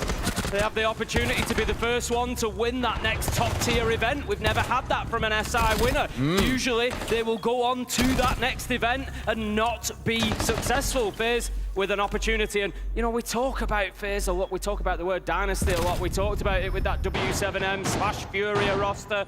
We now have to start talking about it for FaZe. I don't think that we're quite there yet with this roster. You can't turn up and just win one thing once a year and, you know, call yourself a Dynasty. They've done very well with the back-to-back SI, don't get me wrong, but something like this, backing it up, following it up with a major, and just really starting to cement themselves, I think that starts opening that conversation up. Do you think if they win this event, they now declare themselves as the best team of all time, Mac? Well, no team, correct me if I'm wrong, has won an SI and then won the next major. Yeah, nothing. So they've got 2 SIs and then potentially a major afterwards. Obviously, G2 Penta had that dominant phase in 2018, but... They still lost the Pro League final following SI. Yeah, that's the hard part, right? I don't know.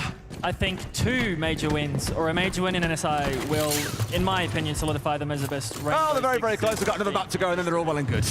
One more match tomorrow, maybe, assuming they get the job done here. But I'm sure Dark Zero have got something to say about it. We had a chat with Call Out behind the scenes before we got into this game, and he said, you can't just spring things on FaZe and surprise them with rushes. They always seem to be ready, but it feels to me, Tim, and they might be trying to catch them out from underneath here. 2 of them slowly crawling their way through.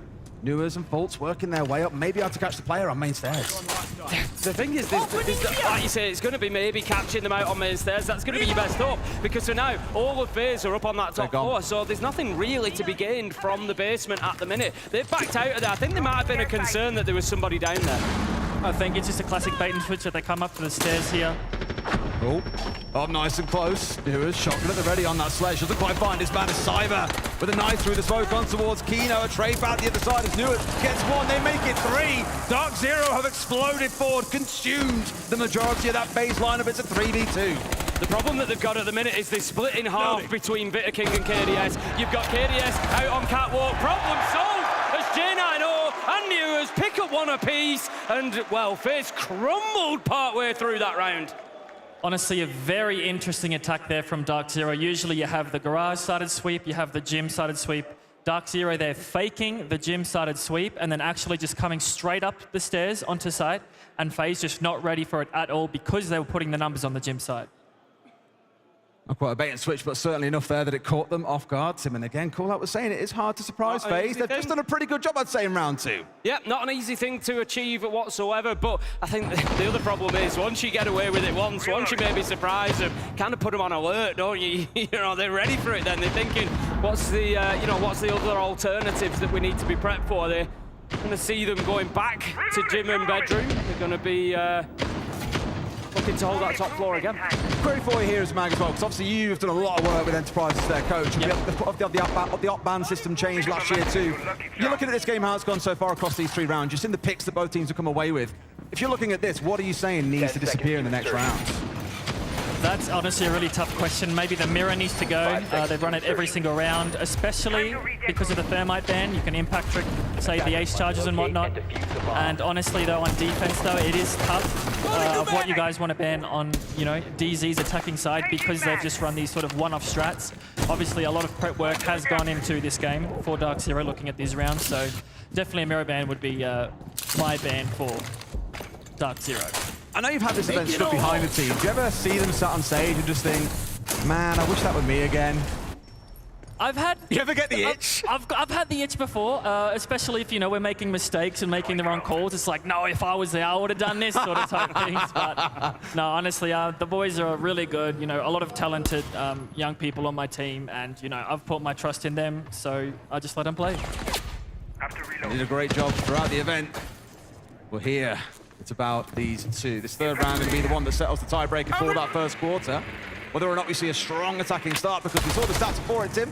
Best attacking team at the tournament, Dark Zero. Best defending team, FaZe, it's the unstoppable force, the immovable object, like quandary there. Who comes out on top? Interestingly, FaZe have actually just completely shifted on the top floor. After only a minute, they've been forced away from cash, red stairs, construction. It's all empty at the minute, and it is there for the taking. But Dark Zero don't have anybody there to take it. They've opened CCTV wall, and that's enough for them. The focus instead is coming on the Jacuzzi side. FaZe are ready for it, but it doesn't matter because Fultz manages to find that opening gunfight. Picks up Handy, takes him off the board, 5 versus 4. Even though the server side is free, no attacker, no defender is there. Very interestingly enough, FaZe has just decided to go back to site and bunker. I think a lot of ghost pressure as well is in the meta. So you'd open a certain side and then go the other way. But here comes a Demos from below. Very nice, use of the Azami there. So he cannot get shot from below. Of course, can shoot through it eventually, or a nade might not be too bad a shout either. Up it comes, and sure enough, there's Cyber onto Kina, but it trades him. At least the response is there. Fultz has made a move as well. He's actually rotated himself over, and he's going to be moving into cash any second now. If he comes through into construction onto that door, I think it's going to be a big surprise for FaZe. We spoke about how difficult they can be to surprise, but there could be one in the pipeline at the minute. Souls thinking about this construction window. Is he aware? Yes. They must have picked that up. Maybe a sound call, maybe a bit of intel that's told him that Fultz is pushing forward. So angle is being held. A little bit of progress being made on main stairs. A Jacuzzi breach by Dark Zero here. The net is tightening there. They're trying to go now though, Tim, because time is starting to run short. That clock becomes a 6th man, but they've got KDS all on his own with 15 seconds to go. Fultz finds what he needs. Dark Zero showing their attacking prowess with a 2-1 start. Really nice from Dark Zero there, Mag. Just the way that they adapted midway through the round. Fultz rotated, and then they just brought this circle ever tighter and tighter in, forced FaZe together, and then picked them off one at a time. Honestly, just great siege from Dark Zero. Obviously, the highest attacking win rate team at the event, and just the way they were able to, open everything up, have a look at what's weak, and then just hit it is just actually just incredible to watch. Now we get to see the adaptation, and sure enough, that Mira ban has come on through, played in all 3 of those rounds by 3 unique players. It's worth highlighting on the side of FaZe, and on the other, it's going to be the Grim being taken away, which also saw play across all 3 of those rounds. Yeah, I mean, no surprise, we know how powerful Grim is on the attack. Just makes it so difficult to move defenders around, to rotate if you need to, sometimes to retake ground, because you're just going to find yourself at such a disadvantage if you need to move through those beats. So we head back on the same rotation for FaZe, back down to Church and Arsenal we go, and they will be, again, looking to hold on without too much of a top floor presence, I don't think, although saying that, Handy has just gone all the way up to top on that men's stairs. Really curious to hear your take on this as well, Mag. Well, we haven't seen Snake played in any of those first 3 rounds, and now that the Grims come in, bam, straight away on towards the Snake. The impression we've got is that teams will often not play something for 3 rounds, wait until that 3rd ban comes in, then turn around and play it. Is that what you guys do over at Enterprise as well? That is definitely something that we do. Obviously, it comes with that 3rd ban. In this case, I think they're running the Snake purely because they are running a huge roam setup. But that is definitely something that we do, and a lot of teams do here at this tournament too. I think your guy's 2nd most played operator at this event until yesterday was Snake as well, behind just the Ace. Obviously very, very powerful in the current meta, as you say, because we're seeing this heavy trap meta that has developed. And sure enough, FaZe, they have mixed things up compared to round 1, Tim. Not playing that turtle setup we saw before. They're out in the map and looking to engage Dark Zero everywhere. Just sticking with that Snake theme for a second, Mag, are you tending to use that as just like complete solo clearance, or is there a little bit of droning still happening with him? What's the reliance on that gadget like? The only time you'd actually drone if there was, say, like a mute on the team, but otherwise, Snake is just so overpowered at solo clearing things, as we see even you is here, getting these sort of power positions as Souls gets a kill on Kaino. Ouch. Not ideal to lose down a shield so early on here in the round. It's not even 60 seconds gone by, and that's a lot of pressure they'll lose coming down. Dirt, look, you can put the Blitz down there for that as well, but there's a reason you've got the 2 shields on side. You want the Blackbeard to be the one pushing down with those nades, clearing the way through slowly, and normally looking towards a Blitz to hit somewhere else at the same time. That's not an option anymore. Yeah, we know that Kino is going to regularly bring those shields. It's not something they've actually had too much value from. He was the opening death as well the last time that they were attacking onto this site, so we are still yet to see Dark Zero have that Blackbeard being available to them. We see that utility inside of sight, forcing the blitz deeper. Fultz gets taken out, J9O down as well, leaves us a couple going down for FaZe along the way, but effectively 2v2, Newer's super low health. There's a lot of time on the clock, but you feel like FaZe still in the driving seat. Super low health, but potentially on for an ace here as well. He's got a triple in the round. He finds the final two. This place is gonna erupt. J9O, I think, recoverable. He is bottom of main stairs tucked in, so it might be a tough one. However, has got a teammate come in, but Tim, uncharacteristic from Souls to miss a couple of free shots, and they arguably pay the price. That impact should be enough to get J9O finished off. Great play by Souls, but that's another 30 seconds gone. The Snake is still alive, so even if they don't have any drones, they can still get information, as we see here from Noise as he goes in. Sees absolutely everything. Like you say, it's 1 HP and a dream. Could be on for the ace if he can find either. They've already moved away here just to make sure he hasn't got the full read on them. But again, another scan comes on through as KDS finds NGR just as it appears on the screen in front of him. It's a big moment for Newers. One to his left and one towards his right. It feels like a tall ass Tim. You know where they are. The question is, can you do anything about it? Almost full health on the side of FaZe as well. You really feel like it's a matter of time. That man again, Souls, steps up, so solid, so stable. Manages to close out that round. It's going to be FaZe leveling things up, 2-2. Not only is Snake very effective at clearing the roams or going for backstabs, but even just then in that 2v2 situation, he can just see where the team is. Vamos lá, no bombo do dinheiro, vamos fazer para primeiro uma play avançada, só que, Vitor, reforça aquela parede da construção pra... Só não faz ali construção, tá ligado? Pro dinheiro. Fechou? E o Souls pega um mute ali pra poder peitar pelo menos um pouquinho avançada lá e depois você recua. A gente vai jogar basicamente lá recuada daquele jeito antigo que a gente jogava, lembra? Aí é o Arden? É, tu pode ser o Arden e o Rede pode pegar o Ferri pra não tomar essa surpresa aí de fora de timing. Tá. Fechou? Tá bom. E a academia? Na academia a gente pode manter praticamente o meu planejamento ali da fazenda da garagem. A gente tem que pegar uma info um pouco mais avançada e depois a gente recua. Vai querer que faça pixel nessa do dinheiro agora ou não? Agora. Ou reforça? Bora. What people don't know, Mag, is we brought you onto this TriCast because of your impeccable understanding of Portuguese. You're fucking... I'm joking! I'm joking! I wish I'd caught that in a frame. That'll be the loop next week. I'm joking, don't worry. Obviously, we can't understand Portuguese and not much of a clue about what was said. Maybe we'll get a translation come through in our chat soon. But just to recap those first 4 rounds, we've had 2 apiece so far, both playing exactly as you'd expect, both really wanting to get this over the line. If that's your tactical timeout there, Mag, what are you saying to the team at this point? 2-2, pretty solid, you know, even either side. What do you think they're trying to inject there? I think maybe FaZe has the read that, you know, DZ are using a lot of these one-off plays, maybe even countering what FaZe usually play. Maybe FaZe might start getting even more aggressive on these defenses because they have been, especially on the Jim Bond side, just giving too much up to the attackers. So I think once we watch these next 2 rounds, we'll have an idea of exactly what their coach said during the timeout. One thing I love about DZ throughout this tournament, Tim, I don't know about you, it's felt like watching like perfectly played strategical siege at times. Like it's like watching a game of chess at points. And I think coming up against FaZe, it's a perfect match in that regard. It really is a case of who can execute down to the millisecond better than the other.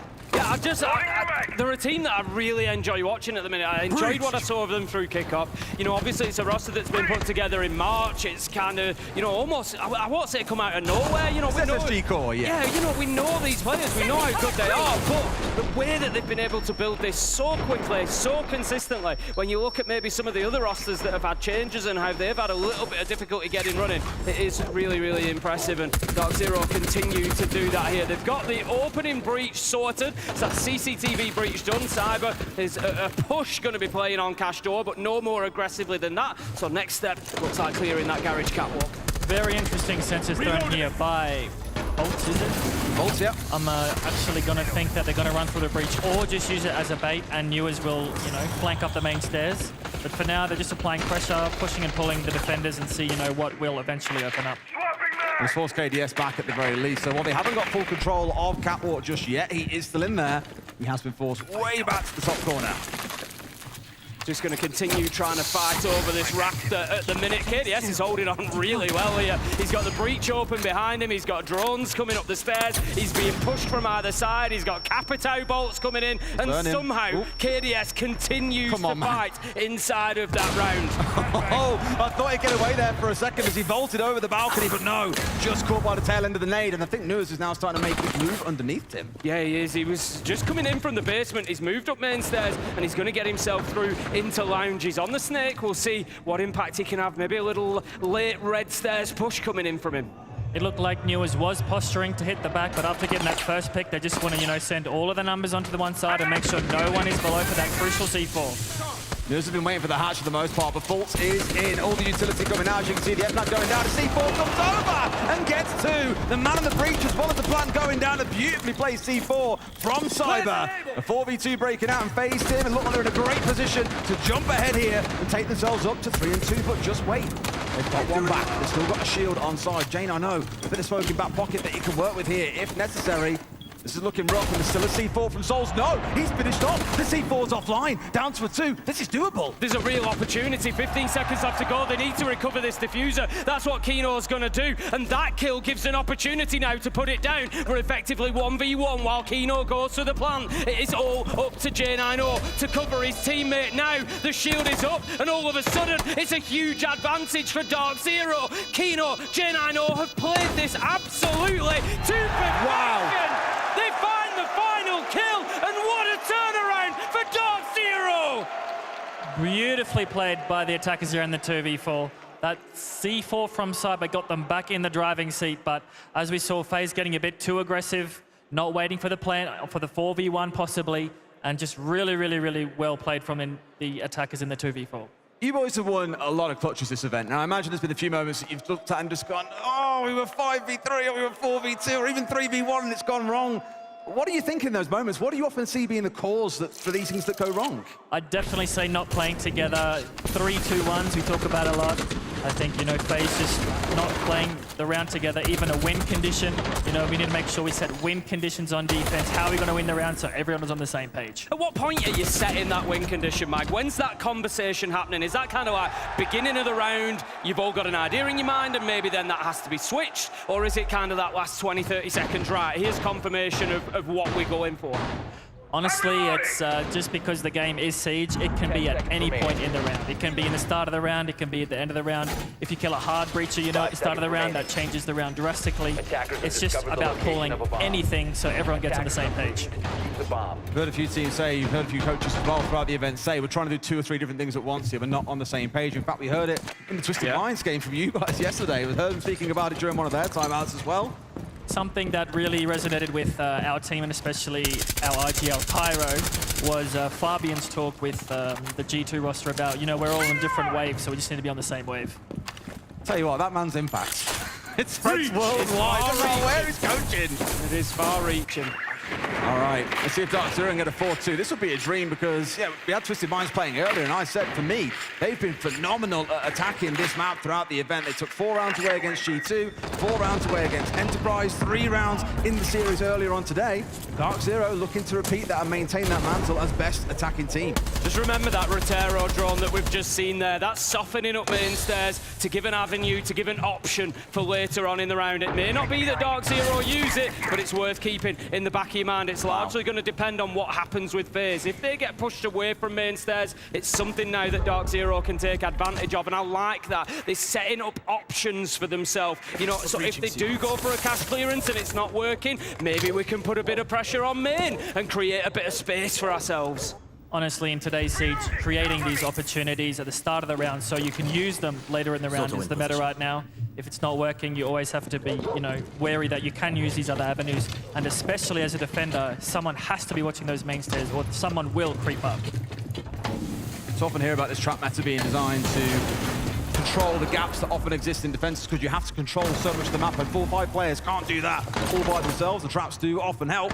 Even if it's barbed wire, it's still a form of slowing people down. KDS Making his charge on full. Will he get a freebie here? Surely no! NJR misses him. Off towards the right. KDS with a freebie. Now has a chance to continue being aggressive. Control of Cash DC is so important elsewhere. We get kills going back and forth, Tim. But right now, it's FaZe in the driving seat. I love that from KDS. Wow. How much work has he done for his team there? He might be down, but it doesn't matter because the round is practically won. He's wasted 2 minutes. He's got some slippery movement going on to find that kill onto the ace. He has done so much. And the rest of FaZe now, what do? They all just back away. You know what? You come and find us, Newers. The work is up for you to do. Diffuser's down. You've got to get yourself all the way through the map. And meanwhile, what do FaZe do? Sit back and hold those angles, Des. It's almost hands-off keyboard time. Just let him push us. FaZe just need to make sure that I peek one by one like the last round and, you know, perfect shot by Souls at end the round. It happens sometimes. It's always hard to pull off those big clutch situations, especially against a team as structured as FaZe. In the round replay, we saw 2 players both stepping out there to look for the trade. It's all but guaranteed to get away with it outside of some magical god shots. But we go into our halftime. Let's have a listen to what the teams have got to say. We're looking to flow on these guys pretty hard. They telegraph, fucking flow, contest them, hammer them hard. Yeah. Full hard hammer. On that attack F2, we were in control of every single round there. We were on sync with each other. So for whatever reason it does go back to overtime, just keep it incredibly simple. And if we're going for a cash overclear like that, Bulger, make sure that we're getting the fucking pressure from below. We have to have bottom red pressure. That was such a freebie if we had that. So dumb. Yeah, it's also too, like, realize what he's doing. Like, use Ba for like the lurk kind of pattern. I think he can do something similar as like a wild card. Like, he can use the snake, works across, identifies the fucking rat, then we just have the red guy and we're good to go. Yeah. I don't think it's gonna get overtime though. I think we're gonna hammer here. Yeah. We got this. You guys are actually loading pants, bro. What shot are you doing first, Smoke? Cash FaZe. Cash FaZe? Yeah. Heard that. Bro, it's so weird. Oh, yeah. All the lights are fucking red, bro. I can't even see. Oh, FaZe. There you go. Cash FaZe, huh? Doc just fired up right now, seeing those lights up there. Dude, I can't stand these. Vou focar pra matar o cara da AK primeiro, né? Depois eu plano. Se o Green passar, a gente faz a FaZe Soul, senão a gente vai fazer a Predator. O Sábio não fica parado lá na principal não, tá, Sábio? Você tem que avançar pelo menos pro reforço lá, pra não tomar C4.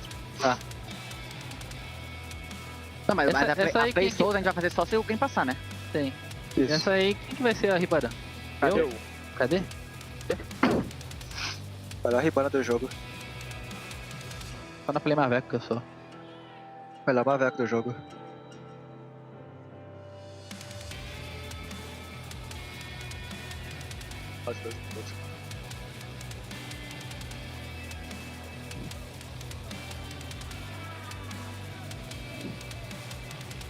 Por aí.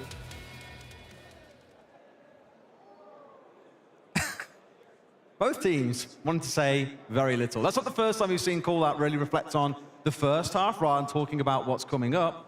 Any thoughts on that, Mag? Honestly, a little bit confusing for me. Maybe it's just they don't want to share info is what I think. That is also a possibility, especially for my team. We just forget about, you know, the previous half and only talk about the next half, just to, you know, reset the mental and make sure everyone's focused on what we're going to do. As you know, another Monty Kaid ban for the first bans. Interestingly enough, Dark Zero, they said that they want to run their Cash FaZe defense first.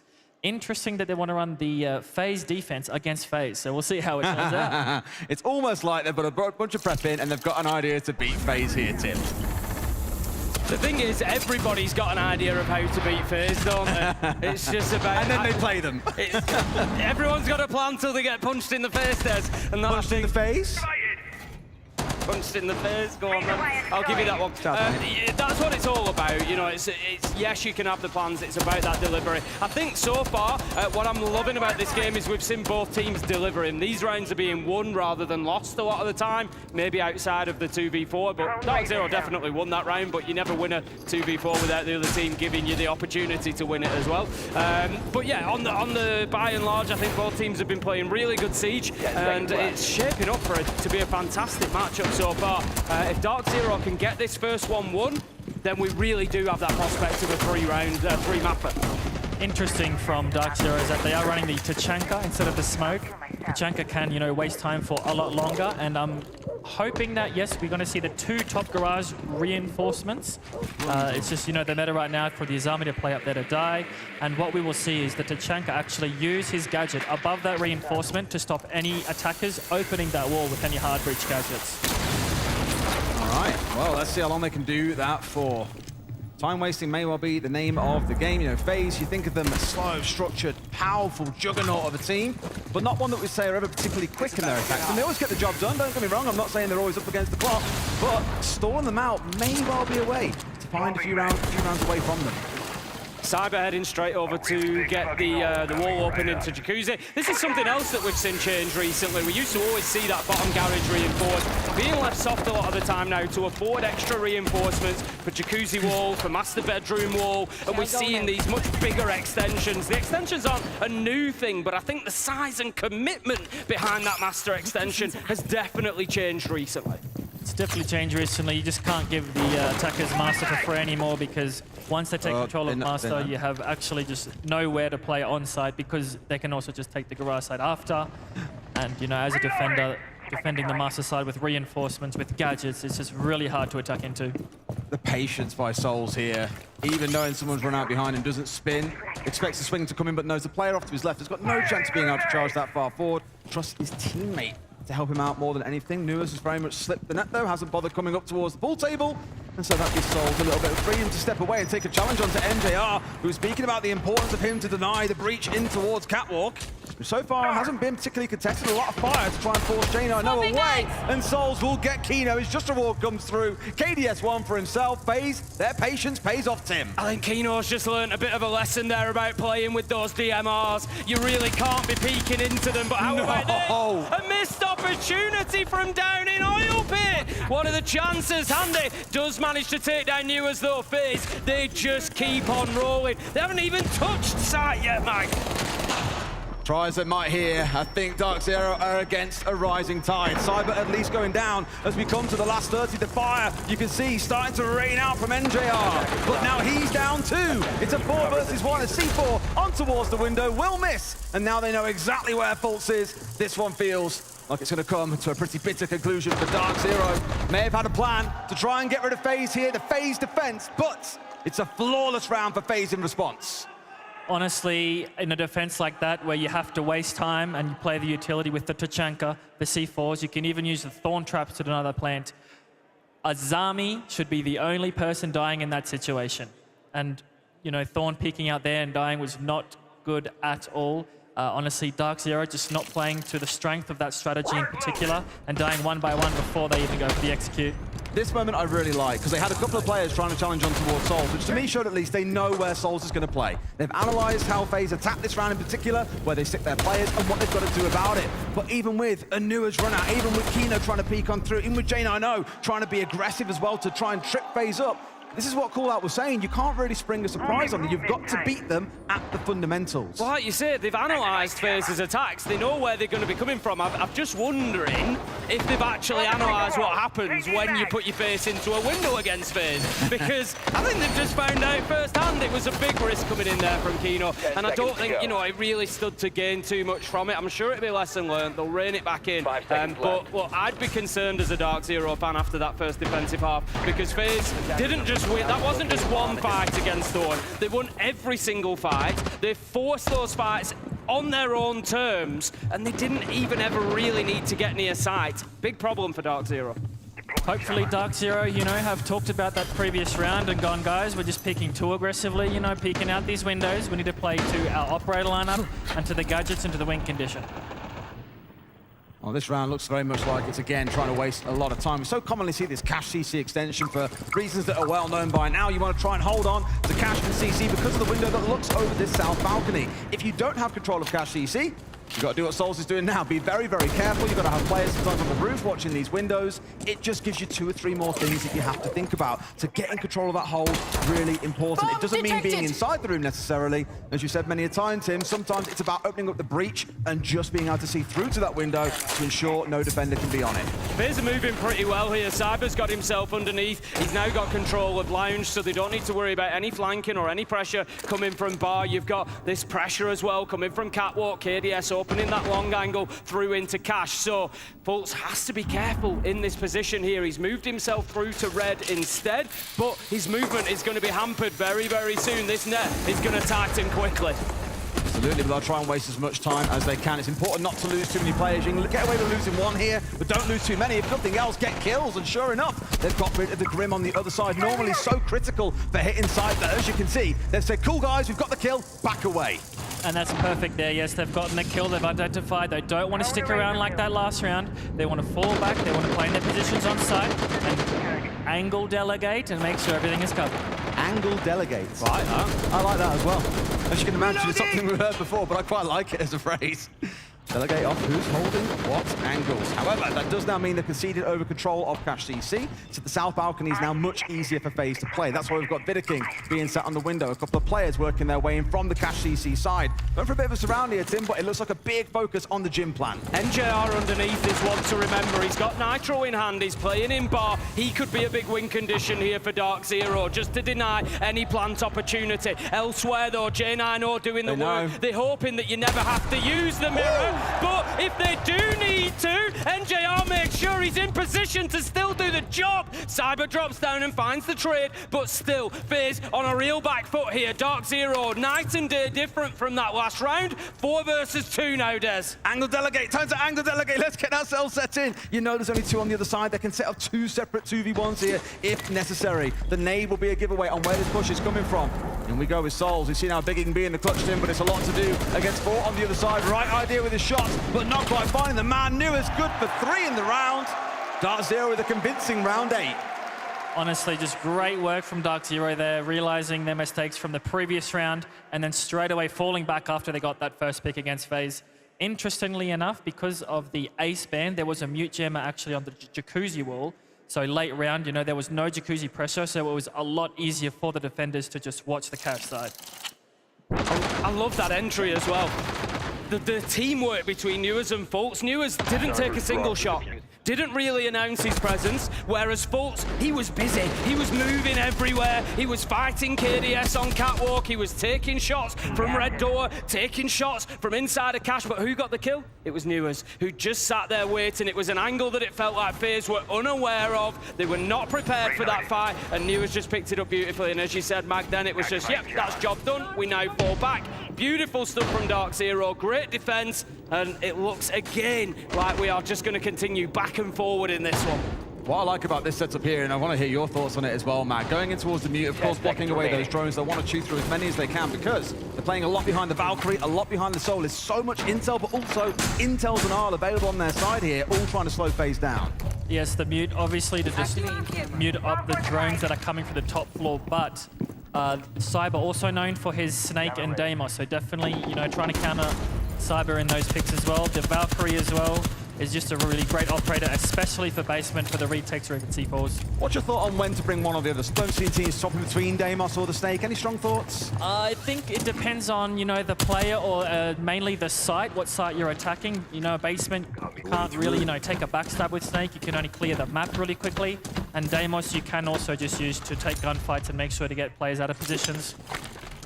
One more for map clear, one more for hitting site and winning out the gunfights. Shock Horror then. We stick Cyber on the hot gun here, of course. Once he gets that track coming on through, someone on the other side could be in a spot of hot bother if Nat sat on a mute drone. About 60 seconds in though, now starting to ask questions of this top floor. A lot of clearance work to do though, Tim. Yeah, you got 3 still up there. Kino, Fultz, J9O, all looking to hold on to positions on top floor. J9O with the Azami on Catwalk is the one that I'm watching. He's going to be tough to force out a position here, using those Kiba barricades just to keep the breach at bay. This is all burning time. We're a minute 10 into the round, and FaZe, they're yet to get in the map. Nobody, apart from Vidaking, down in Dirt Tunnel, but even that's kind of external. They are all outside here.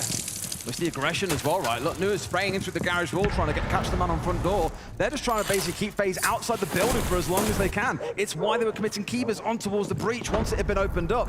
They really want to slow down the world champions here and make them think, but NJR is going to go down to a couple of gunshots and then get finished off by Nade from Bitter King.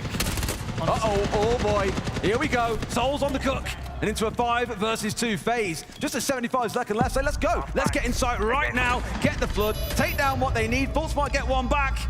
Unfortunately, it's a little bit too late to the party. I'm afraid it's going to be an ace or bust, and as you might expect, that was a bust. Some great opportunity spot in there, Mag. Is that just a case of, look, there's room here down in the basement. They've got 3 on top floor. We go here. Yes, absolutely. FaZe doing a great job of not giving away the first pick, and then identifying, you know, where the defenders are and where the gap is. And that gap was bar. They had, you know, the main door castled so they could just get an easy entry. And just honestly, really, really good mid-round adaptation from FaZe to identify, you know, where the open space is, where they can hit, and they just did it all together at once. DZ timeout coming in here because things are looking tough. Let's listen in. Or fucking with the goals and dirt like we normally do. And then for cash, I don't know what you think, but I think we could do that same extension back. They're probably going to split off that.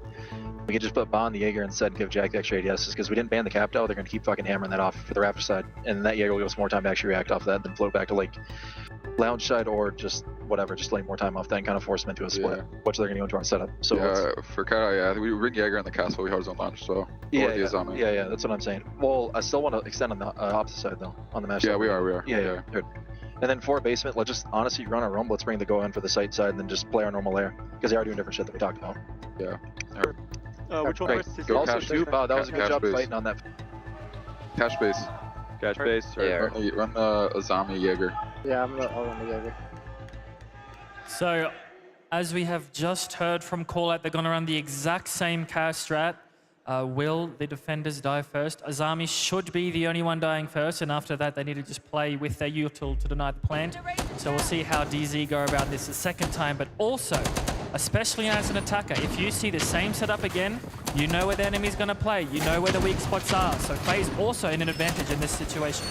I think what really worked last time for FaZe, and they're showing it, especially I think in the first round of this half and then in the third, was we're just going to play really slow at the start. Let them pull off the madness they want to do. If they want to spawn peek us, if they want to try the crazy stuff, let them do it, and then we'll ramp up the tempo when it best suits us. Once we've got a couple of kills, or once we spot that there is a gap, and I forget who it was I spoke to last year. One of the coaches that were at this tournament, and we were having a conversation, and I was saying, what kind of styles do you prefer playing against? Is it fast or slow? Like, what do you feel more equipped to beat?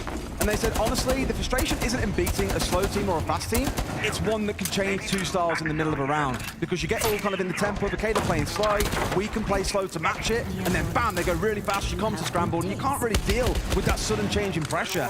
I think FaZe is showing that really well so far. Let's keep an eye out for that entry then. The Azami is going to be returning to garage as we speak. You can just see the silhouette in the distance. Nua's going to be thinking about that catwalk, but it's actually going to be J90 on the Jaeger that's going to be positioned up there. But either way, that's the position that we're going to be looking at FaZe attacking onto. Kino, I'm sure, is going to be keeping his head out of windows this time, Des. He is on the master side of things. He is the one playing that extension. But as you say, Mike, at the minute, 45 seconds in, Dark Zero offering nothing at this point. They are doing a really good job of staying alive. Interestingly enough, they left the thermite up. You know, if there had been a thermite, but come on, Cyber is in.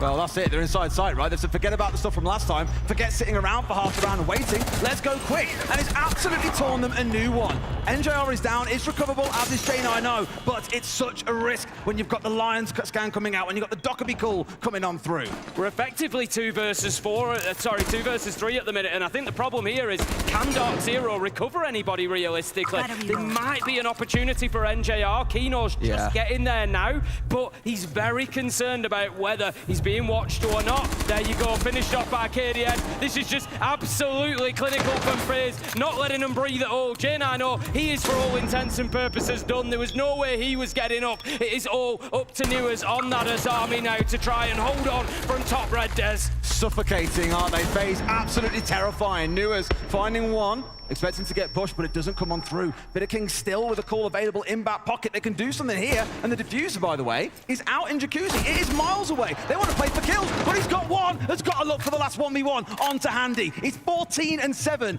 in the game. Surely, if anyone can do it, it's him. Newers isn't necessarily going to know that diffuser isn't in hand here, so he's just trying to play a mixture, play for a little bit of time, but he also knows that he can't just give them sight. At least to his mind, he goes to try and get a little bit of ground back, hold that position top red, and he can't win the gunfight phase. They close out a round that was probably a little bit closer than it should have been for them. Honestly, you've hit the nail on the head there. The pacing by FaZe just then. They've started out, you know, nice and slow, and then just Cyber just taking the gap and the whole FaZe team reacting off it. Honestly, DZ did a really good job at bringing it back, but unfortunately, they just couldn't pick up their teammates and ended up just being a 2v3.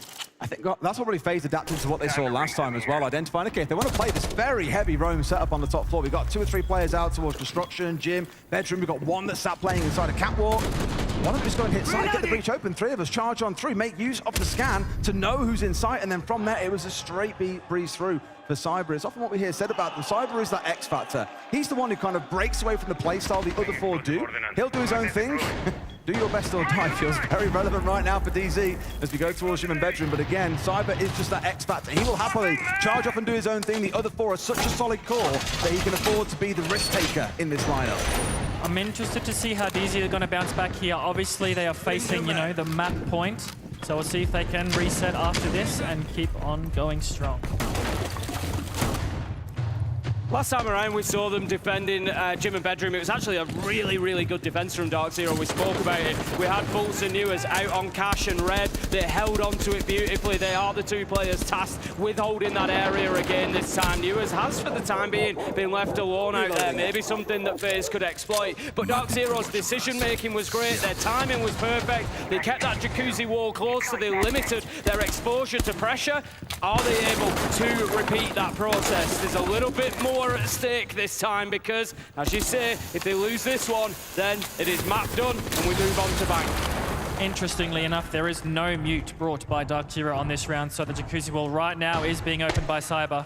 The pressure will definitely be felt by the players on site. Enough to leave some asking questions and being aware, like you say, that phantom pressure that can just appear from any window or any doorway or any wall that has been opened up. It's not always that there is a player there, but the fact that there could be one does occupy a little bit of brain space and a little bit of your attention. ADS being so patient, just waiting here for his team to get things moving elsewhere. And then we're going to see FaZe pull off one of those classic hits at the same time where he hopes to hit them in the back, but they've got no idea what's coming. Yeah, there's no real pressure from FaZe on the Cash side at the minute. Apart from KDS holding that construction wall, they've decided this is all going to be Jacuzzi, man. The wall gets open. They are just putting a lot of pressure on the Jacuzzi side. I will say Cyber has gone in. It's gone for a march, yeah. Top of main here. Kino just off towards his side, sees his man, but can't quite find him. Good 2-way swing here, right idea. That's nice and aggressive from Kino. Gets rid of Cyber, that X-Factor the door's on about on the other side, but can they now bring down this very composed core of FaZe? Yeah, unusually for FaZe, they're actually stalling out a little bit here. They were really trying to push that Jacuzzi wall, but they've come up against an immovable object in Dark Zero, who've given them absolutely nothing. So they've rotated Baking around, but it comes back to bite them. I said that they hadn't applied any pressure, nor taken any ground in Cash, and that is exactly where they are hurt from. Fultz getting a job done. Dark Zero go flawless, and Salt Lake City just woke up. Honestly, really, really well played there by Dark Zero, using the Azamis to, you know, block off single con, make sure they're, you know, knowing where the attackers are coming from. They're not rotating too much. You see, they kept the Goyo on that server side, so if anyone comes on those windows, they can kill them. Honestly, really, really well played there, with especially the smoke coming out on the Jacuzzi. Cyber ran in, and then he was left all alone. So Dark Zero, honestly, in a really pressured spot, managed to pull it out. Well, we are one round away, Tim, from what could be an absolute battle in overtime if we get there. Salt Lake City, you may have heard the line a good few times historically. If we get there, we want you to say it with us. Tim, do remind us, what is that line that we say when we get there? It's something about overtime, Des. Is it about, like, it's something about us going there, right? I think it might be. So you guys can all stream it with us when we get to that point. Dark Zero, it will be 2 rounds on the bounce to see things back over the line. We go down to the basement. Didn't manage to get anything done there back in the 9th round. Only managed to secure a single kill So hopefully here, things come out a little bit better. And I think the worry for me, Tim, they're roaming up around the map again. This is where FaZe spotted that gap last time and exploded in towards the site. Well, this is it. Dark Zero, Mag, they've really got to make sure that they don't give that opportunity to FaZe this time. They can't allow that space. If they still want to play the roam, how do they go about avoiding that? Honestly, I think just counting numbers on different areas of the map. So this time they're playing in kitchen with the hatch open with the Azami. So they can, you know, make sure that site is covered in that area. They just need to be careful of the gaps because Cyber is actually, he's gone off the Snake and now playing IQ. And the IQ there is more sign of respect as well. Didn't see it with the Valkyrie early, but I think here, knowing there's so many traps around the map, a lot to impede them, figuring out where the Soulless is and what time they're trying to waste. So we'll be able to give a lot of information, even though he's not playing on one of those bread and butter operators like the Snake or like the Deimos, but they've got a sniff on towards Nuas, Tim, and he's been their kill leader all game long. Could go down for free. You know that Cyber is going to go to take this fight. Nuas had just got himself out of trouble in time, though. He can play in behind that Kiba barricade. This next 20 seconds of this battle is critical, and FaZe have dealt with it beautifully, forcing him away, but Fultz, he backs his man up. He manages to take Handy down, opening kill Dark Zero, and we could well be on the way to those extra rounds. It's 5 versus 4. I don't think the Azami knows just how close he was to dying there. Obviously a great team play by FaZe as Souls now gets the kill onto Fultz and it's now on a 4v4. Yeah, that's him on the Havana as well. Now took him back outside the map as well. This is the risk that you've got here. You've had the entry and then still stayed out around the map for the most part and may well pay the price here if not too careful. J90 still up here with Kino, the two of them playing together. And I think they want to try and find a way back down towards site here that is safe to go for. You've got to be careful because KDS is lurking around watching those storage stairs. So down through oil might be the safe plan. I think even realizing themselves that with the garage door shot out, it's not safe to go there either. Bino still roaming on the top floor. Very interesting play. Obviously, you know, having that top floor control while the enemies are below you is really strong. This back armory drone is quite a default drone as Kanjan J90 spotted. I don't think he'd got it. At least have a sniff on where they are though, right? This is the important part. You said about counting where players are throughout the round. Coming towards this last 60s, 4 versus 4.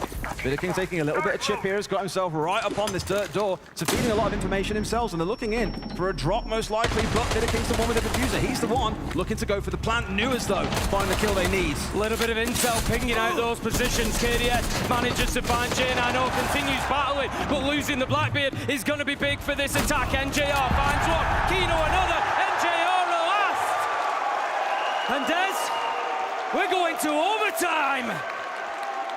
Well, well, well. It looked when it was 6-4 after 2 round wins in a row that FaZe may have the answer to Dark Zero, but they battled their way back in. DZ remain on the defense, so things carry on as they are, but all 4 sites are available to them. Let's see if they can get the edge here and jump up to 7-6, Mag. I'm very interested to see where DZ goes. It still looks like they're talking about it. Gym bedroom will be the site. I wonder if they'll run the mute this time because the thermite breaches were a problem and they are going to be running the mute. From a team position here, what's your thought? Do you prefer to continue on the same side into overtime, or do you kind of want that switch, you know, go from defense, get onto the attack and just freshen it up a bit, or? If I'm the one doing, if we're the team doing the comeback, I for sure want to stay on that side, but it is hard, you know, on the other end, staying on the same side that you should have won on and then lost. So if you know other team coming up into overtime, staying on that, you know, same side is obviously really good, but you know, Clubhouse in general is a very defender-sided map. Discovered the location of a bomb. Oh, we've had that perfect 3-3 split, but the site we're going to here in round 13 is Gym Bedroom, as you say, and we've seen 2 defensive round wins from Dark Zero, a flawless in one of them as well, and in the other, FaZe only found a single kill. So Tim, I'm not at all surprised to see DZ returning to where they've had such success so far. Let's see if they can continue it last time around.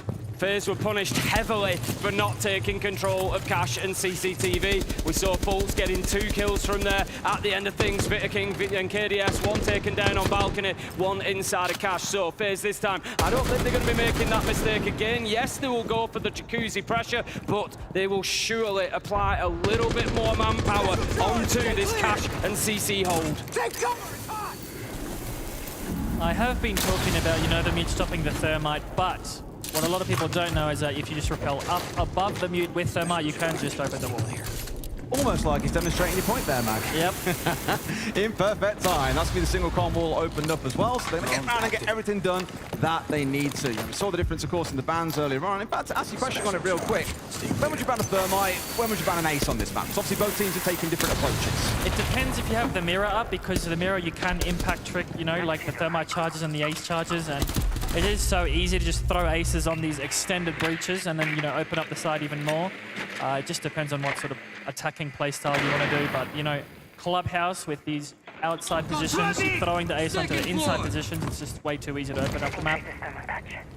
Again, FaZe not looking at that cash and CCTV side at the minute. They are all stacked up around this Jacuzzi side. It is very, very one-sided. They were punished heavily last time. Cyber manages to find Kino. Can FaZe find a way? They're not using the balcony this time, which at least gives them a little bit more. Cyber walks in and does what Cyber does best. Finds another kill. Newers onto Handy. 4 versus 3. Still an age left on the clock. Dark Zero really under it now as Cyber picks up Newers.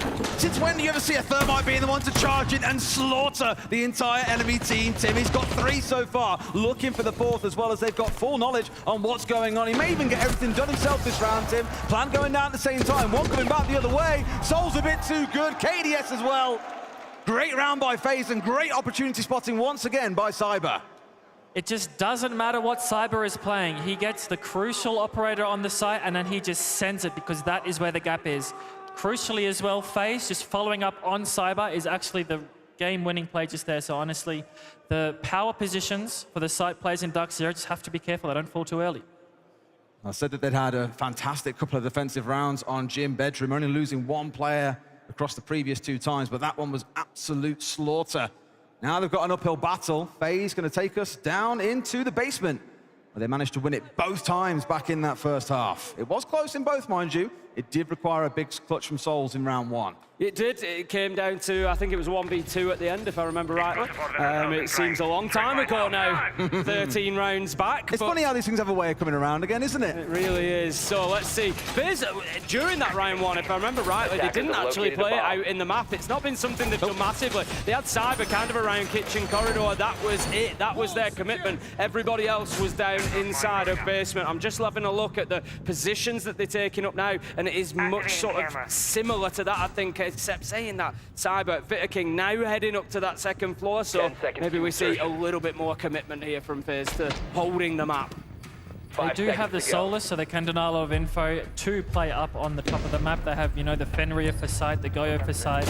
I think this should be a full bash strat, as Cyber going for a risky spawn peek on match point, but I don't think we'll be able to catch a Dark Zero player. Be taking lessons from a Shom. Crucial round. Let's peek on a window and hope for the best. It was a very, very slight angle that he found, granted, but isn't going to be rewarded for it. However, I'm very confident he will look to waste as much time as possible out here on the roam. Even better yet, find himself a couple of kills. 13 and 10 in the game, matched only by Newers on the other side at 16 and 9. Certainly been the 2 standout players, Tim. Oh, absolutely. The problem with FaZe is you can just pick 3 of them anybody. over 10 kills. You can just pick anybody. It's like, you know, in any given game, you can pick any of them and they'll be a standout player. And I think that's, you know, they're always the problem with going up against them. But let's see how Dark Zero are shaping up on this attack. They have got Newers just kind of wandering his way in underneath, but King is waiting ready. If Newers peeks his face out here, it could be a really bad start to the round. King can't quite react quickly enough. But even if they get the kill, then it's a massive start for them. There'd be 5 versus 4 with over more than 2 minutes still to play. The worry, of course, is going to be what Cyber can do again. A chance just passing them by. This could have been a couple of kills they've had in the round, but instead, FaZe can hold on. Newers, though, finally making his appearance. Here he is. Reaper comes out and gets one for himself. Cyber removed. 5v4 with more than half the round to play, Mag. Huge pick there by, you know, Dark Zero. They still have the sledge alive. They didn't die to Valkyrie. And you were 17 and 9. They're just using the Deimos to, you know, put these defenders back onto the side, as a C4 also doesn't get anyone. Really, really looking good here for Dark Zero on their final attack round. Really going to go all the way to 15 rounds here, Tinker, between these two? certainly looks like it could do. We're going to have the verticals now being opened up, and used. New is looking for the long angle, doesn't manage to find any damage, but Dark Zero are doing some serious work on site. The problem that they've got, I was going to say the problem they've got is it's a little bit one-sided, but it's not, because J9O's rotated around. He's going to be in blue, and this is going to create some serious jeopardy for FaZe now. They know they need to watch multiple angles, Mag. Oh, the vertical here. This is the classic siege timing moment. If he looks down, it's a freebie, but no, he misses the shots and lets the Valkyrie away. Third time this round. Dark Zero been a matter of pixels away from a kill. Will that come back to bite them in these dying 40 seconds? It is a 4v5, so the defenders need to get a pick somewhere. There are just way too many avenues for the attackers here on the last round as Kano drops down. Just going to be pushing in with the shield, takes the ground. J9O onto KDS. Here comes the final 20-second bloodbath down in Church and Arsenal, and it's Dark Zero firmly on top. 3 versus 1 as Bitter King manages to fight back, but surely short-lived as he's flashed out by Kino. We are going all the way to 15, Des. Eddie and Chambers saying he wanted to hear that round on Mat 1, Tim, and it has delivered. Can't drive a wedge between these two teams. It has been dangerously close. And Dark Zero go on to the defense. Both teams finding success on their attacks in OT. It's been very much split throughout this map. As we've said, it's been that 3-3 half. So right now, it is an attacker-leaning club that we're seeing. You would slightly lean towards FaZe, but DC have the full choice of sites. They're going to take us downstairs into the basement. It looks like this time Dark Zero going for a site hold. They might put some U-Gemmers upstairs to waste time, especially if Cyber's going to play the Deimos or the Snake. And honestly, in a 7-7 on Clubhouse, Church and Arsenal is probably the most favored site you can go. Heartbreak this. So close. First opportunity missed, of course, through a matter of pixels. Stepping away at the wrong time. It's just, Bolts can do it all, Tim. Just beautiful. You can't do that. Such a beautiful hot drop, wasn't it? Just sprinting across, down he goes, finds the kill, knew exactly where the man was. There was some serious intel from Dark Zero there. They were so prepped going down into that basement. That's why we saw FaZe just kind of tumbling one after another. But just as a reminder to everybody, this is Dark Zero's map pick. The next one will be FaZe's. Mac, how much does that impact you as a team if you come in and lose your map pick? We often talk about it and it's kind of, oh, they've lost their map, but really, are you kind of really just prepared to play all of them, or? We are definitely ready to prepare all of them. Obviously, you know, teams like Twisted Minds on, say, Clubhouse, you sort of don't want to be losing your first map going into that, but as a pro team, you know, you should be confident on the maps that they're going to pick as well. Still doesn't make it any easier. The good news, I guess, for DC going on to Bank, regardless of the outcome here, Tim, is that it is their favorite map. FaZe is so confident on playing nearly every map in the pool. They say, you know what, we'll play you anywhere. We'll go to Bank. We feel comfortable there. We don't care that it's your most preferred map. For now, though, let's see how these next 2 minutes and 20 seconds play out, because that will determine who is just one map away from a match against Shopify in the grand final. The entry, though, is going to Souls. NJR falling down on that Goyo. Ready to be deployed. Very, very tough loss there. NJR going down early on a basement defense is going to hurt Dark Zero a lot. They're going to have to get aggressive. They're going to have to pick up the bird. They need to get a pick back, or it's not going to go well in the last 30 seconds of the round. Oh, you can just see the Reaper. Absolutely beautiful stuff there as well. Teamwork, that shield doing the work. Bitter King opening up the wall, giving the opportunity. 5 versus 4. And it is now Dark Zero completely turtled up inside a site. They are going to have no opportunity to get back upstairs. They're going to have no opportunity other than, as you say, Mike, to fight those verticals. They need to try and take at least one kill before FaZe come to the point of dropping hatches and aggressing into site. The problem they've got with a man over now, FaZe can push multiple sides. They can work from Moto. They can work from bottom stairs. They've got KDS over on blue. This is a big problem for the North Americans. Still trying to dance around the C4 underneath at the same time. I think Colt's having been moved away slightly here. Can't afford to sit deep Arsenal anymore, else his life is forfeit. So very much saying, you want to open this hatch, you can open it up. We're confident we can still hold on with a lot of the utility in back pocket. Interestingly enough, though, FaZe, they might have thought that Dark Zero were roaming a lot more, because we only see 2 hard breach gadgets on the attacker side of FaZe. The C4 goes out and he gets faults. big to get Souls as well. Done all the work already, admittedly getting that floor opened up, but got the entry earlier on.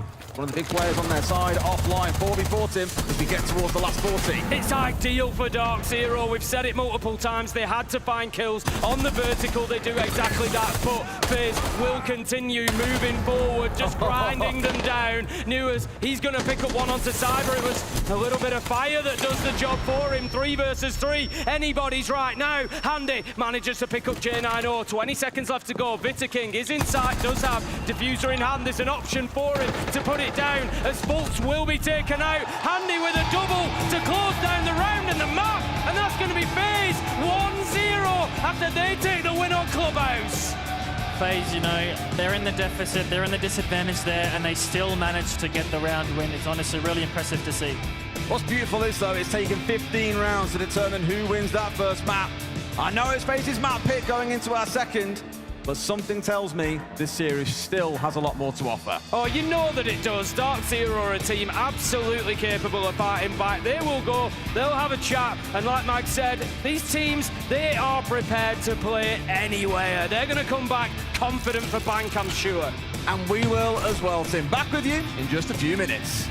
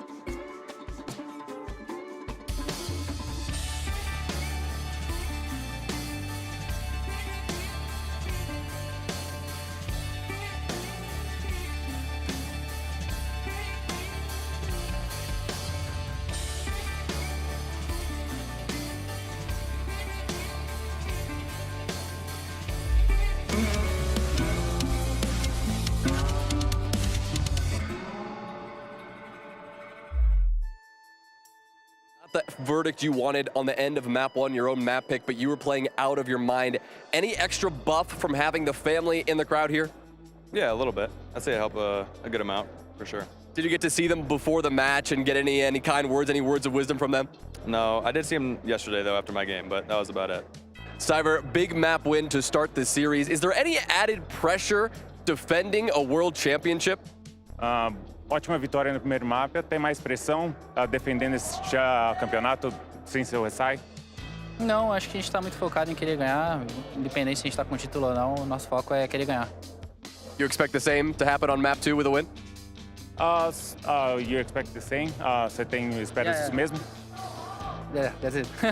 Thanks, Cyber. Thank you so much. Just a quick translation there, and this isn't from me. I wish I spoke Brazilian Portuguese, but the translator popped over and told us that Cyber said, nope, we don't feel any added pressure here at all. We know that we're the best, and we're going to beat them. And that's what you'd expect him to say. These guys are the top of the top.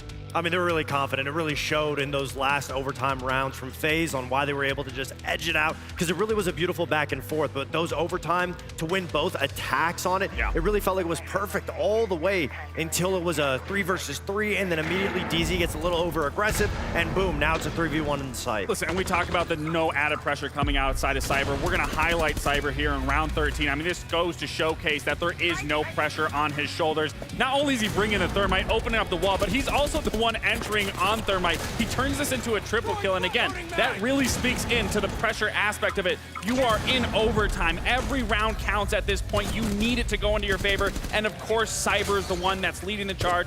Ian, it was the one that we were talking about early on to this. This is the player that you're going to have to watch, and in this series alone, 13 and 12, 4 on the entry, 60 in cost. I mean, again, he is making a statement game yet again. And since FaZe's first invitational win, they have been trying to put Cyber in different positions. Sometimes he's on the entry, sometimes he's on the flex, sometimes he's on the support. And against a team like Dark Zero that's very good at picking off, isolating that roamer player, I mean, we're seeing him on supportive roles, because once you use that utility, you set up the site, you can go out and frag. You can go out and frag, and that's exactly what they did, because even in those situations, DZ was set up for it, but at the end of the day, it's Cyber, and he was just shooting correctly, and at the end of the day, this game was a little bit about inches. Absolutely. Every inch matters. I know you know about that. And that was the biggest outcome why FaZe was able to How do I know about that? What are you trying to say? What do you mean? Let's move on. Listen, we've spoken a lot to the American fans in the building here, but it's time to speak to a FaZe fan. Jonah is standing by with a fan of the best in the world. Back in the crowd here with yet another fan, but this time a FaZe fan. I tried to find the drippiest FaZe fan I could, and I think we've done it. Arib, great to meet you. You got the FaZe gear going on, and your team has now taken map 1. I gotta ask, how does it feel being in a sea of Dark Zero fans, being one of the few FaZe fans out here? Well, you just have to make sure you're louder than those around you. How long have you been a FaZe fan? All your life? Since I've been following the pro scene since 2023 Atlanta, so before the Brazil Grand Final, so technically not a bandwagon. It sounds like you're from somewhere around here. Are you from the US? Yes, I was came out from Michigan. Any feeling of betrayal? I mean, you got the Dark Zero NA team up there, and you got the Brazil team across. Well, I'd say my favorite NA team is Wildcard, so not really betrayal, not at least not in my eyes. Amazing. Do you expect the same thing from the World Champs, a swift map 2 victory? I'd say it is expected. On Bank, yeah, definitely. And if they do win the whole event, fingers crossed, I'd say maybe objectively speaking, the greatest team of all time. Maybe surpassing the Penta G2 era, at least to me. All right, bold claims here with Arib. Back to you guys. I heard some woes in the crowd there, but it is always great to see FaZe fans in the building. But will it be FaZe up in map 2? They're going to Bank. You know what? Let's be honest, Dark Zero backs against the wall here, Lax.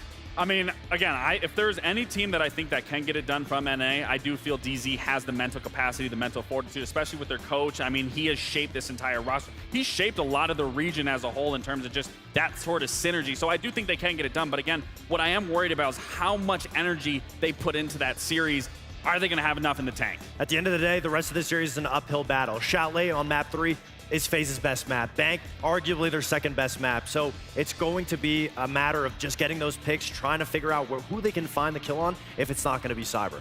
All right, well, FaZe fans are hoping to get this done in 2. Those here in the building are looking to go to map 3. Let's see if they can make it happen. We've got Dez, Ace, and Mag reloaded for map 2. Thank you very much, Mr. Chambers, indeed. First map was ridiculously close, taking all 15 rounds. Bank, I get the feeling, Tim, might be a little bit more decisive, but I'll go out on a limb here. And I'm not saying this because we're in the arena. I think Dark Zero can take this in regulation. Well, Bank isn't a bad map for Dark Zero. Exactly. Like, it's their first preference map. They're 3-1 on it recently. They are no slouches here. I think, you know, when we look from map 1 to map 2, from Clubhouse to Bank, Mag, what is it that Dark Zero maybe are going to need to do differently? What have you seen in that first map that you think maybe a little more of this or a little less of that is going to be the difference maker? I think Dark Zero really just need to, you know, peek them at the entries and make sure that FaZe just can't set up for their executes. And if they don't manage to do that, then they need to fall back and play the win conditions on site. Easy peasy. If only it were that easy against FaZe. We've seen them stop him getting in the building, Dez. But it does feel like it's sometimes like we've seen teams, you know, trying to break down a brick wall. It feels when coming up against a Turtle team and they can't quite crack them open. They play against them when they're on the roam and they can't beat them on the roam. And your options start to feel very limited. And it gets towards you, Mag. When everything, it feels like you've tried everything to overcome what you're coming up against and you still can't quite find the answer. What do you then do as a team? Honestly, that is the toughest question. It was a bit like that against the Twisted Minds, but you just always have to take the round by round. You know, there is no such thing as momentum. You reset after every round. You just take, one round at a time and just, try to find the win condition in the round. Well, let's see if they can. We're going to start things out down in the basement, Tim. And it's Dark Zero on the defense. Bank, one of our maps that does lean towards being attacker-sided, so I can't imagine FaZe are too bothered, regardless of which side they start on. Immediately, NJR is standing out to me here. It's a basement defense. We've got him upstairs in Janitor, starting off on the Valkyrie. You know that I think he's trying to play into exactly what you've said there, Mike, and that is take the fight to FaZe. Don't give them anything for free. They get nothing without giving something for it, and NJR's job is going to be slow them down as much as possible. So that's something to watch in the early round. Interestingly enough as well, Fault is sitting probably on a mute jammer at E3. They'll probably just, see the Valkyrie getting Deimos scanned right now and just assume he is the only one up here. So really interested to see just how much, Faults can do in this round if he is not droned out. If he's not being the big part of that one for sure. Hope they get a stiff onto him at some point, but does have the support from below at the same time. On 3 players, of course.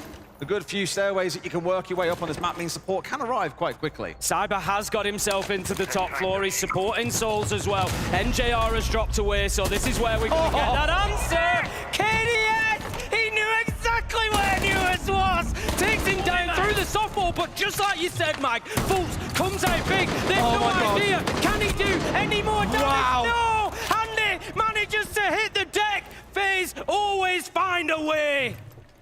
3 shotgun blasts, and Handy still comes away with the kill. That is ridiculous. It would have been magic if Fultz got away with it, but Handy was never letting that one slide.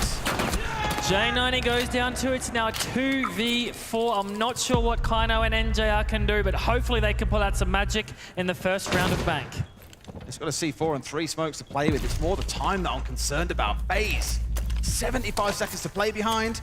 Track coming out here onto NGR, who's sat ready and waiting with that C4. Sees, of course, the Deimos in response, who now is all happy. Souls cancelling away that channel. They've just got to play this slow, and FaZe aren't the kind of team that will bottle a man advantage like this, Tim. No, FaZe have got all the time in the world here. They can now set themselves up. They can open those hatches. They can pressure. They can look for the gap. And this might be the gap, however, for Dark Zero, as Kaino is just proning behind the table. Will KDS check this properly? Oh, I don't think so. Oh, they'll see his leg, and now they know. That's such a shame. All 3 smokes going to go down with him here, but it was a nice attempt. He had to try something, but it's sadly not going to work out. NGR with it all to do. This diffuser is going down, though, and FaZe surely going to close this one out. Yeah, I don't see any way that NJR fast back into this. Manages to get one onto KDS, make it 2. Top-rated player at the event coming into today. And he gets himself a big double 1v4, becomes a 1v2, but a big problem with that Lion Mag. He's just 1 HP, so it could be a 1v1. If he gets a C4, but he doesn't, as he decides to go up the stairs. It is impossible to win on the retake if you cannot take upstairs control. I think, though, FaZe will play it smart. They'll play nice and deep, and they won't give any picks here to NJR. Not enough time available for him here either, unfortunately. Handy just playing that round brilliantly, surviving the duel with the shotgun, and then comes out at the end and gets the job done. FaZe with round 1. Honestly, I think, DZ bringing a great defense, some sneaky plays with the mute, and unfortunately, just not hitting the shots where they needed to be. The smoke in server, the shotgun, the 3 shotgun shots that didn't hit. They're playing some good siege, they're playing some good strategy, they've come in with a game plan, they just need to hit the shots. It's kind of like against FaZe, you can have all the right ideas, but if you don't execute at 100% perfection, you're still gonna get punished. DZ will probably feel okay with that round because, it was on them that they did lose the round. Their strategy is working. They just need to reset and keep pushing on from here. This is what Call Out again said before we came onto the show. We caught him backstage in the chat, and he said again, you have to play perfect against FaZe. Their strats, are watertight. You've got to match them at that level and have brilliant strats too. You can't surprise them, you can't spring things up on them, and then you've got to be better in the gunfights as well against 5 of the best gunners in the world. You can understand why they're back-to-back world champions, Tim. A lot of that damage, Mag, in the first round was done out on that roam game, not quite paying off for Dark Zero. Do you think the switch up to the top floor site is going to help them a bit here? Because it kind of removes that need to roam and control the whole map. It'll definitely help out Dark Zero here. They just need to make sure they don't get picked on the rappels. It seems they have a good game plan here. The Solus below to deny the plant, the Bandit to stop the hard breach, and unfortunately, Newers goes down first. It feels like a bit of a timing thing. Obviously seen on the drone, Newers was, but Sol's in the right place at the right time, punishes him. This is what we saw a little bit back on Club, was they're happy to play patient in the first 90 seconds or so of the round and punish players on Dark Zero that are being too mobile. There's know exactly where the Solus is, and it's going to be a matter of time. They're just going to go in and spray him down. They've got him completely trapped. There we go. Easiest kill that Cyber's going to get all day, and it feels a little bit right now as if Dark Zero has got the same idea as you, Mag, that we need to take the fight to FaZe, but that's playing perfectly into FaZe's hands. They're ready for it. It's what they want.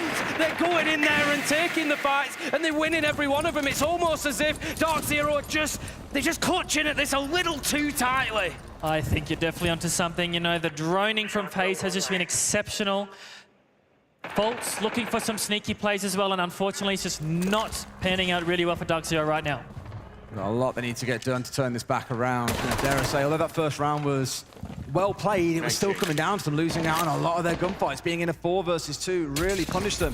So like I've often said throughout the tournament, Tim, I always use G2 as my example, the poor buggers. Sometimes you've got a brilliant idea that when it works out, you look like geniuses. When it falls apart, you can look like morons. And sadly, for Dark Zero, I wouldn't quite go as far as saying morons, but FaZe are certainly showing that there are holes in their plans. Vidaking gonna fall as NGR gets 1, but yet again, it's a 4 versus 2. Make it a 4v3, as KDS is down now too. NGR, 1 more back. Are we seeing FaZe lose out on a dominant round here, Tim? How about this for a fight back from Dark Zero? Kino, NJR getting work done. The problem is they're taking chip damage along the way. Look at the side of FaZe. You've got Handy, you've got Souls, both on full health, and it's just so terrifying to play against this team of Brazilians. You pick any random 2. Who have we got to go up against? Oh, it's just Handy and Souls. What's the problem? I was going to say, this was the big fight that was going to happen on Square because Souls was sat on the window. He was giving cover, waiting for Handy to be able to get in a spot to get the diffuser down. If Handy didn't win out there in Square, we're having a very different conversation. Here he is, Souls, the snake on his belly, recovering. The diffuser will now be in a position to get that down. Kino has to win this gunfight, but Handy has been on fire so far. A bit of chip, and Kino falls even lower. Final 30 seconds, and Souls not yet still looking to get that diffuser down. He's waiting for the shot sim, and sure enough, Handy completes it all, winning out in that 2v2. I'm wondering now, will Call Out decide to take his timeout? They are 0-2 down, and just their plays are not working. It was honestly really good to see they managed to bring it back to a 2v2, but unfortunately, they didn't We're just going to start start going going into base, kind of like Bulk already said. So let's go open right here on the mid site. After that, let's go back to the basement. Whatever base we want to call, I still want to make sure we at least waste time on the roam, though. Don't just give the site for free, full map. Then we're forced to go back to CO side, Bulk. We need to do, like, just stack the utility. We got to shut down the low propellant. They're going to keep doing this entire game. It's the reason why they banned the Azami in the mirror. So, like, whatever you want to stack for that, we can stack for it. So let's go fucking open. And then let's go down to the basement. Like I said, we can layer. We need to waste time off that. and then we go back to CEO. If you want to cheese again on the 3rd round, we can. Let's cut out for these next 2 at least for open and fucking basically cut it out. And then on round 3 again, we go back for it. Just mix it up a bit. Don't try to go for the same one. Yeah, I heard. And in general too, it's kind of like you were saying, don't feel like we gotta do something crazy to beat these guys. Yeah, no, we don't, bro. Play together, get aggressive together, contest these guys, let's hammer. That's right. Yeah, open 41. It's the 41 scheme, whatever. I love the timeout there by Callout. They're going to stop the cheese for a couple of rounds, play their defaults, play the fallback strats, and then they're going to sprinkle it in again later. I really love how they're going to change up their defenses because at the moment, obviously, it's not working, but DZ are definitely still in this game, and I really would love to see them get another few rounds off the back of the timeout. What I love about it is what he said at the end is, we don't have to do anything crazy to beat these guys, just play aggressive, and more importantly, play together. It's a classic thing. We heard it during your attack timeouts yesterday. Whatever you do, do it together. Use your 3-2-1s. As much as there's a lot of things in the meta right now that enable individual brilliance to shine, it's still a team game at its core. FaZe, comfortable with the 2-0? Maybe now. DZ can fight their way back in, Tim. It's got to be now, hasn't it? You know, they're coming into this one. I think if you go 3-0, 4-0, to come back against a team like FaZe, you are asking for serious trouble. And right now, I don't know, I just don't think it's looking great for the North American side. I think it's going to be a real struggle for them to get back into this one. It has to start here. It has to start now. They're going to be defending for the next 4 rounds. And on Bank, you just feel like when FaZe get there, they're going to run rampant on the roam, and they're going to cause so many problems. So Dark Zero, they need a strong defensive half. Really good site information there from FaZe. They know the whole site is clear. Will they hit it? We'll see in a second. And very interesting operator lineup, especially from FaZe. They've got the Blitz, they've got the Nook. Very annoying operators to deal with. So we'll see how DZ are able to play up against it. Feels like Nook and Bank go together like bread and butter, just inseparable as a pair at times. And with recent changes with the DMR inside, it can be even more lethal. Handy, the one rolling it out in this round. As you said, there are 4 players off site, so there is an option to go and hit direct site, but the problem with this site in particular, there is so much soft flooring above it that the defenders can make use of. NGR, as you see him with a great angle on the Warden, all the way through to that copy window, but Handy has just strolled on through, and he's going to get that diffuser down. Dark Zero arguably playing a bit too spread out right now, and may well pay the price for it, but that's a massive couple of kills. Handy has still got sight. I don't think they know that it's here, Tim. He could punish them. Yeah, that's really big for Dark Zero. Exactly the start they needed. After that timeout, to just settle the nerves a little bit, Souls manages to get one back with that nade kill, taking down NJR. How big a loss could the Warden be here, Mag? Honestly, the Blitz is down as well, so it's not that bad. The player to look at here is Handy. He is on site, and I still don't think they know he is here. They haven't got a clue. Will get one for himself, was looking for a second, but they were both on beepers at the same time. They managed to get rid of Souls. In fact, Handy is all by himself as Fultz has had a massive round. 3 to his name, and now Handy has to leave sight. Try and look for a couple of kills here. Isolate out 1v1s. Fultz ain't letting that happen, Tim. It's a 4K for him in the round. Yeah, great round from Dark Zero. Coming into that, I said that was the one that they really needed. Give themselves a little bit of a foundation here on Bank to start fighting back from against FaZe. I still think on the defense, they're going to need a 3-3 at least. It's going to be tough for them, but that gives them something to work with. Bank obviously also being a attacker-sided map recently. DZ need all the rounds they can get. A great C4 by Fultz, you know. FaZe were winning strategically, but a great C4 by Fultz to get them back the round as a Habana Valkyrie ban is out. Why? So, I mean, obviously, Habana line you look towards here in staircase to try and keep hatches closed up. We had a couple that weren't opened the last time round. The FaZe attacked on the downstairs. Normally see, obviously, Ace Habana come along, so it's also beneficial for the top floor. Just the one here, though, makes you think, well, FaZe will just change it up, bring a few hard breach gadgets, bring the Ace. It's not really a big problem, so why do you think here Dark Zero lean towards that Habana ban? I think the Habana over the Ace is also a lot easier to open up the outside walls. She can open a lot more walls if you are attacking the top side. And also, unlike Ace, Habana is very strong on the basement side attacking. And DZ need all the rounds they can get, so banning the Habana also really helps them able to win this basement side. Okay then, we're going to have this defensive setup, making sure all the hatches are done, T's are crossed and I's are dotted. Just having a look to see whether there's going to be that top floor presence again that Dark Zero tried last time. I don't think they will be. Looking at the operator lineup, they're going to drop away from that. It's a shame because it really nearly worked from them, but You definitely don't get away with trying things twice. I love this setup on the hatches that we see now as well, with the Vulcan canister and the laser gate on there, just burning so much attacker utility. And the kites. Really want to make it hard for him, Mac. The time waste is going to be really important for Dark Zero. This strat has got so much of it. They got to get the Goyo, they have to get the Irene, they have to get the Kaid, even the Mav. They might be able to get a C4 kill or a shot up the hatch while he's maving the hatch. Honestly, a really, really well thought out strat from DZ, especially with the Habana ban. Well, Handy's not on the nut this time round, but it is more of the same. Try and be a little bit sneaky-beaky-like. Of course, the nut was more to get in towards sight last time around. Here, he's got to push his way up. He sees the feet, takes shots, but doesn't find his man. Now that they know he's here, though, it becomes a bit of a straight shootout. But he's in such a good position to win out in this fight. It's going to take some real effort. And I think here, J9O is aware that he's in trouble, so calls on a bit of support while he's running distraction. Bolt's looking in. There's 3 of them stacking up and trying to isolate onto one player here. He goes for the one, and J9O, sure enough, finds him. Great bit of team play from Dark Zero. Honestly, a huge pick there by Dark Zero. Just having the control garage for the attacking team is really, really strong. And Dark Zero, a great retake with 3 players to pick up that kill. It also makes me wonder how many of those Vulcan canisters are left. Obviously, the ones on hatches have been dealt with, but that's going to be one of the big tasks that you're looking for from your Twitch. Losing Twitch early in the round might just mean that there's a little bit of extra utility. They lose a hard breach gadget as well. FaZe have got their work cut out for them here. DZ playing their win conditions really well. They've gotten the first pick, they're falling back, and they're now going to rely on their C4s and the Tachankas and the Goyos. Still going to get this hatch opened up one way or another, and sure enough, trying to play through laser gate, through the electrics, through everything. The Maverick now gets to work on opening up that one. So they will get them in the end, but it is going to take an extra 30 seconds than maybe what they're used to. However, they've still got 60 seconds to play with. They've got the server control that they need. No garage backstab, as we noted earlier on.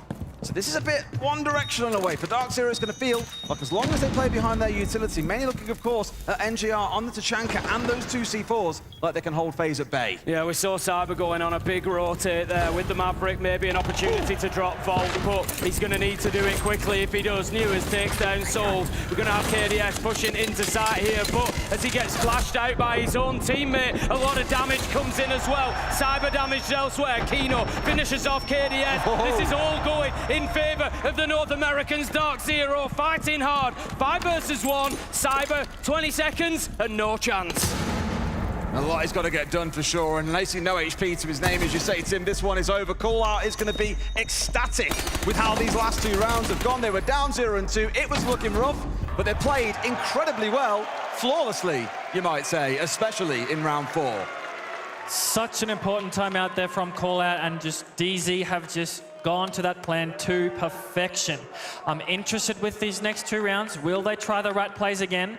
Call Out mentioned it before, we can try some cheese stuff, but honestly, you know, 0-2 to 2-2, very, very nice comeback here from DZ to bring it back. How are you feeling as a coach right now? You've had that tactical timeout. That's your big opportunity to impact the game. And then your team, the guys have gone out there and got the following 2 rounds, got level. You got to be right up there at this You must point. feel like a boss when that happens, right? Oh, it's all me, guys. It's all me.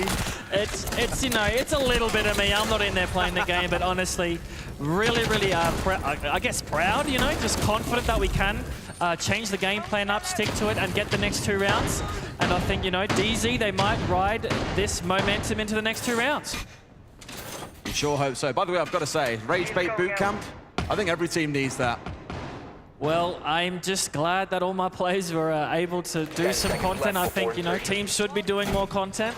And We love it. I'm really happy the boys weren't afraid to do it. It was just honestly really fun to do, and also just a great team bonding experience. Absolutely. If you haven't seen it, check out the Rainbow Six account on social media and you'll see that video. It was absolutely phenomenal.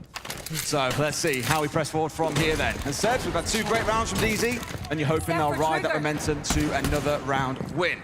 Looking to be busy, got the traps on side of that Thorn that has become probably, I won't say our most picked, but definitely one of our highest picked operators at the tournament, Tim. And will continue to be. You know, absolutely no doubt. I think it feels a little bit like we have maybe a few sort of less niche picks than we used to.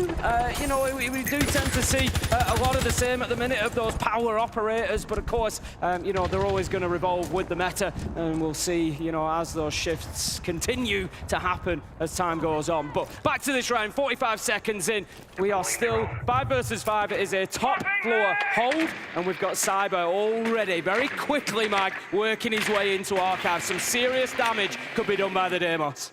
So Fultz is in the basement. He's trying to find, I assume, to be Cyber, who is now in Archives Tellers. So I'm going to be really interested to see if he'll be able to get Cyber when he starts tracking the defenders on the top floor. Shield being taken away by the Flores. A lot of that throughout this tournament, of course, with barbed wire being as dominant as it is. Flores, the thing has only risen in popularity along with it to help clear the way through. Souls with the right idea, looking in towards Janitor and off down the hallway. Only takes one tap on the head for it to all fall apart, but they've got themselves an opening now in towards Janitor and in towards CEO. So things are starting to get a little bit more exposed for Dark Zero, who have very much got themselves pushed over towards the west side of this top floor and saying, look, you want to open it, you want to play for a plant, you do that. We've got ways to deal with it. I'm interested to see just how they're going to do another plant if it's not kind of on the smoke, because the defenders have been pushed back as Fault starts to slowly creep up server stairs. FaZe, however, will start their execute, so Fault will need to get the timing. He does not get the timing, and Cyber knows he's here. This is the opportunity now for Cyber, and he doesn't need asking twice. Handy doubles down, finds NJR. This is all going FaZe's way. They've lost 2 rounds on their map, and they don't like it. They are answering back right now. 4 versus 1. It is all up to this man, J9. Nitro comes out, not going to find its target. He did take down Cyber, can start fighting back, but he's got another problem, Des. The diffuser's going down, almost certainly going to be stuck. 1 versus 3 in a post plant. And he gets the down. KDS at least falling to the floor. Much more to do though in the round, and such little time to do it with. He's got about 25 seconds to find these 2 kills and stick the disable. Both players scattering off at long range. They're using the superior sights. They find the kill. They need FaZe breaking that 2-round win streak from DZ. If I was DZ, I honestly wouldn't be too disappointed about that round. CEO, one of the hardest sites to defend. The Thermite opening that Janitor wall as well meant that they couldn't play in Janitor. So honestly, looking to go open area, I think DZ should be hopefully able to get a 3rd round on their defense. Try and build in towards it for sure. This, as you say, is going back towards one of the sites they felt comfortable on.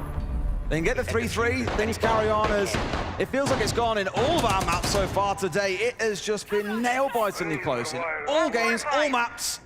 Couldn't really separate the teams back on club, and it's starting to build into the same here. But if FaZe can get an advantage, there is a lot of pressure that then starts to build on towards DZ. Just looking at the numbers for that top floor site here at Salt Lake, absolutely backing what you say there, Mag. 41% defender win rate. It is a tough one to hold on to. So like you said, Dark Zero, they just need to shake that one off. We move on, we go again. I said coming into, I think a 3-3 half actually suits them. I think, you know, that really gives them a foundation for the attack then. DZ, one of the best attacking teams at the event. 3-3 half, I think they'd be very happy with that. Again though, Souls on the Nook. I'm interested to see where he wants to entry this time. Sure, you think about the same thing again, right? Work your way up through garage, up main stairs, try and be a little bit of a backstab factor. See where that works towards in the end. And a curious one worth asking actually, Mag, as well. We had a conversation about this on broadcast the other day. The ramp for top floor, only really thinking about that one because of the noise, right? I guess here on the first floor, but typically we've seen some teams bring it along for top floor attacks. Why would you bring a ramp for a top floor attack? Reloading! I honestly have no idea. It might be, you know, to cover some sort of sound, but for a top floor attack, you'd bring a ramp. It felt like a heavy investment. I'm baffled. Well, here it's fine. Cyber isn't baffling us just yet, because on this site, it does make sense. They still want top floor control to then rip up those floorboards, of which you can often do from outside the map as well, tossing that drone from outside the building, let it rumble on through. You aren't having to expose yourself like you would on a sledge or a buck to get the same outcome. Yes, and defenders, especially on bank, will be playing in their Archives Tellers to throw C4s. There's a huge lobby presence here from FaZe sneaking up. Yeah, they're wanting to just power their way through here, but that means they've got to punish someone on their way through. For now, not bothering to open anything up. The Soul starts its march up these main stairs. Barbed wire also taken out. That may be a small indication over towards DZ. Then anyone's there enough to hear it though, and Kino hits the deck.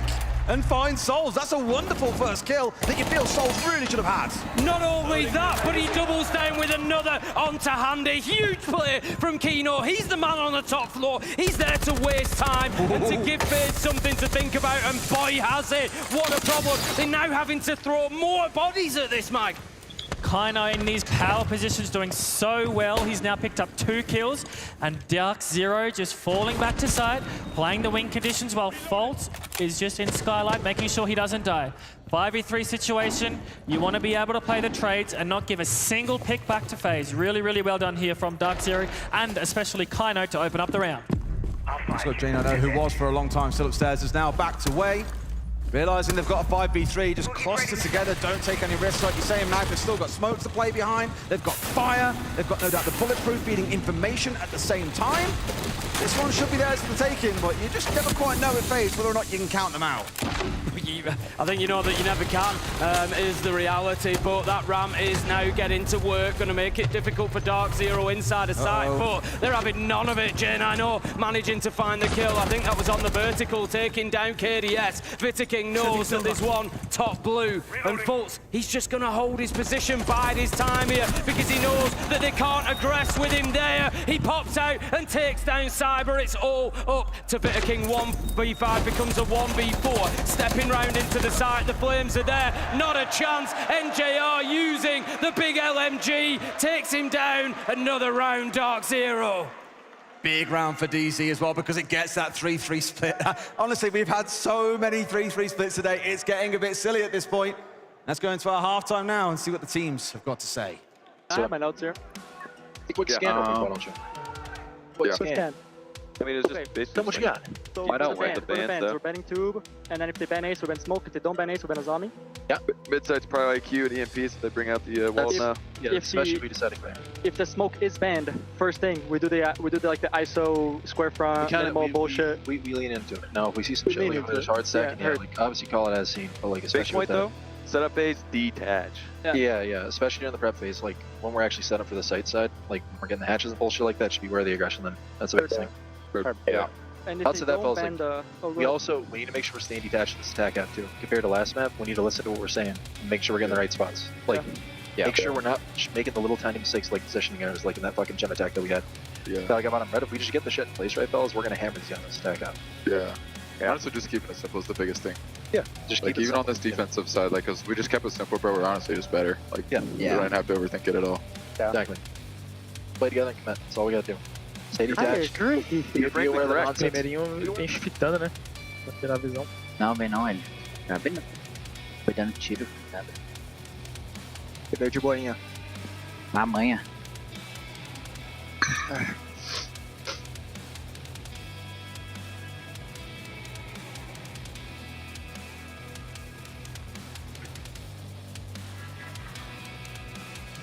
Secretária ela.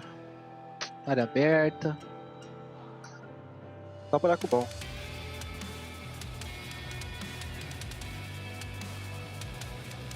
O Zalmai que tu falou do CEO é pra onde mesmo, que eu não lembro agora? É, secretária ali pro cara não quebrar a peça. Ah, é. O cara vai ter Kali, né? Chavani, Monte Azami, Monte Ibana. Bora aí, guys. Bora. É Monte. Montanha. É Monte.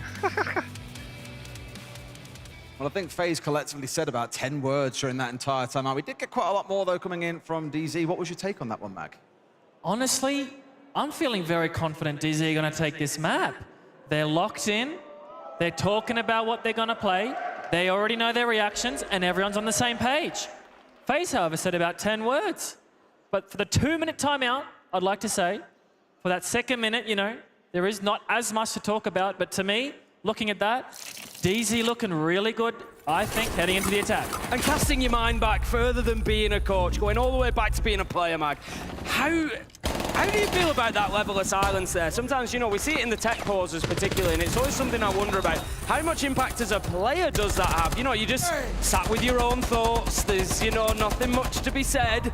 How does that impact you? I think it's just the foot off the gas pedal for FaZe. you know, that dead air, that silence, it's not good going into the second half, and I think we need to be talking about anything at that point because there's just silence. They're thinking about breakfast tomorrow. What happened before a grand final? I'm sure well, we had a few cheers here in Salt Lake when Mav said that DZ may well do the comeback here, and then you're just riling them up a bit further in the other direction then. That's my job, mate. I like a bit of chaos. What can I say? But Dark Zero, I did come in and say I think, okay, I think they can fight a way back through here because it is their most highly preferred map, and they're on their favorite side. They will have the tools required to get this one done. Let's see how FaZe do on the defense. So, as we said, they are the best defensive team at the competition. They will be no slouches and certainly won't be an easy march on 4. We spoke a lot about the mirror. They were running back on the previous map of Clubhouse. It's in the hands here of King on bank 2.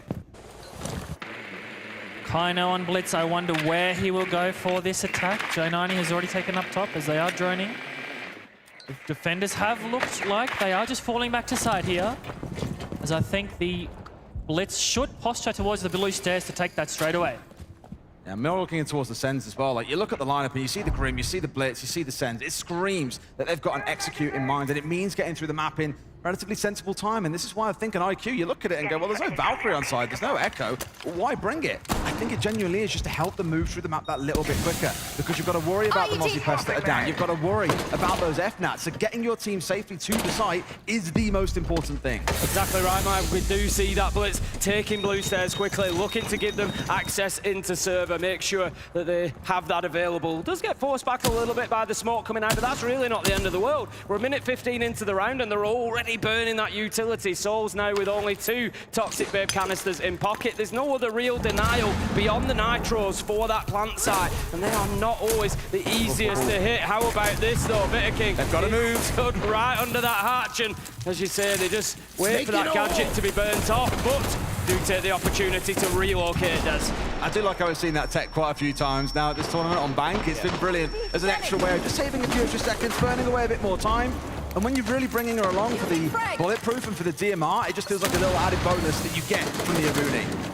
We've seen the mirror on the default plant wall. That means that the attackers will have a very hard time opening that wall up and going for a default plant. So we're going to have to see something different in the plant situation from Kaino. He might run in the middle of the bomb side. He might go deep as the Sense Force goes up. Well, not quite deep enough here with the Sens either as well. The smoke comes out and we'll keep them at bay for that little bit longer. 2 C4s to play behind to get towards that last 40. Utility not going to be able to deny them away for the whole thing, Tim, so at some point, FaZe will have to step up and get a couple of kills. Exactly that, NJR just hovering around that hatch there. I don't think he's too keen to drop if he can avoid it because they want to keep that vertical for later. Nitro comes out, it's not going to do the job. KDS does manage to find Fultz, but this plant is going to be stuck. Great stuff from Dark Zero on the attack. NJR, one from above, onto Cyber. FaZe are going to have to go for the retake on this top floor, and this is just beautiful from NJR. Gets one down. Can he find the second? No. They've got through to the hatch. NJR needs to now fight for it. He's done a lot of work though, Tim, and he's wasting a lot of time. Don't forget that diffuser is going down at the top of the screen. Down to our last 10 seconds here to get a recovery off, but he's found a triple in the round. NJR has done the lot. Him and J90 as the 2 left standing with the real heroes of this round. But this one going to be a bit too hard even for him to recover. King going to have to stick this one now. NJR can afford to drop now and go for it. It doesn't matter if he dies at this point because there is no time left. Dark Zero will pull into the lead. J90 shooting 2 C4s out of the air. NJR, a brilliant move over from Square, over towards Archives to get that cut on the flank. Wonderful round from those 2 players. Honestly, this Sense wall's doing very, very big damage because you have no idea where the enemy is going to plant. FaZe know it's not going to be on the default wall, and then J90 shooting 2 of those C4s, really securing the round, especially on the basement, on bank. It is probably the hardest site to retake and get that defuse. So honestly, in the 4v5 situation, really, really well done from DZ to get the round. Puts them in the lead. Huge moment for the North American side. They, of course, are 1 map down at the minute, having lost to FaZe on Clubhouse. They need to get bank, or the dream of winning anything on home soil will be over for this team. FaZe, of course, just needing this map to send themselves through to yet another grand final for them. But Dark Zero, best attacking team at the event. As we have said, they've been putting up huge numbers on this side of the thing. And they continue to do so. 4-3 as they get a successful first attack. And now it's going to be on to top floor. We've already said how difficult a site this is to defend. 41% defender win rate at this event so far for CEO. A real opportunity for Dark Zero here to stretch that lead. Anyone watching here, we have a Carly in the lineup. Not an operator we see very much, but for CEO, she can get the castles, she can get the Waldenau, she can get the mirrors. A very, very strong operator for the CEO, and I'm hoping that she might get a kill on the long repels. I think it's the same with the Flores too. I looked at that lineup from FaZe and I was like, my God, that is a util dump and a half to clear your way through even half of it. It's more towards the laser gates and, of course, in towards those castle barricades that'll be down, the shield to worry about, electrification. It's like, oh, my God. And so actually, I think having these two operators on side specifically, Flores and the Carly, as you were alluding to, perfect for chewing your way through this bunker setup coming out from FaZe. We also have the Glaz and the Thermite, which means NJR will have to go into Skylight to open that wall. And I dare say Glaz will be maybe in the janitor hallway watching, so no one can push up and kill Thermite when he puts his charge down. Reloading. Just burning time here. Dark Zero as much as they can, but it's tough when FaZe are all over them like this. NJR gets himself inside of square, can think about getting that wall opened up, but FaZe again just punishing them and making it difficult for Dark Zero to move. A minute and a half left in the round. We've all been there, that panic of, I got shot, but where from? There was no one inside the garage, it was across from that top floor. It's not from the angle that he was watching, but it's a reminder, FaZe are aware that he's there. And it's also going to, of course, think about Kino, who's playing on the glass. A lot of long range in this round from Dark Zero. They're waiting for someone on FaZe to be moved into a spot that they can collect them. So far, they're giving nothing. Vitter King dangerously low. And don't forget, he's got all 3 smokes in back pocket with 1 HP to his name. He's got to be so careful from here on out. Similar to how FaZe attack, they've managed to open up the janitor wall, which means they cannot sit in janitor. As Kino has managed to swing himself in, put a lot of pressure on the Glaz. He does get smoked out and get the kill. The smoke that's gone as well. They've lost both of those canisters that he didn't get a chance to get out. Nua's into another. NJR makes it a third. Dark Zero really starting to cook it. This could be their second round in a row to kick this off. NJR deals with the flank. Handy finds one, but Kino is there for the close.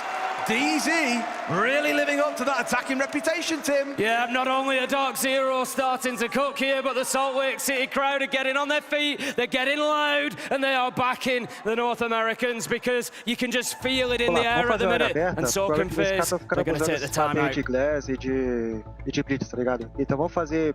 Pode manter o cyber lá de tirar lá embaixo e tal. O KD de Amai, tu faz aquela passagem lá pro PC. Não vai no Warden? Pode ser o Warden. E... Não, deixa o Soul de Warden pra caso for alguma parte lá. Pode pegar outra coisa ali.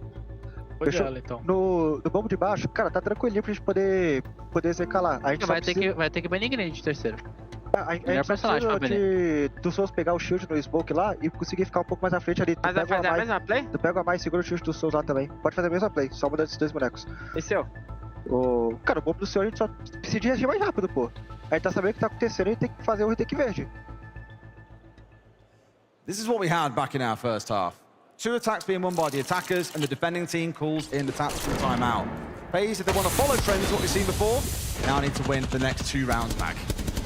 I wonder what will be FaZe Clan's defenses from now on, because we did see, like you just said, DZ taking the timeout after 2-round losses and then getting 2 back. So I'm interested to see just what they will do. It seems they will do a extended setup with a castle on open area. And I wonder how much they will try and deny the entry positions from the DZ, because DZ, when they get the operators into position, when they set up for the execution, they are unstoppable. So I think FaZe will try to disrupt that. I think it's important that we, remind ourselves of what you said after that half-time as well, Mag. We spoke about the silence from FaZe, and you said it, as a player, it maybe feels like the energy drops, you're taking your foot off the gas a little bit. They haven't won a round since then. So, we've kind of got to keep that in mind. This is now something they've got to bring back into the team almost. Definitely. Someone needs to just bring up the energy on the team, get everyone hyped up again, and make sure everyone's talking to each other. Should be a big one. I mean, and looking at it, Dark Zero have also come equipped. They know probably the chat from FaZe was, we're being a bit too passive here. We're letting them run over us. We need to go and be aggressive and meet them in the map more. So what do? Lion, the KB, and the Blitz coming along to try and deal with those roamers, suppress them, and punish those that are a bit too far out of position. It feels like a sensible response, at least as it stands, keeping a very close eye on where Kino's going. He's the one with the diffuser in hand. We saw Handy just manage to crouch walk his way in towards site last time around. Of course, it's a Blitz, makes a fair whack more noise than a Nook will. There's always that opportunity to look for a kitchen plant, given where he's pushing him from. Unfortunately, for Cairo, though, Kino, sorry. The Warden is on site, so will he be able to get that pick onto the Warden on site? We will see. Taking a little bit of tag damage as well as he steps on through. Now it's to back away for a moment, even with the phone call ringing out. The first of the two available, the next one online and available for Nuas to use in 20 seconds.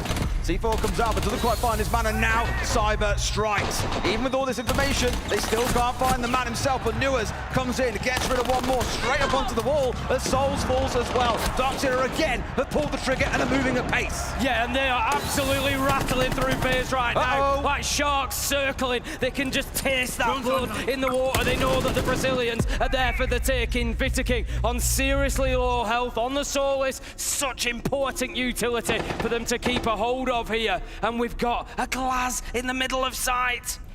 So crucial he finds this kill. He knows one hovering off towards Archives, and sure enough, the patience pays off! Volts pops off with a second, gets the headshot. DZ, they break that post-timeout worry of will FaZe bounce back. The answer, emphatically, is no. DZ really heating up now, individually. No reactions from FaZe, especially after the timeout. I think DZ is going to run away with this map, boys. He did say coming in, it's a map they love. FaZe will play pretty much any map going, but it was a bit of a bold call going into a map that DZ love so much. They're one round away from sending us through to Chalet. But, Tim, we've spoken about FaZe's Chalet so many times over the last year or so. Very difficult team to beat there. I want to say they've lost it once over the last 6 months. They've got 11-1 record on it. It's a very tall order to bring them down. 4 rounds in a row for Dark Zero, and just 1 round away from having that opportunity, Des, to take them down. I want a map 3. I think everybody here wants a map 3. I think we're going to get a map 3, Tim, too. I don't see DZ letting their foot off the gas now. Running along into a similar kind of setup, looking towards the Snake that, again, has been in and out, I guess, of popularity throughout this map so far. Stepping away from the line with the KB. Either way, they want that information because they're expecting FaZe will want to be a bit more aggressive. But given we're down in the basement, at least with the lineup I'm seeing here, Mag, it looks like FaZe want to hunker down. FaZe definitely do want to hunker down. I'm wondering what the Wamai is for. It might be for the sensors, and I think it also will be to impact trick anything put on the default wall where the popped mirror will be. You don't usually see Wamai on the basement side, so I'm very interested to see just how much impact it can have on Cyber. Also the Capital to worry about at the same time. I guess if you can strap those bolts away from going in towards hallway, potentially the defenders can sit there and still cause a lot of bother. Souls, again, going to be a big X factor. Playing on that Shanka. We spoke a lot about it on this site. Tim, you did a lot of digging, I remember, a good while ago. And you can waste well over a minute with those Shanka pellets if you manage to juggle them just right. And if anyone's going to, it's going to be Souls. Yeah, you're looking at about the minute 15 mark. You can comfortably cut down from there. And just, the thing is as well, it does the damage a lot faster than a smoke does as well. If you do get caught up in that fire, you are going to lose a lot of HP. But the Tachanka is now essential because the smoke has been banned out. So this defense from FaZe, it becomes really tough because they've got to kind of shape everything around, allowing Souls to focus on that job. Can I say also great use of the EMP gadget there by Folds to make sure that their hard breach charge will go off. He's done it again, so really good counterplay already from DZ on this basement attack. Like a game of chess between these two. Again, coming back to prior comments, it does feel like watching perfection in action. Finding responses to each other, always having a reaction to the other side. The final hatch going to get opened up. And that's a lot of the initial setup work done by DZ. Now it's a case of lining up for the execute and ensuring you can force these defenders away. Souls, they need to have a plan for him. He can waste so much time. We've seen backstabs in through lobby previously, up through garage. Sometimes even just utility going his way, things like fire from J90 will be enough. Mention the Wamai, he could save him. With all 20 canisters remaining, Souls can do some serious work now to deny this plant spot, the default spot. So Dark Zero have got two choices. They either find another avenue, Elevators Vault, Garage, so that they can disrupt that Tachanka, or they find an alternative plant spot.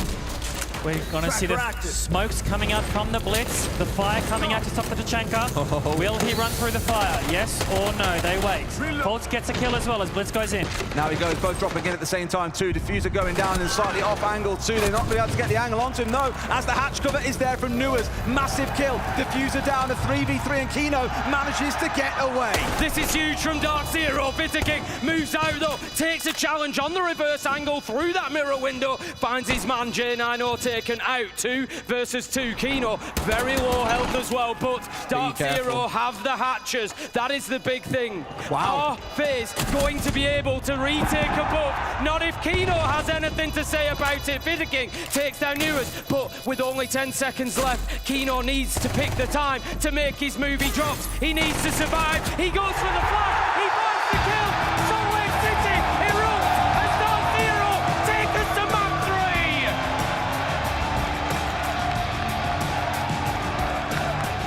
You can't say it isn't deserved after a map like that. A 7-3, 7-3, dominating over FaZe.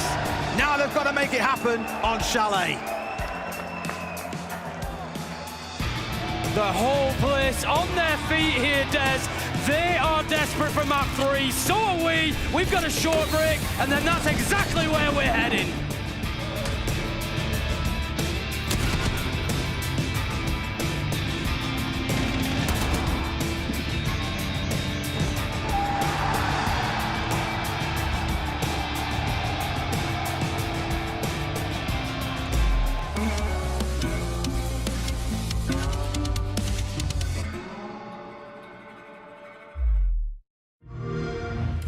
Pick up the pace, ain't no time to waste.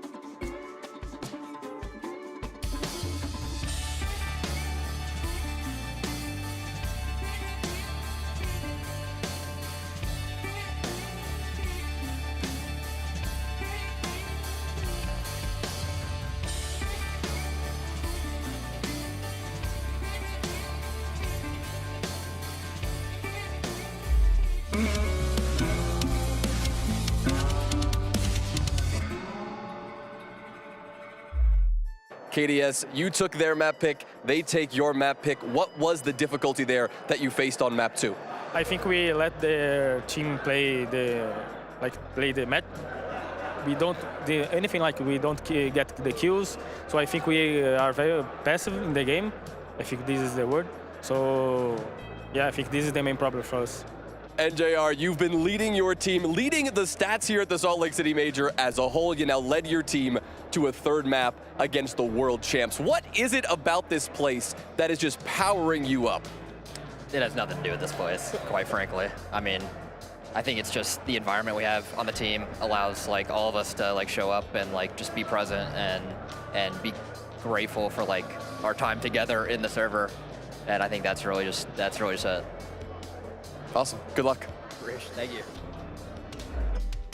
The mighty, mighty FaZe Clan drop their first map of this entire tournament here at Salt Lake City, and with Fox and Lax DZ had FaZe Clan in their back pocket on Bank. I mean, they're no longer flawless anymore. I mean, they had a concrete strategy going into this, especially in their defenses. I mean, round 4 in particular, they knew Andy was going to be by himself. And what do? They send 3 people into Garage to be able to fight that. But then they just play back into their layers. Kino doing a very good job here, staying alive, holding down Red, being able to pull off a double kill here. And there's really nothing left for Cyber to be able to do here outside of just waiting to be picked off and have a flawless round. But then they go back into that 6th round. Great heads up from Kino, getting the pick here. Now, what I do appreciate, I mean, he's still holding his position. He's knowing that FaZe likes to double up, and they like to pinch all at the same time. He finds that double kill, but the beauty of it, Kino falls back. Again, playing into these layers. Look, once again, it's a 4v1. There's nothing left now for Vidiking to be able to do, and it's why they look so strong on defense, and their plan from Clubhouse coming into here was just falling back into the numbers, playing into the layers, and forcing FaZe's hand, as you heard KDS say. I mean, the split was beautiful to be able to have it, but once they swapped to attacks, that's where we saw it just run away. I mean, a lot of it came down to the side of Fultz. He's jumping in on round 9, but pay attention to the operators. Blitz, Glass. It's something that DZ love to use is cheese operators because they know that FaZe is a very disciplined team, so they take it to him. I mean, this round was beautifully played. Being tied to a 2v2, Fultz doesn't just go peeking. If he would have stood up at any moment here, he would have got his head shot. He would have lost the positioning, but he played discipline, used that Glass, wait for his teammate to be able to come assist him, and that's when he goes for the fights, and he gets 2. And that was all of the attacks. We're seeing Glass, we're seeing Blitz, we're seeing Sense, constantly bringing these operators to keep FaZe Clan on their toes and catch them off guard. I mean, you just look at the cost across the board from Dark Zero. I mean, everyone is honestly on the same level, maybe outside of Newers on that 60%, but everyone is doing their job single-handedly very well. They're coming together as a unit, and that's what we need to see here, and that's what got them the over the edge to get them here into the Chalet to decide whether or not they can get to a grand final. Well, I'll tell you what, hoping that they'll get to a grand final, we've got a lovely family in the crowd standing by with Jonah. I'm pretty sure it's Newers' family, and they are super excited that this is going to map 3. Jonah. Guys, I'm here in the crowd once again, this time with Newers' grandma, Kathy, who's been here alongside his parents watching this unfold. I had a few minutes, Kathy, to sit down with you guys during this last match. It feels like, I mean, you're on the edge of your seat every time. I can't imagine the anxiety you guys must be feeling. Oh, yeah, ready for a stroke, yeah. Just very proud and excited for Newers and the rest of the team. DZ's a great team. The whole group of guys is just wonderful. And Call Out, too, in particular, as a coach, is just great, yeah. It seems like you know a ton about this team. Yes, yeah, there's a bunch of good guys. I'm really happy that he's on this team. How long have you been supporting him in this esports journey, the whole time? Oh, yeah, before he was a pro. Yeah, oh, I've watched all of his games. Is this the first time you've been in person? Major, yes, yes. I just retired, so I'm able now to travel a little bit more. So yeah, I'm thoroughly enjoying this. I mean, what do you make of this environment? I mean, this esports, this whole crazy experience. Watching it at home is entirely different. This is just more heart failure for me. But I love it. Yeah. It's great. It's great. Thank you so much, Kathy. Thank you. Best of luck to Newers and all of this that's going on over here. Thank you so much. I really appreciate it. Back to you guys. And best of luck in your retirement as well. Salt Lake City, make some noise for Kathy. Woo! I think we all deserve a grandmother like Kathy. Absolutely. Watches all the games. What a woman. How is she a grandma, by the way? She looks incredible. All right, short predictions from both of you guys for this one. Match 3, grand finalist. Who's it going to be? I mean, we said that it was going to take a miracle. They're going to now FaZe's best map. They just beat them on their second map. I think Dark Zero takes it. I think Dark Zero takes it. Salt Lake City! Are we ready for this? I can't hear you! Let's get into the final map. Dez, Ace, Mag. Let's close this bad boy out. And closing it out on one hell of a map, Ian, it's Chalet. I said earlier on, FaZe over the last 6 months are 11-1 on this map, Tim. If anyone's going to bring them down, though, it feels like DZ can, backed up by this home crowd. The social prediction is favoring FaZe, but I've got to ask everybody here at Salt Lake, are you favoring FaZe, or is this going to Dark Zero? I think you confused off from there, Tim. Going to FaZe, boo, goes Dark Zero, yeah! I know exactly which way they're leaning. Let's get into it with our operator bans to come out first. The mirror being taken away here. We've seen it as a ban and a pick throughout the series from FaZe so far.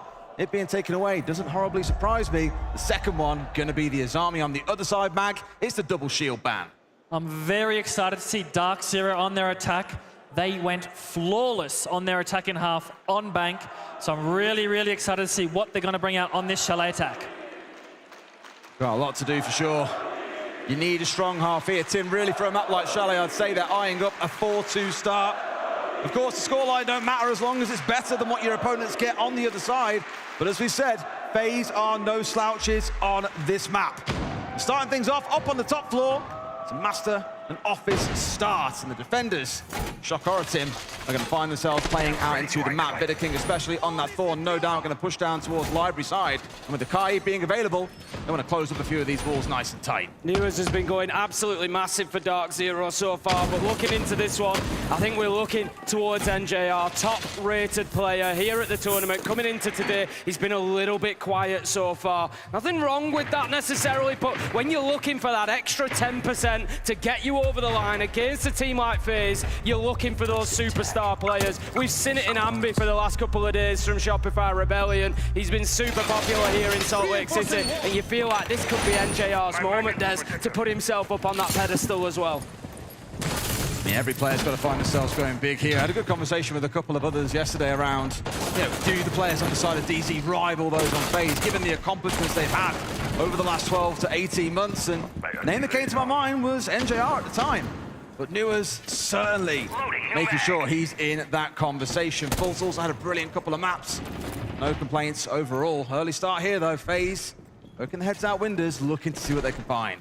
Dark Zero going for a library sweep. Very, very good, I think. They just need to make sure they don't get picked off while they are holding these angles. So J9 doing a really, really good job at making sure he didn't get picked just then. Ooh. I mean, he almost had a chance there to find a pick as FaZe rounded their way through. And this is really what you see in Dark Zero doing at the start of this game. Sit outside the building, try and look to make players on the side of FaZe move, and you cut them as they're moving on the flank. Maps like this are brilliant for it because there aren't many rooms on the map that don't have externally facing windows or doorways. So I think you're going to see a lot of action outside the building overall. Once we're inside, that's when things really start to heat up, Tim. Going to see that first scan going out onto the mute, but are they going to be able to get to a jammer? Yes, they will. We see that little symbol disappearing from above Cyber's head pretty quickly. So that will be the end of that utility coming in from Newers. Blackbeard on the window. Kino just going to be spraying in through sight, unable to find anybody just yet. Dark Zero taking ground pretty well here. Got eyes on him. Seems like Dark Zero just slowly choking the defense out. As a nade comes out and misses, but a smoke babe also comes out from the other side. Souls falls, Newers taking control of Solar on a straight march up here. Might catch him a little bit off guard. Bitter King getting rid of Kino on the window. A 4 versus 3 though, as Cyber's down and finished off by J90. A nade rolling on forward. He rounds the corner, but Newers, I thought surely he'd miss it, but no. It's Bitter King missing the return fire. A 4v2, a great jump out as 2 players on Dark Zero hit the deck. Handy and KDS, we've been here before, Tim. They can bite back. One problem for Dark Zero here is they've got one person outside. NJR, he's on the rappel at the minute. It's going to be difficult for him to get inside of the map. He can hold his angle, but the clock only works for one team, and right now that is FaZe. If nobody presents themselves as an option for him, it could be tough, but FaZe have been pushed back to that piano side. Is there room for Newers to get in here and put the diffuser down whilst the cover is there from double window? NJR, he has to win these fights. He does. That's the first. That's the second. I asked for more. I asked for more from NJR, and he delivers in round 1. Crucial position by NJR. You talked about he was a little quiet on the first 2 maps, but he has stepped up in this round and gotten a very important round against FaZe. So well played in the 2v2. Admittedly, I was terrified. When I saw it was Handy and KDS again being in a 2v4 and getting the first couple of kills, I thought, wow, we've been here before. They can get this one back over the line. But it was so beautifully played. I was a bit nervous for Newers on that initial run through. If he gets tagged down there, the round is over. NJR has to move from double window to try and recover it. The fact that he managed to get in, tuck in tight. I'm sure Kathy was very, very proud watching that one play out. Dark Zero at 1-0 to get things off then. Can they make it 2? FaZe on the defense. Chalet bringing a lot of traps here. They have the Thorn, they have the Denari, they have the Shield. And interestingly enough, the Pulse. I'll be very interested to see where Souls will want to get info for FaZe. I think that shield that's placed actually inside a library itself. I actually think that's a long time ago now, an older iteration of Dark Zero. NGR was beginning to popularize playing Jaeger and moving in and out of the box and in towards library itself. FaZe here opting instead to go for the shield inside, to be able to enable the Mez player to step in and out of that doorway, to be able to contest the window, and of course, up towards Ivy at the same time. It does mean there's not going to be a shield, I think, at the top of library though, so there are gaps here the Dark Zero can look to exploit. I'm just trying to think, what is the fuse shield for? It seems like they're going to go for an plant here because the blitz is banned, so he goes in, the Thorn Trap goes off, goes up on top of the table and starts to get the plant down. So smart because the C4's not going to find him either. Kino, full HP at this point and no one can challenge him. They've managed to get away with it and all 10 players are still alive in the server. Out like that, FaZe are just like, what's just happened? We have been absolutely mugged. NJR getting the entry. Cyber falls down. They've got about 20 seconds to save this, Tim. An absolute snatch and grab coming from Dark Zero there. We said it's difficult to catch FaZe by surprise, but the North Americans, they're finding a way. Fultz with a beautiful shot onto KDS and such a tough retake because you have to deal with those players outside. FaZe can deal with none of them and Dark Zero secure a flawless round. Great attack from Dark Zero. I was wondering what the fuse was for, and it was just the replacement for the blitz. They executed the smoke, and of course, here comes a FaZe timeout. Lá, só que eu vou usar um pouco o Kessler pra poder limitar um pouco essas plays aí de questão de boneco, tá ligado? Faz os caras gastar recurso nesse negócio. Preciso que você jogue um pouco mais agressivo. Na play do bar de novo, a gente vai fazer o Soul de Arode rodando um pouquinho mais o KDS lá e tu de Pulse. Deixa eu fazer a mesma avançada, só que a gente vai trocar esses dois bonecos e eu só preciso que o Randy coloque uma trap ali na porta do bar. Tá, então na Switch vai fazer a gente vai fazer a peitada shit trap mesmo. Tá. E só que se adaptando um pouco mais para aquele setup recuado do animal, fechou, Cyber? E a cozinha a gente vai fazer o que a gente combinou? Isso, depois a gente faz o que a gente combinou. Tá, bora aí, guys. Vamos animar aí, porra. Intel, vamos jogar um pouco mais agressivo. Bora aí, caralho. Bora. Que bom que ele falou pra botar trap na porta do bar? Fair to say, very understandably, they weren't quite as quiet during this time out, Tim, because things have not been going great in those first 2 rounds. The first one was close, the second one nowhere near, and I can imagine there's the fear of God in FaZe right now that Dark Zero will keep on doing these tempo switches mid-round that left them completely rattled in round 2. One question I've got about Chalet, Mag, you're perfectly placed to answer it. When we look at Chalet, it's one of the few maps, I think, that's got 4 very viable sides. Does that make it more difficult to kind of prepare for that as an attacker? Because you don't really know where you're going to be going? Definitely, you know, the basement, very, very viable site. We see Wildcard, they love their tertiary sites. And if you don't practice against the tertiary site in scrims, and then someone pulls it out in the game day, it's a lot harder to attack. So here we go then with the kitchen setup. Kitchen dining for round 3. FaZe really trying the full gamut of ideas here to see if they can get something over the line. Clearly believe they might have an answer here. My only worry, Tim, would I dare say it again, is they've got a lot of investment going in towards the library side. Even when they were defending the library last time round, we saw the response from Dark Zero was right. Send it in through the window, boys. Get the plant down. Admittedly, with this site, you can't quite go as fast. It's not like there's a direct external-facing window you can go inside of for an immediate plant. But they could still look to go fast again here if they identify that a lot of FaZe are on site itself. Chalet, one of those maps where you can just hit site directly when you do have the gap. Interested to see where Faults will enter from. As J90 is putting a lot of pressure on site. They just hit the site before, so pressuring site again might pull the defenders over to that side, so Faults can take the rest of the map. Drone active.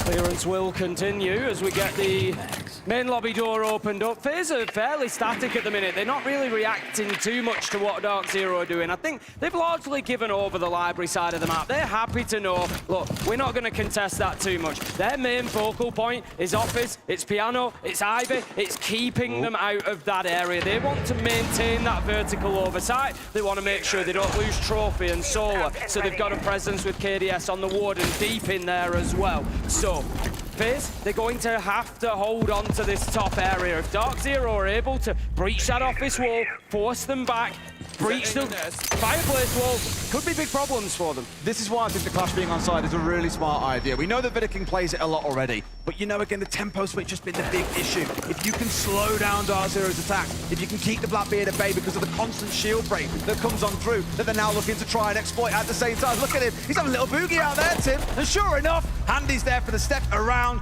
Great bit of play out of FaZe. But the plan, it's going down. Unbelievable stuff. Are they going to get away with it? Faults, I think he will secure this. Losing the Blackbeard, really not the end of the world. FaZe took their eye off the ball while they were focusing on that shield. Souls manages to take down J90, but Dark Zero, they've had a good 15 seconds here to get themselves into post-plant positions. Faults holds on. Newers finds KDS. Dark Zero absolutely punishing the Brazilians right now. And now they've got the Clash 2. This is absolutely beautiful. Siege coming out, down to a 2 versus 2. Handy once again is left in a big clutch situation. Newers removes him. Cyber, nowhere near enough time left against 2 here. 9 kills between Newers and NJR. He may have essentially found the kill, but it wouldn't have mattered. There was no time left once again.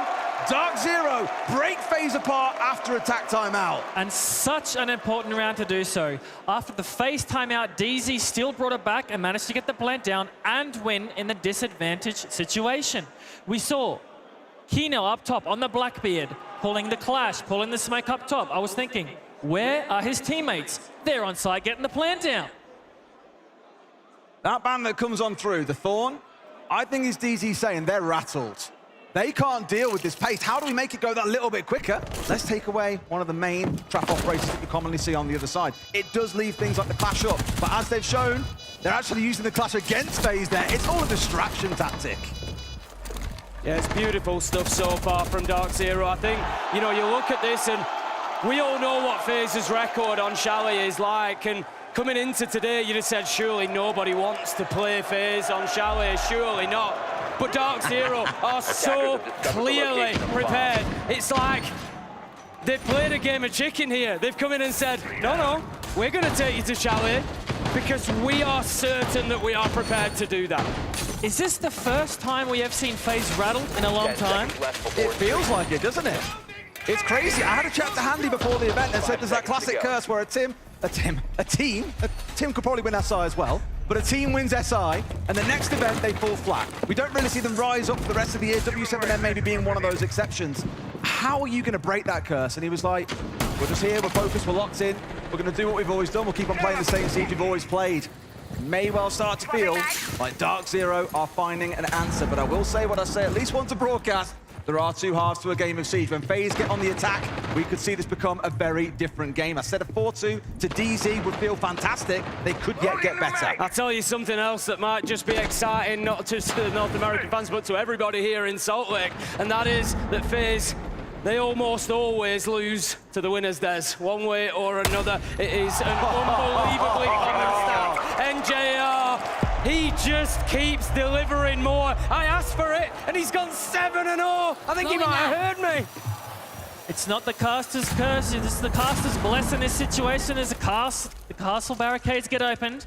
Great one tap to start off the round, and it's the smoke that has been taken out. they will not be able to know the plan, which means they have to get more aggressive. But DZ look like they are ready for it. Like I say, they just look like everything is going against FaZe that possibly could. Cyber's also down a half. Patience being shown by DZ. It's almost what we saw coming out of FaZe. Back on bank is just sit and wait, try and force DZ to move into you, and they punish them off the back of it. It is very much the same. Souls knows that off towards his right, one's moving forwards. A few toe shots, we all love a few of them. Down to low HP. Cyber also now finished off. It's a 5v2. Dark Zero are dismantling the world champions. FaZe are on the ropes right now. Dark Zero are just hitting them with body blow after body blow, and it's a matter of time until that knockout punch comes in. Plant goes down again. Souls, he may be a clutch god, but surely not here. He is low health. He is 1v4. He is face to face with a Blackbeard. The time is ticking down. So little that he can do, and I love this from Kino. He's just holding him at a distance. He might lose his life, but he's won the war, and that's another round for Dark Zero. What can FaZe possibly do? They're trying to get more aggressive, but DZ are ready for it.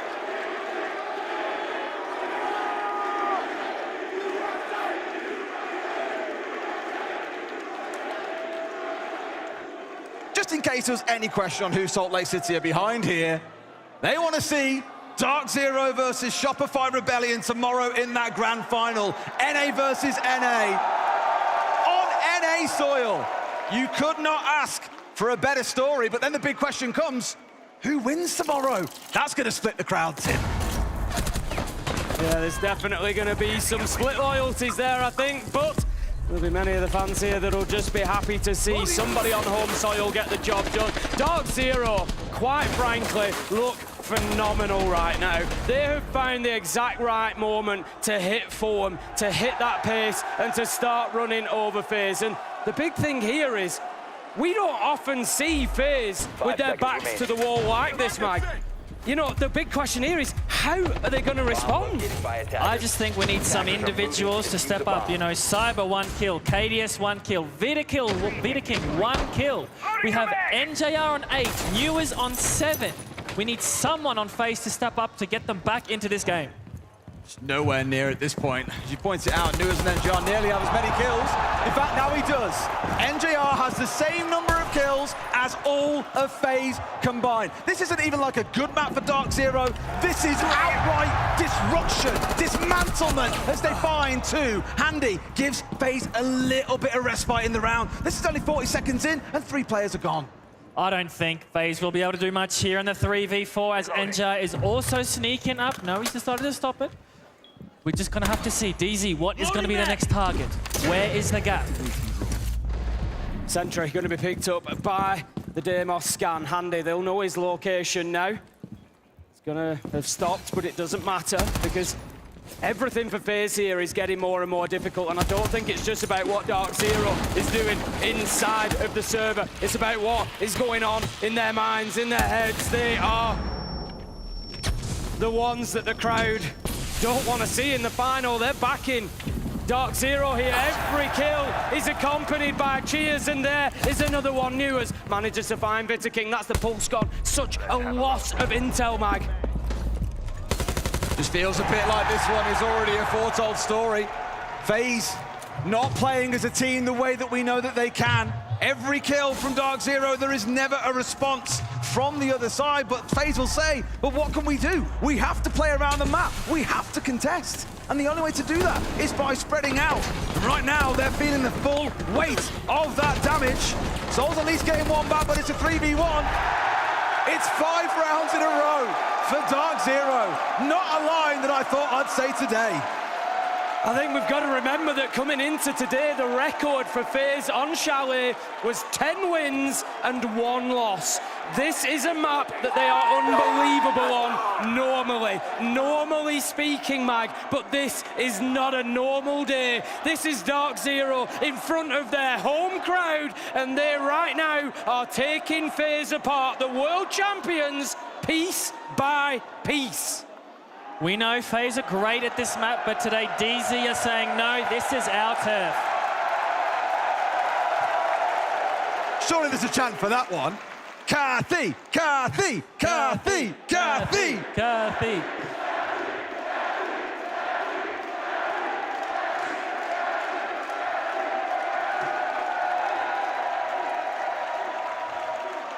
Stole your heart and about to do so for the entire crowd, I feel, Kathy, because this could be a 6-0 dismantlement of FaZe on one of their best maps. There was a time when no team dared to want to play them here because of their record. If DZ said that could be the decider, we don't mind. They've come in with a game plan. Call out on the boys behind the scenes have been doing some insane work, and they deserve it just as much as the 5 players in the server. DZ also controlling the pace of the game the whole time. They're starting with the fast plays. They're stopping the gathering intel in the mid-round, and they are doing some brilliant executes at the end. As again, we start off with Kaino, throwing some Yings into Solasar. We have Glaz, we have Buck. More of a bait, I think, more than anything else, because they haven't jumped in just yet. I say that. They've started their march on through, but the trade is there. Again, from outside, there is always someone on Dark Zero ready to trade off a teammate. It's not the same on the other side. NJR is 12-0. He wants to take away that 21-1 that we saw from Ambi. I've cursed him. He's 12-1 now. But you know what? You'll take it. A 2v2, now down to a 2v1. Cyber looked rattled earlier, and now he's going to win it. Gets one left on towards Solar. Kino has got 1 HP to his name. He could wrap up a perfect 6-0 half. It will be a 4K for Cyber if he does it, and my gosh, what a shot onto the upside down rappel. Fultz won't know what hit him. Kino, can he get the job done? He's got diffuser in hand. He's got an age of time left available to him. That's not ideal. Loses a little bit of utility there as the smoke canister just bounces off that debris. And if anybody on the defense is going to play this perfectly, you know it's Cyber. He's not going to panic here. He's going to wait for his moment. Kaino's only got 1 HP to his name. Cyber about 50. A close quarters engagement could favor Kino here as he decides to wait. There is 1 minute and 15 seconds remaining as Kino starts to get the plant down. Cyber decides to push up. He goes into the bathroom, gets off the plant for the bait, and not find the shot. Like you say, he's playing with the shotgun. He's playing close here. Cyber wants to try and keep a little bit of distance, and Kino finds it! Because of course he does!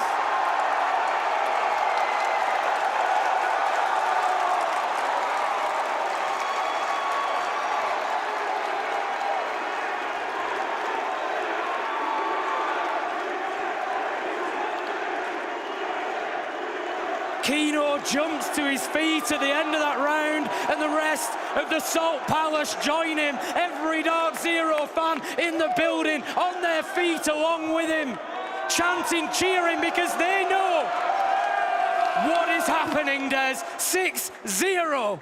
One more round puts Dark Zero in the grand final. A blessing, you would say, for FaZe, as we've now got that half-time timeout. They've got to recover this. They've got to win 6 rounds in a row to get to just OT, not even to win the map and make it to the final. It feels like it can be done, but FaZe have been in a certain dance before it. They know what heartbreak tastes like, and they could be about to get it in the cruelest way possible. A team full of legendary accomplishments are going to need to find one of their biggest moments of all, and that is fighting back on them. FaZe are wrecked right now. They are wrecked. They really are. They're going to have to fight back from 6 down. We call what we're doing. We go into the spots, pretty much the Miro spots, bro, and then we just hammer. What are we doing first? We're going Master 41. I think, Kino, I think this time we can hit the Portuguese. We'll do it at 15, at 15. Get your strats up. Are we doing any of the defenses? No, Eddie said just do base. Just do base, yeah. Just do base. He said that for the bar, too. What? Yeah, he said base the bar we are doing. Yeah. We can't do prep, he said. He said base was fine, though. It's just like asking him. Okay. 4-1, fechou. Então, vamos prestar atenção nos backs que estão open. Você já sabe os ataques que você vai fazer, né, Vitor? Tem.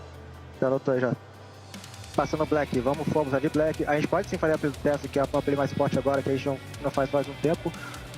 Da outra, só que lembra que os caras vão peitar focozinha. Então eu preciso de ter, tipo, ou um cara pulando troféu, ou... Enfim, a gente vai ter que contornar esse problema aí.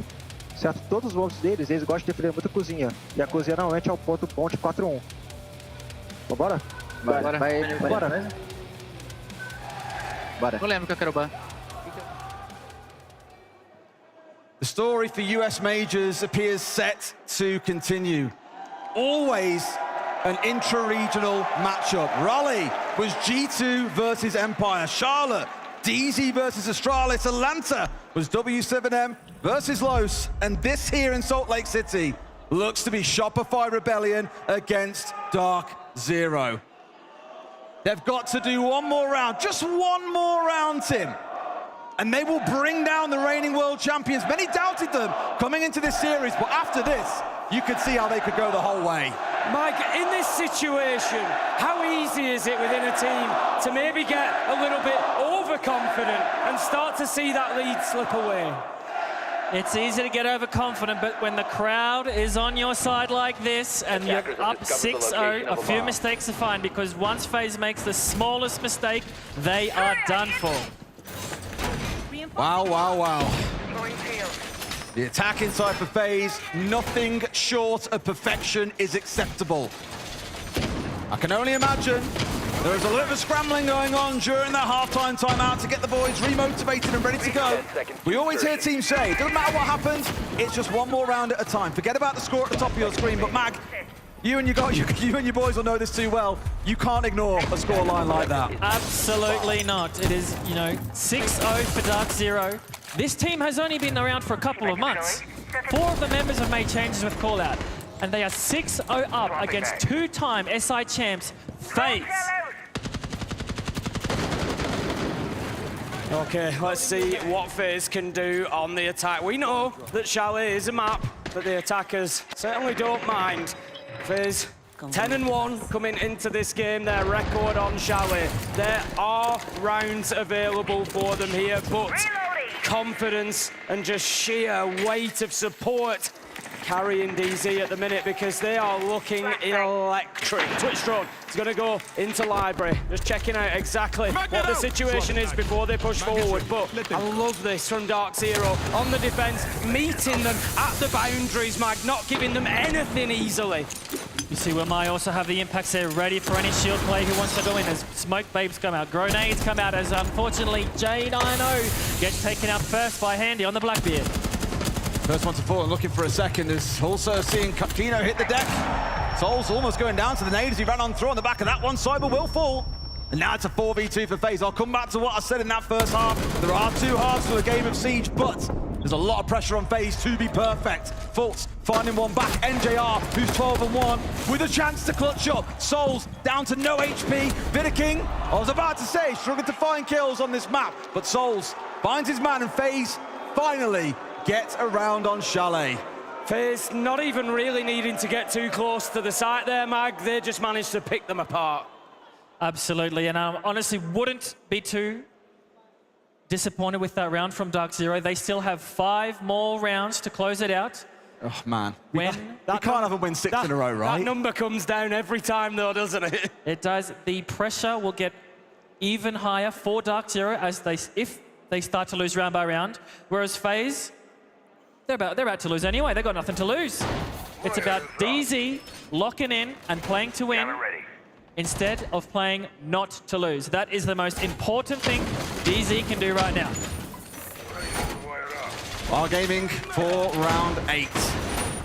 In a way, I kind of want to see us head down to the basement, Tim, because we've seen from both teams, the scrap has been in trying to be aggressive around the map. It's been always these external trades coming out of Dark Zero in that first half. From FaZe, then it was a similar story. Lots of pressure onto isolated players. Bunkering downstairs could give a little bit of a different taste to this game, but that's not going to be the case, at least for round 8. More roaming coming out. We've got the Vigil on side for Newers. Surely not to the spawn peak being considered by him on the Vigil. Imagine what a start that would give. Imagine the roar that would go up in this bit. I've got to say, I've noticed quite a lot of Dark Zero using the Stars and Stripes skin as well. A nice little touch, I love it. I know what it means for the region to guarantee that there is a North American major winner to be standing on that stage tomorrow night. But there can only be one, Tim, and as we said, it probably is going to split the crowd as to which way it goes. We'll find out more about that a little bit later on.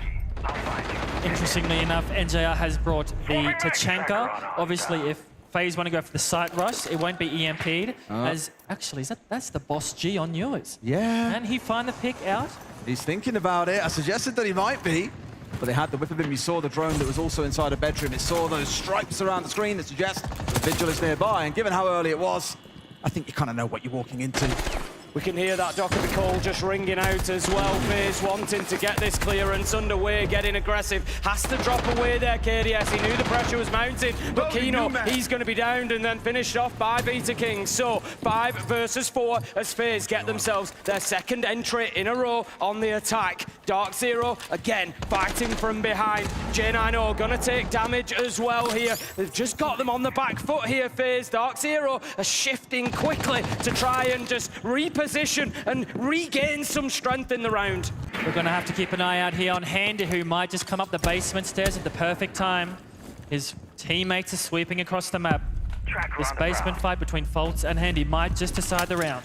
Attacked Solus a couple of times now with the Deimos. I think very aware that Fultz is the one that could be a bit of a nuisance to them, given he's downstairs. And now they may have to send someone after him. Handy, the one who's skulking down here, seeing what he can do. Can he pick out the Solus? Running off towards his right. Base on towards the right-hand side. Surely now at this point, he's got an idea as to where Handy is. It's a 2v1 though. Again, a good bit of play. Coming out from Dark Zero, it secures the trade, but it's another 4v2 for FaZe. Unfortunately for Dark Zero, Handy manages to get one before he dies, and is now a 2v4 for Dark Zero. What can Fultz do on the stairs? The next pick might just decide this round. It is 6-1 versus FaZe. Need to be careful here as NJR gets one. Can he find another? Yes, he can. He's going to use 15 and 2 Fultz. This could be the moment, Des. It's 2 versus 1 now as Dark Zero have swung the round back in their favour. Souls often declared to be the best clutcher in the world, but NJR are 15 and 2. Fultz at 8 and 4 is a lot to overcome. One bullet will decide it, and DZ, they secure their spot in the Salt Lake City Major Grand Finals.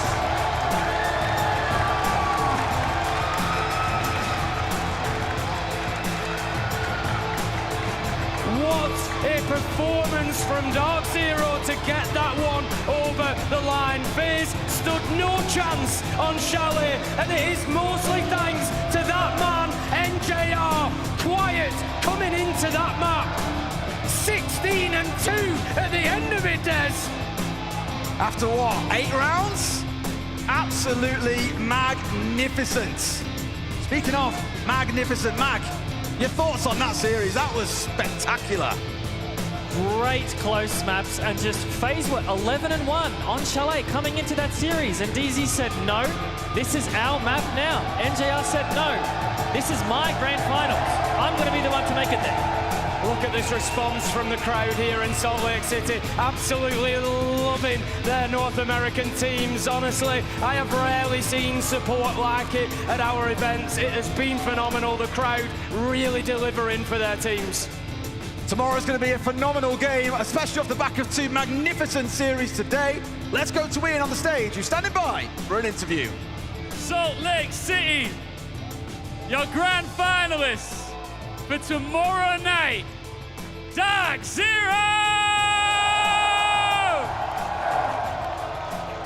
Fultz, brother, you just absolutely cooked the world champs to book your spot in the grand final.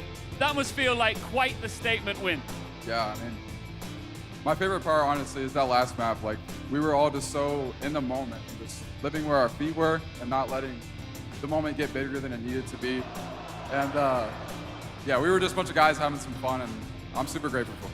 It looked like a bunch of guys having some fun, and it looked like from the word go on Chalet, they were shook. Did you feel like they were rattled as a team?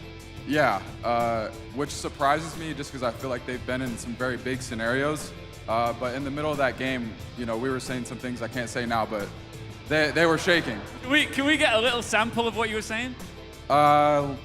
Like loading their pants. I like that censored version. Look, as the IGL, you must be so impressed and pleased with this team. NJR in particular, a demon. Yeah, absolute demon. I mean, I would call him some names when I was playing against him, you know, the mailbox, etc. But having a guy like that on your team is amazing. Yeah. Well, one thing that I'm sure that this crowd finds amazing is the fact that we've got an all North American grand final here in this arena tomorrow. Final thoughts on your opponent in Rebellion? I mean, I think the years have spoken for themselves with this matchup. So they've built quite the narrative about us, and I'll let that narrative do whatever it wants inside their heads tonight as they go to bed thinking about who they got to play. So. Love that. Congratulations once again. Salt Lake, give it up one more time for Dark Zero. We'll be picking it all apart and discussing everything that just went down on the desk after a short break. Do not go anywhere.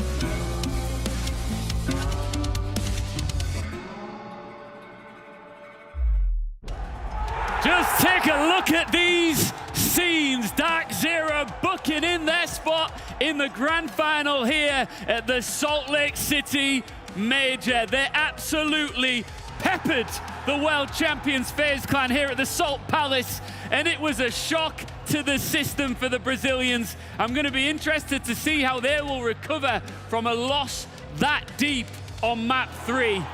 Wow, Lax. Ian, if there's going to be any team in the planet that is going to be brazen enough to challenge the world champions, take them to their favorite map, and let their nuts hang, it is going to be Dark Zero every single time. I mean, we didn't think it was possible going on to Chalet, but we also couldn't believe it when they beat them on Bank so definitively that once we got to map 3, Chalet, every single round, every aspect was going in their favor. It was so calculated and so smart, not just dumb luck. Them being able to take advantage of the site when FaZe left it wide open, handling the over-aggression. When they go to hit the site, every single moment they were using Ying, Glaz, Kino's ability in this 1v1. Only he could get a shotgun shot from that far. Crazy. It was such a beautiful display of domination from Dark Zero. They were showing so much innovation. It was beautiful start to finish, Lax. I mean, we heard from Fultz talk about they were living in the moment, and I think that scoreline 7-1 really showcases everyone was living in the moment. I mean, NJR, he was an absolute thief in the night. We said he was a mailbox, but with how elusive he was moving around, no one on FaZe could keep clamps on him. I'll tell you what, have we ever seen FaZe Clan shook?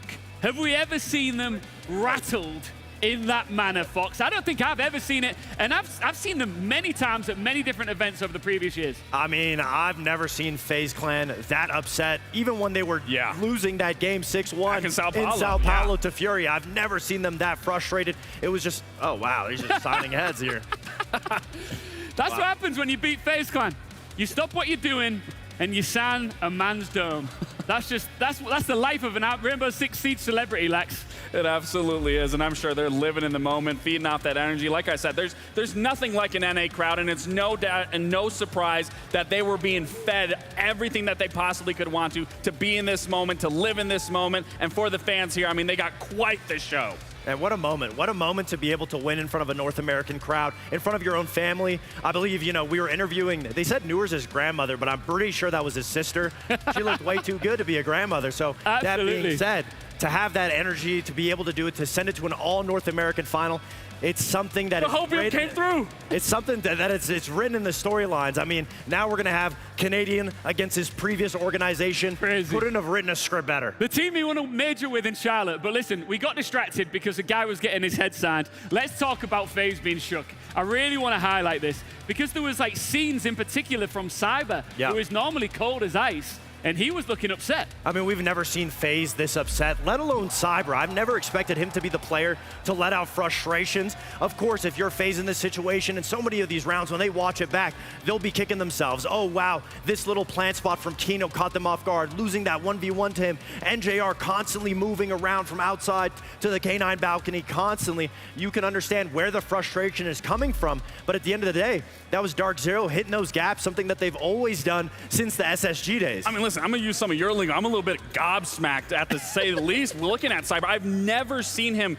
look that upset or just dumbfounded of what's going on with the team. I mean, it's not the FaZe that we're used to seeing, but again, it really does come off the backing of how well Dark Zero were playing that last map in particular. And I'm sure it stings a little harder when you're on the side of FaZe. You're playing your best map that you should have the most comfort in, and you looked brand new on it. Let me dig a little bit deeper into this, Fox, because we've seen them perform so well at the last 3 Six Invitationals. Obviously, they got pipped to the post at Sao Paulo in the most crazy manner of all time by W7M. Then they bounce back and they win 2 World Championships back to back.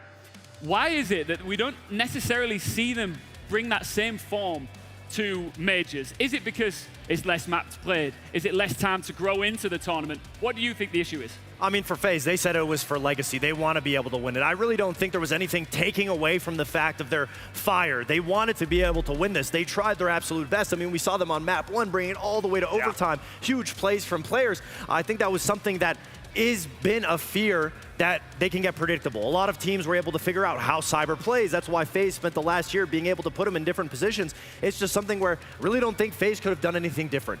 Dark Zero just took complete advantage of the gap every single round. And not even just taking advantage of the gap, I mean, something that you also highlighted and that you said when you were talking to them is bringing the cheese ops. Yes. Making sure that they could always try to catch FaZe off guard, and that's where teams always struggle, is when the team is playing that picture perfect, it's hard to catch them off guard. But there's something you can't predict, and that's being cheesy. That's bringing something to the table that makes them question what's going on, what's going to be brought to the table, and then they start overstepping. They start getting overzealous. They start losing the numbers, and now they lost their campaign here at Salt Lake City. They did indeed, and Dark Zero took advantage of it. Let's take a look now at the bracket going into Championship Sunday. It has unfolded in the perfect manner for the fans here in the building. Can you believe it? With Friday and Saturday now done and dusted, we move into Championship Sunday, All-American, Dark Zero versus Rebellion. What I know is going to be true, everyone's predictions for this grand final, nobody could have predicted this. Never. I couldn't have predicted this. I don't think there's a single person that could have predicted this. Do you think it's going to get loud in here, Fox? Oh, of Tomorrow, course. what do you think? I mean, that was something the casters were talking about. Will the fans be split? Who are they voting for? At the end of the day, I think we've seen it. The NA crowd just loves to be able to support somebody at the end of the day. I mean, we've seen them support EP. We saw them support Twisted Minds. The only teams they didn't really support was Falcons and FaZe. Maybe that's because they beat North America too much. But at the end of the day, the NA crowd just loves a great game, a bloodbath, and that's what I hope to see tomorrow. All right, speaking of tomorrow, first things first, thank you guys. I'm having the time of my life working with you. But tomorrow, this is where it all comes to a head here in Salt Lake City. Which of our two remaining teams will reach the peak of the mountain and raise our trophy? Of course, the grand final is up and coming. We'll have a lot of fun with the show match, and don't forget the live panel too. We'll see you tomorrow, Siege fam. Thanks for watching.